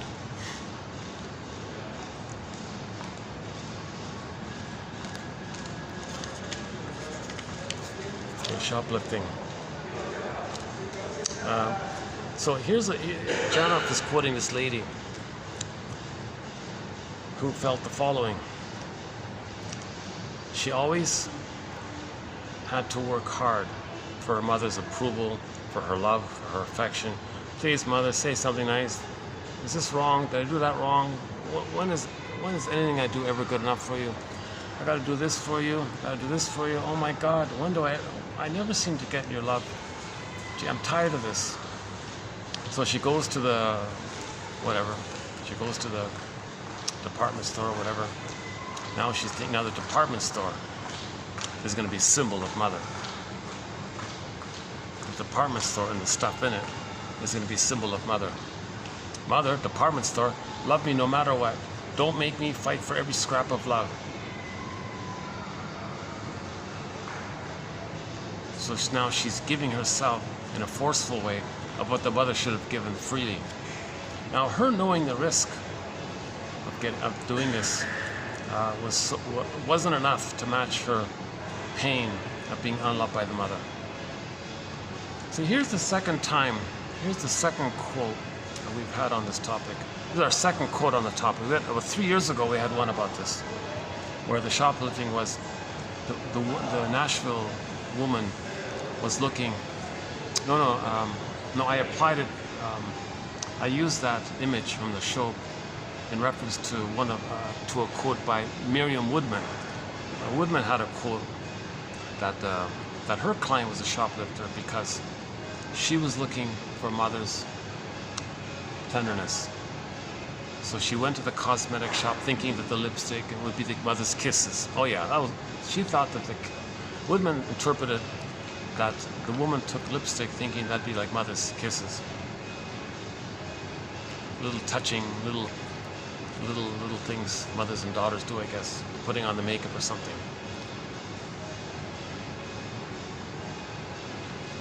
Okay, let's update that one next time.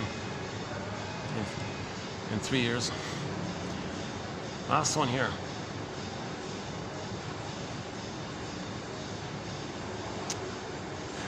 Words offered in soothing tones affects the right brain. That's why a lot of these charlatans, they talk fatherly, they talk nice. That's the issue. They don't care about the content. People want the soothing of the right brain. They want the soothing of the pain. So you can have a charlatan talking nonsense, but if he says it smoothly and softly and nicely, that's all that people want, right? They don't want knowledge or learning or any intellectual. They want soothing of their pain. Words offered in soothing tones affects the right brain. The content of the insight remains in the left. We can be fooled into thinking that the content of an insight is what makes us feel better. Oh, he's such a genius. He said these amazing things. Like what? He doesn't know, right? But it may be the reassuring tone.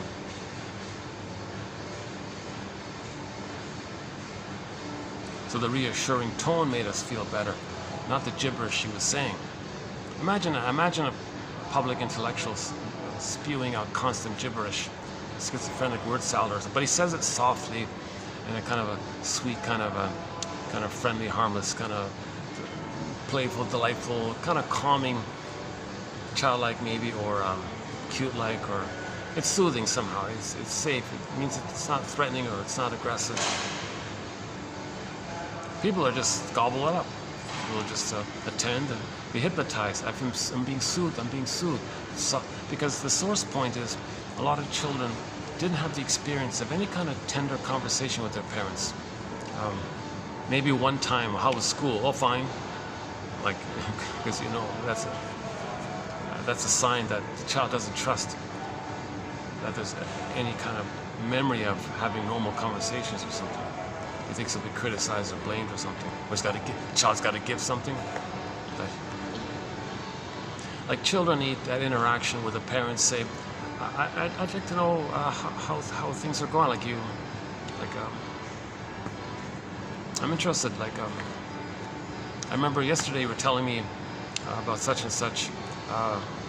Do you have any other ideas about it or something? You know, I had a thought about it. I'm curious what you think about it. I'd like your opinion about it. Just to have that kind of sharing. Because a lot of kids don't get any of that kind of thing. How was your day, or how in a caring way, right? Or how are you doing, or something. A lot of kids never had the experience of a parent saying, how are you doing? How are you really doing? They can't do it. Many parents can't do it. Or if they do it, it's strategic, it's calculated, it's for a setup or something.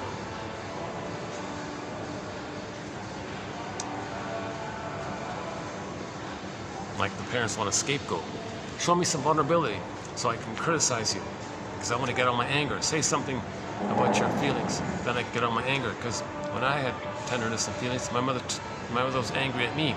You could be the proxy of my shame self. I'll be the aggressive mother. So how was your day in school today, Junior? Or he instantly knows he's going to shut up. Oh, fine, don't. Because he knows if he says something, he'll be criticized.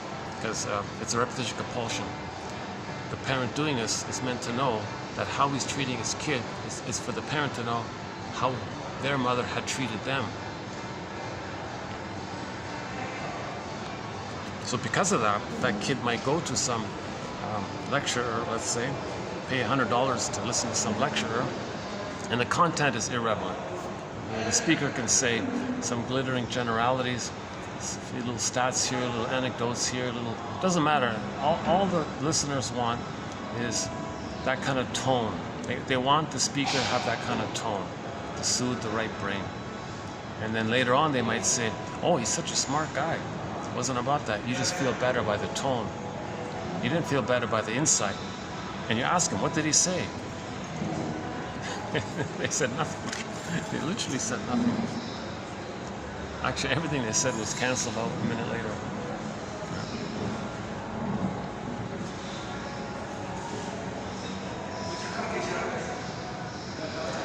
How are we doing here?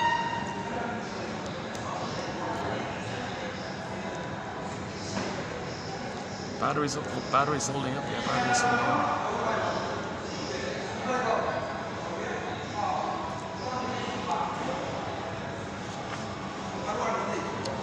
let's see. So just limit it to okay. So in this batch, 2752. See, my hope is that one quote will click, like one will be of interest. I consider that successful. Yeah. By the way, I'm not offering that soothing presentation. I'm sure my delivery isn't very soothing. I'm not soothing anybody's right brain. Right? I'm just hoping that the content might be of value. I doubt that many people would feel soothed by my talking, with all my anxiety, ums and ahs, and stops and starts, and self-corrections.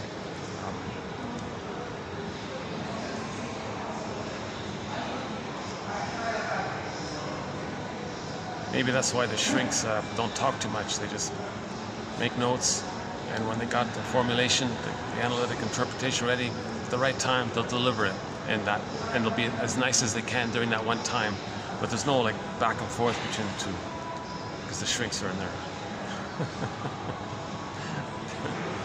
The shrinks maybe are in the world of ideation against their pain,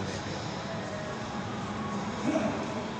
And Janov was saying, yeah, some people can go to the feel-goods, the counseling types, and it can be a little addictive because someone's talking nice to you for 1 hour. You get their attention, and they're listening to you. Well, tell me about the, oh, really? Oh, wow, does that happen?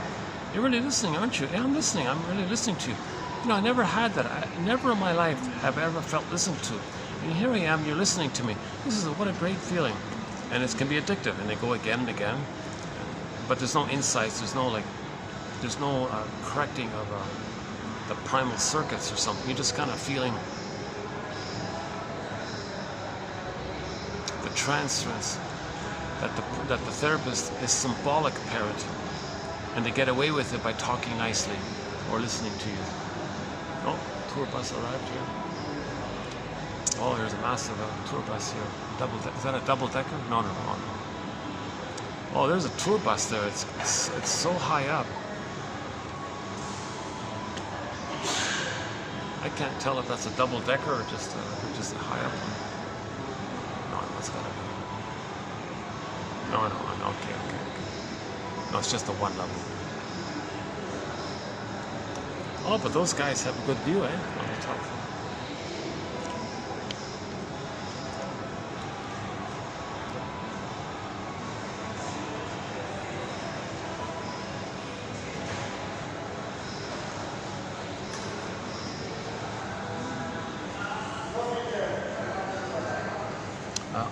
Yeah, so my hope is that 1 out of 10 will be of interest. So let's just see for myself here. Which one do I like? Nearly all of us are prisoners of our prototype. Okay, we covered that one already, so that's okay. The flash frozen one, we covered that, it's okay. Impervious, okay. The pain remains, yeah. So you have these ideas, but the pain remains. Cognitive therapy, massive distraction, self-deception, thought control, denial, brainwashing, repress. It's the battle. It's the battle against feeling. And EMDR, we think is similar to this.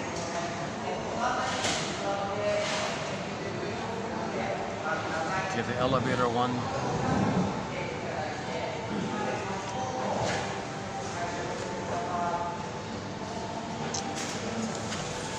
I gotta confess, today's one, let's see, hang on. The wider the gap, the greater the unreality. She finally felt that those aliens actually were her alienated feelings. Okay, let's go with that one. Oh yeah, this is a follow-up from the alien one. Yesterday we did the alien one. Here's a follow-up to it. The more remote the feeling, the more repressed the feeling. The more the feelings are denied and squelched, the more far out the belief system, and the more tenacious the belief system, the more of a hold it has on us. For example, she finally understood that her belief in aliens were actually her alienated feelings. Well, that's a good one. Okay, I think that's a good one. There's a good zinger. Yeah. Her alienated feelings, her repressed feelings of the trauma. That shouldn't have happened. That's an alien type of thing. Mothers shouldn't hurt the baby. That's alien. That's abnormal. That's an outer world thing. That's an alien kind of thing. So it left her with alienated feelings from herself, detached from herself. Okay. As a mask of that pain, you create a symbol of that pain, which is the alien, and the alien is a symbol of your alienated feelings. Okay, that's my favorite for today. Aliens actually were her alienated feelings. Oh, the monkeys won? That's okay, I guess.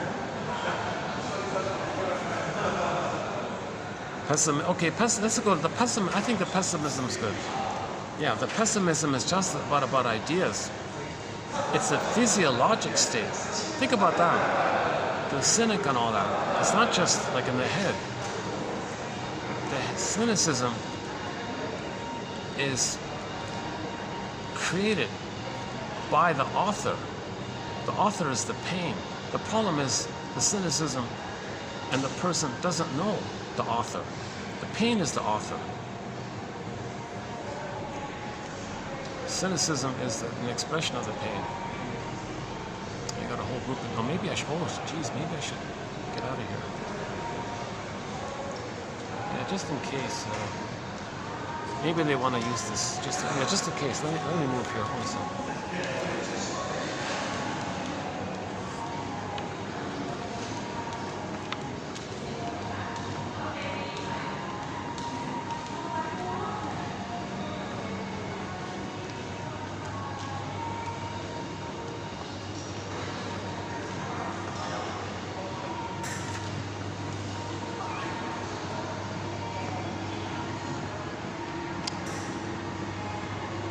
Maybe, let's see. Maybe I can go up here. Let's try this. These guys are closed. Maybe I can just stand over there.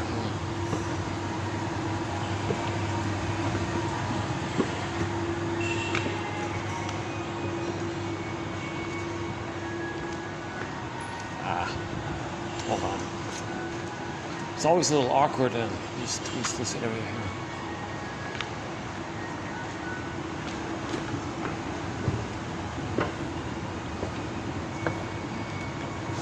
Get the EMDR one, shoplifting one, and the soothing speaker one.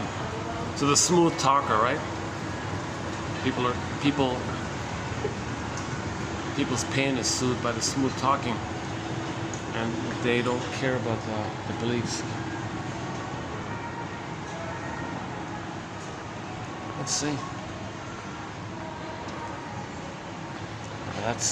That sales guy always jumps out every time I pass by.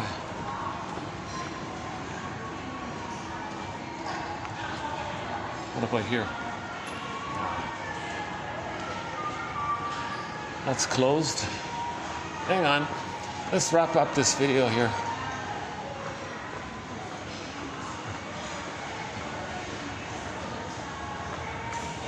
Oh, he's here. Oh, that's too bad.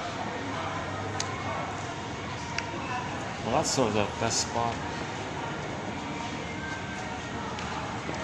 Well, maybe I can share it with him. All right, let's.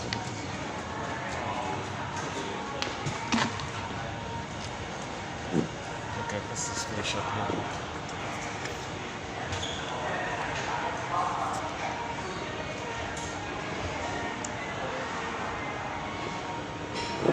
Yeah, okay. For me,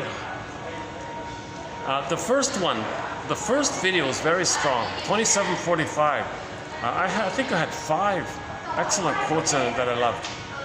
And in each of the videos, there's like 1 or 2 really good ones, 3, sometimes 3. Today's, I gotta confess, today's a little on the lighter side. I only found 1, but to me that's good. If there's 1 insight per video, I think that's pretty good, isn't it? Plus some ideas just percolate.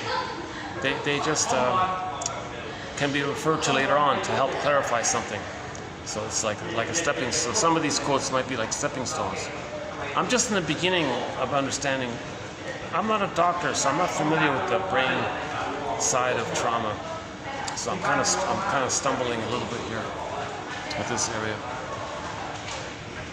But think about a cynic that you know, someone who's very negative in their cynicism. Don't think about them as them spewing out that stuff, churning out that stuff. It's just from his head. It's not just from his head. It's from his pain. It's from his pain. The pain is churning out that negativity. The pain is churning it out. He even says it here. Pessimism is not just an attitude. It's a physiological state that churns out attitudes. The pain is churning. The pain. Imagine the pain is like churning it out. The pain is all that cynical, all those barbs, right? Those negative, stinging kind of gotcha, haha, like put you down, you're an idiot, like all those kind of barbs like that. The pain is churning it out, and this pain is endless. It's an endless loop of pain. He's churning it out, and every time he churns it out, okay, he feels that he's on the throne. He feels superior, meaning he's back in the uterus, one with the mother. When he churns it out, he gets a blip of heaven with the mother when he hurts the other. That's called emotional sadism. Okay, Schadenfreude. He's addicted to it. He's addicted to churning out negative barbs against others, right? So the cynic is addicted to his cynicism because it gives him the blissful oneness that he had once upon a time when he was in his oceanic blissful oneness with his mother in the uterus. He gets that blip. Okay? And to get that blip, okay,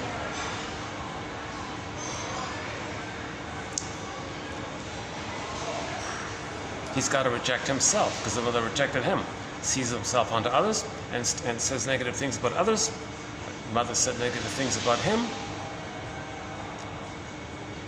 He's in the trauma bond with the mother, emotional masochism. So emotional sadism is a defense against the underlying emotional masochism. Shall I compare thee to an onion? Anyone with this Schadenfreude and emotional sadism, shall I compare thee to an onion? It's a defense against the underlying masochism, which is there. It's there. They don't want to feel it. They don't want to know it. They don't want to feel victimized by the mother, bonded to the mother, hurt by the mother, shamed by the mother. They don't want to feel it, so they shame others. It keeps them one with the mother. So others play the pain part of them. They keep the blissful part, and the mind does the trickery of the endorphins. The blissful part is the serotonin, and the one with the mother, and the pain part is them, and it's split like that, right? So the real self is shamed, they deny it. The old illusionary self of them being on the throne is in the blissful state. So the blissful state is the trick of them being on the throne, one with the mother, that's the blissful state. That's the brainstem part, maybe, and the monkey part, they'll reject it. So they're acting like a lizard, put it that way, right? So a lot of people say cynics and sarcastics, they're cold blood, they're cold. All of this, it's very intuitive when people say that about narcissists and all, people with the narcissistic pattern, people with the bully pattern. You kind of intuitively, gee, they're like these cold-hearted people. They're so cold. They're like lizard. It's kind of intuitive.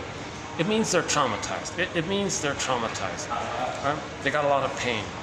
If they got a lot of pain, to not feel that pain, they gotta be cynical and negative towards others to get the blissful oneness of them in the uterus when they're one with the mother. Self-sufficiency, superiority, on the throne complex. And that's a blissful oceanic feeling, oceanic oneness with the mother. And it's addictive, right? And to get that, okay, the pain churns out the pessimism to get the bliss. Pessimism to get the bliss. It is churning it out like a churning machine, right? Yeah, okay, that's my favorite one there. But the pessimism, yeah, the pessimism is good. And for me, the aliens are a symbol for your alienated feelings. Your alienated feelings leads you to create symbols of aliens to represent your alienated feelings as a defense against the pain of trauma. And trauma is an alienated, trauma is an alien. Trauma shouldn't occur, so it's alien, right, kind of thing. No baby expects to be traumatized. That's strange for him. It's alien for him. Means it like that, meaning it like that. Shoplifting one, it's interesting. Yeah, it's a little bit interesting. Mother, so when the lady shoplifts, she's saying, "Mother, I'm tired of trying to win your love and approval. You're supposed to give it to me for free." So that's why they take it. It's for free. They don't have to pay. They don't want to pay for it. They're tired of paying for mother's love, so they get it for free. That's what shoplifting's about. The anger at the mother at not giving them something for free. I want to get it for free. I'm entitled to get it for free. And babies are entitled to get mother's love for free. they never got it, so they're stuck in the past. It's neurosis. Okay.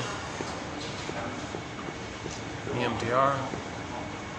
I can't help thinking that when feelings are alienated, they do us harm by inadvertence. That's not bad. That's not a bad little quote. I can't help thinking that when feelings are alienated, they then do us harm by inadvertence.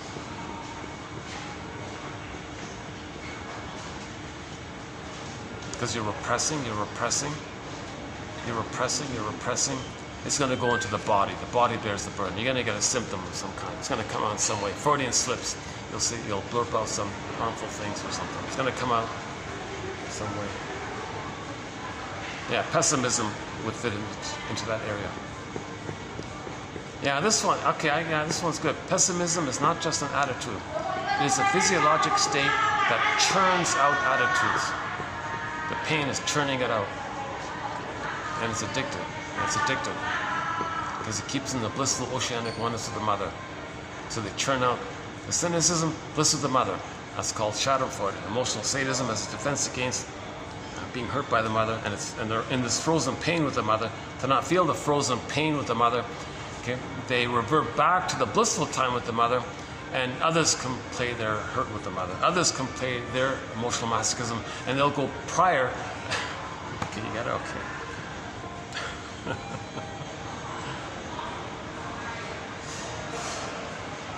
So the victim is playing their emotional masochism, put it that way. But it's still there within them. Huh? Some mother hurt them, the mother was the sadist, the baby was the masochist. Others can play the masochist, they'll play the sadist. Right? As they do it, they're one with the mother, in blissful union with the mother. They got it by denying the mother hurt them, they do it by hurting others. When they hurt others, that's the emotional sadism as a defense against the emotional masochism.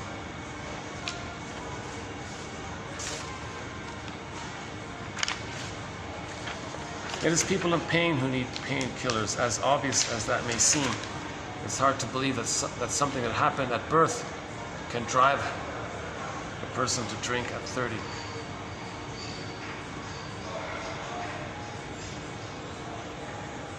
Okay, so when pain comes to you, you believe something to squelch the pain, to get the endorphins. What a strange thing the imprint is. Flash frozen prototype. Okay, I think we covered it. Yeah, okay. Okay, yeah. See, I wanted to get a good one for myself here. I think I got two good ones here. The alien one. So my two favorite here are this one here. She finally felt that those aliens that she was believing in were actually code for her alienated feelings, symbols for her alienated feelings, repressed feelings. And the churning out one, the pessimism. Yeah, that'd be a good cartoon, right? If somebody were a cartoonist, you could draw some character called Mr. Pain, and he's churning out the barbs, the cynical barbs, right? Jesus Christ. So it's a physiological thing. It's just to make clear that cynicism is not just in your head. It's from the pain. The pain is churning it out. And the shoplifting one, yeah, okay, a little bit interesting. And a lot of these televangelists, maybe, some of them might be smooth talking, parental kind of things. But the Grimstone evangelist, that's expressing infantile megalomania and your rage. Yeah, so you feel one with the mother. If you're infantile megalomania and you're rage, you're a little god and you're enraged. Okay, the fiery guy, it's also an infantile rage with the mother. So that they're externalizing it. You're the voyeur. Voyeur is defense against the fear of expressing it.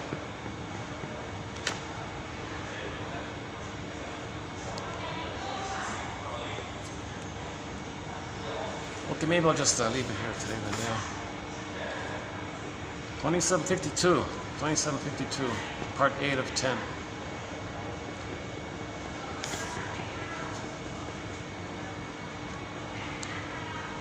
I feel like I'm coming sort of on a down end a little bit. I feel like I've reached the best quotes. I feel like with this video, maybe 8, I wonder what 9, 10 is going to be like. But I feel like I captured the best points so far that I've found in his books about the prototype, okay, about chasing symbols and the whole belief thing, and appreciation about the 3 brains, you know, the human, monkey, lizard brains. But the human brain is just searching for symbolic of what's in the lizard brain. Jesus Christ.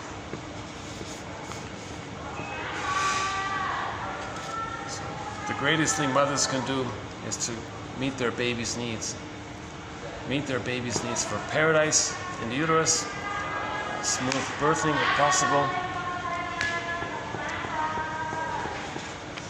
and for an extended paradise, okay, from birth to 4 to 5 months. And then don't rebuff the baby or the junior toddler from 4 to 5 months to 18 months and see him in a positive light. And then from 18 months to 36 months during the rapprochement phase, let the child feel that he can have both knowledge about himself and his mother.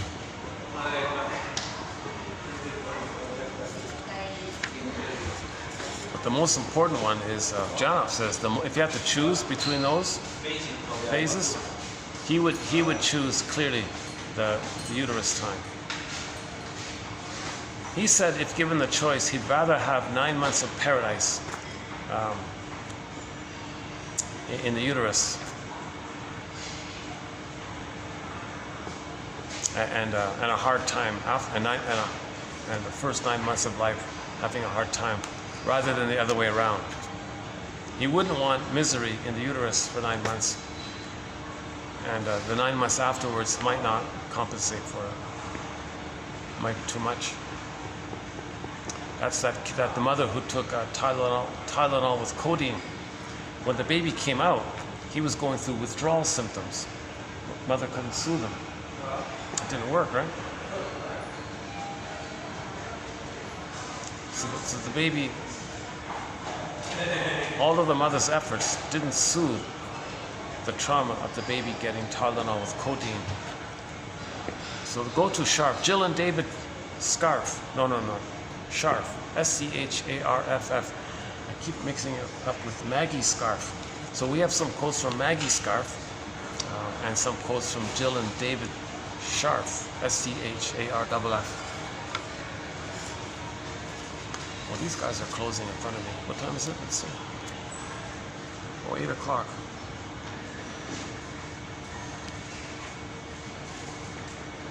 Well,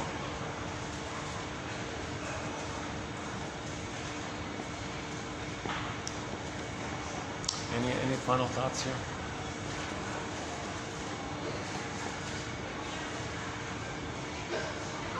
Should I just close it up here?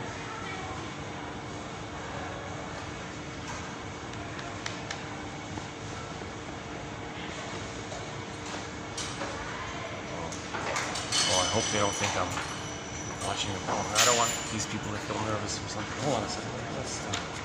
Let's move to another spot here. Hold on a second.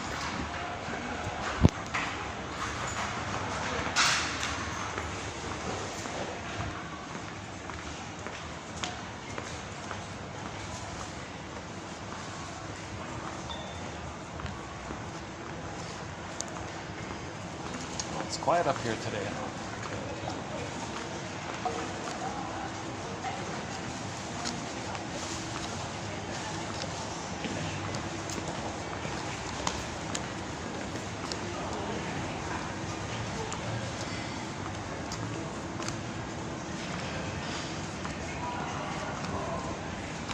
These guys have very good spring rolls. I had one spring roll.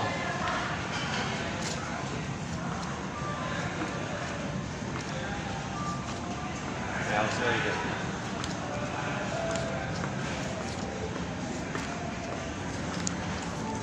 Okay, let's just end up here for a bit, find a spot here.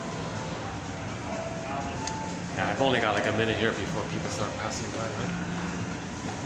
Oh, here we go already. Okay, let's just wrap it up here. This has been TQ 2752. part 8 of 10. I'll see you in the next video. Downstairs they've got the group checking in. Let's not go there. Okay, let's just wrap it up here. That's okay.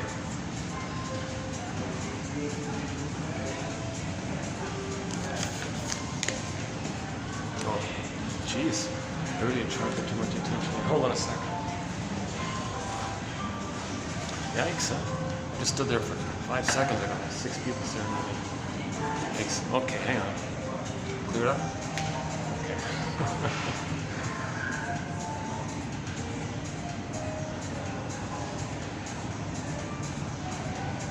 I can't really tell if my talking is annoying anybody. I'm at a distance. I don't know. Let's try some other place.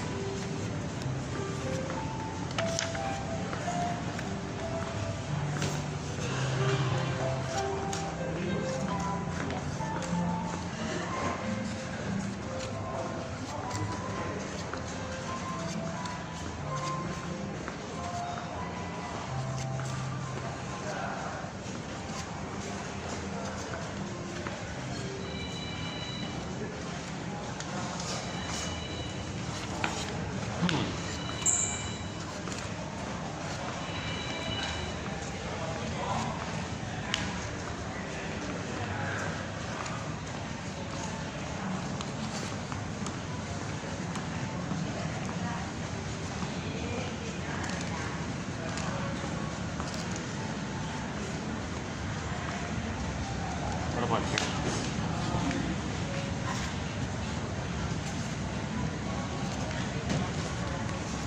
Can I close it up here?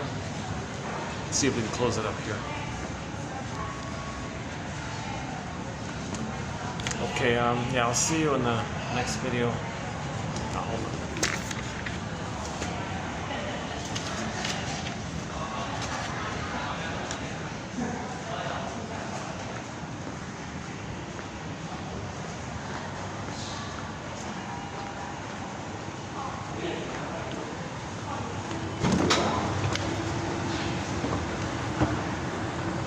Okay, let's just close it up here. So when I hit the escalator, when I get to the ground floor, I'll just hit the stop button. The second one. Yeah, hold on a second. So when I get to the ground floor, I'll just hit the stop button there, and that'll be the end of the video for today. So yeah, the codes are posted below. Yeah, I hope you'll find one that you like, and.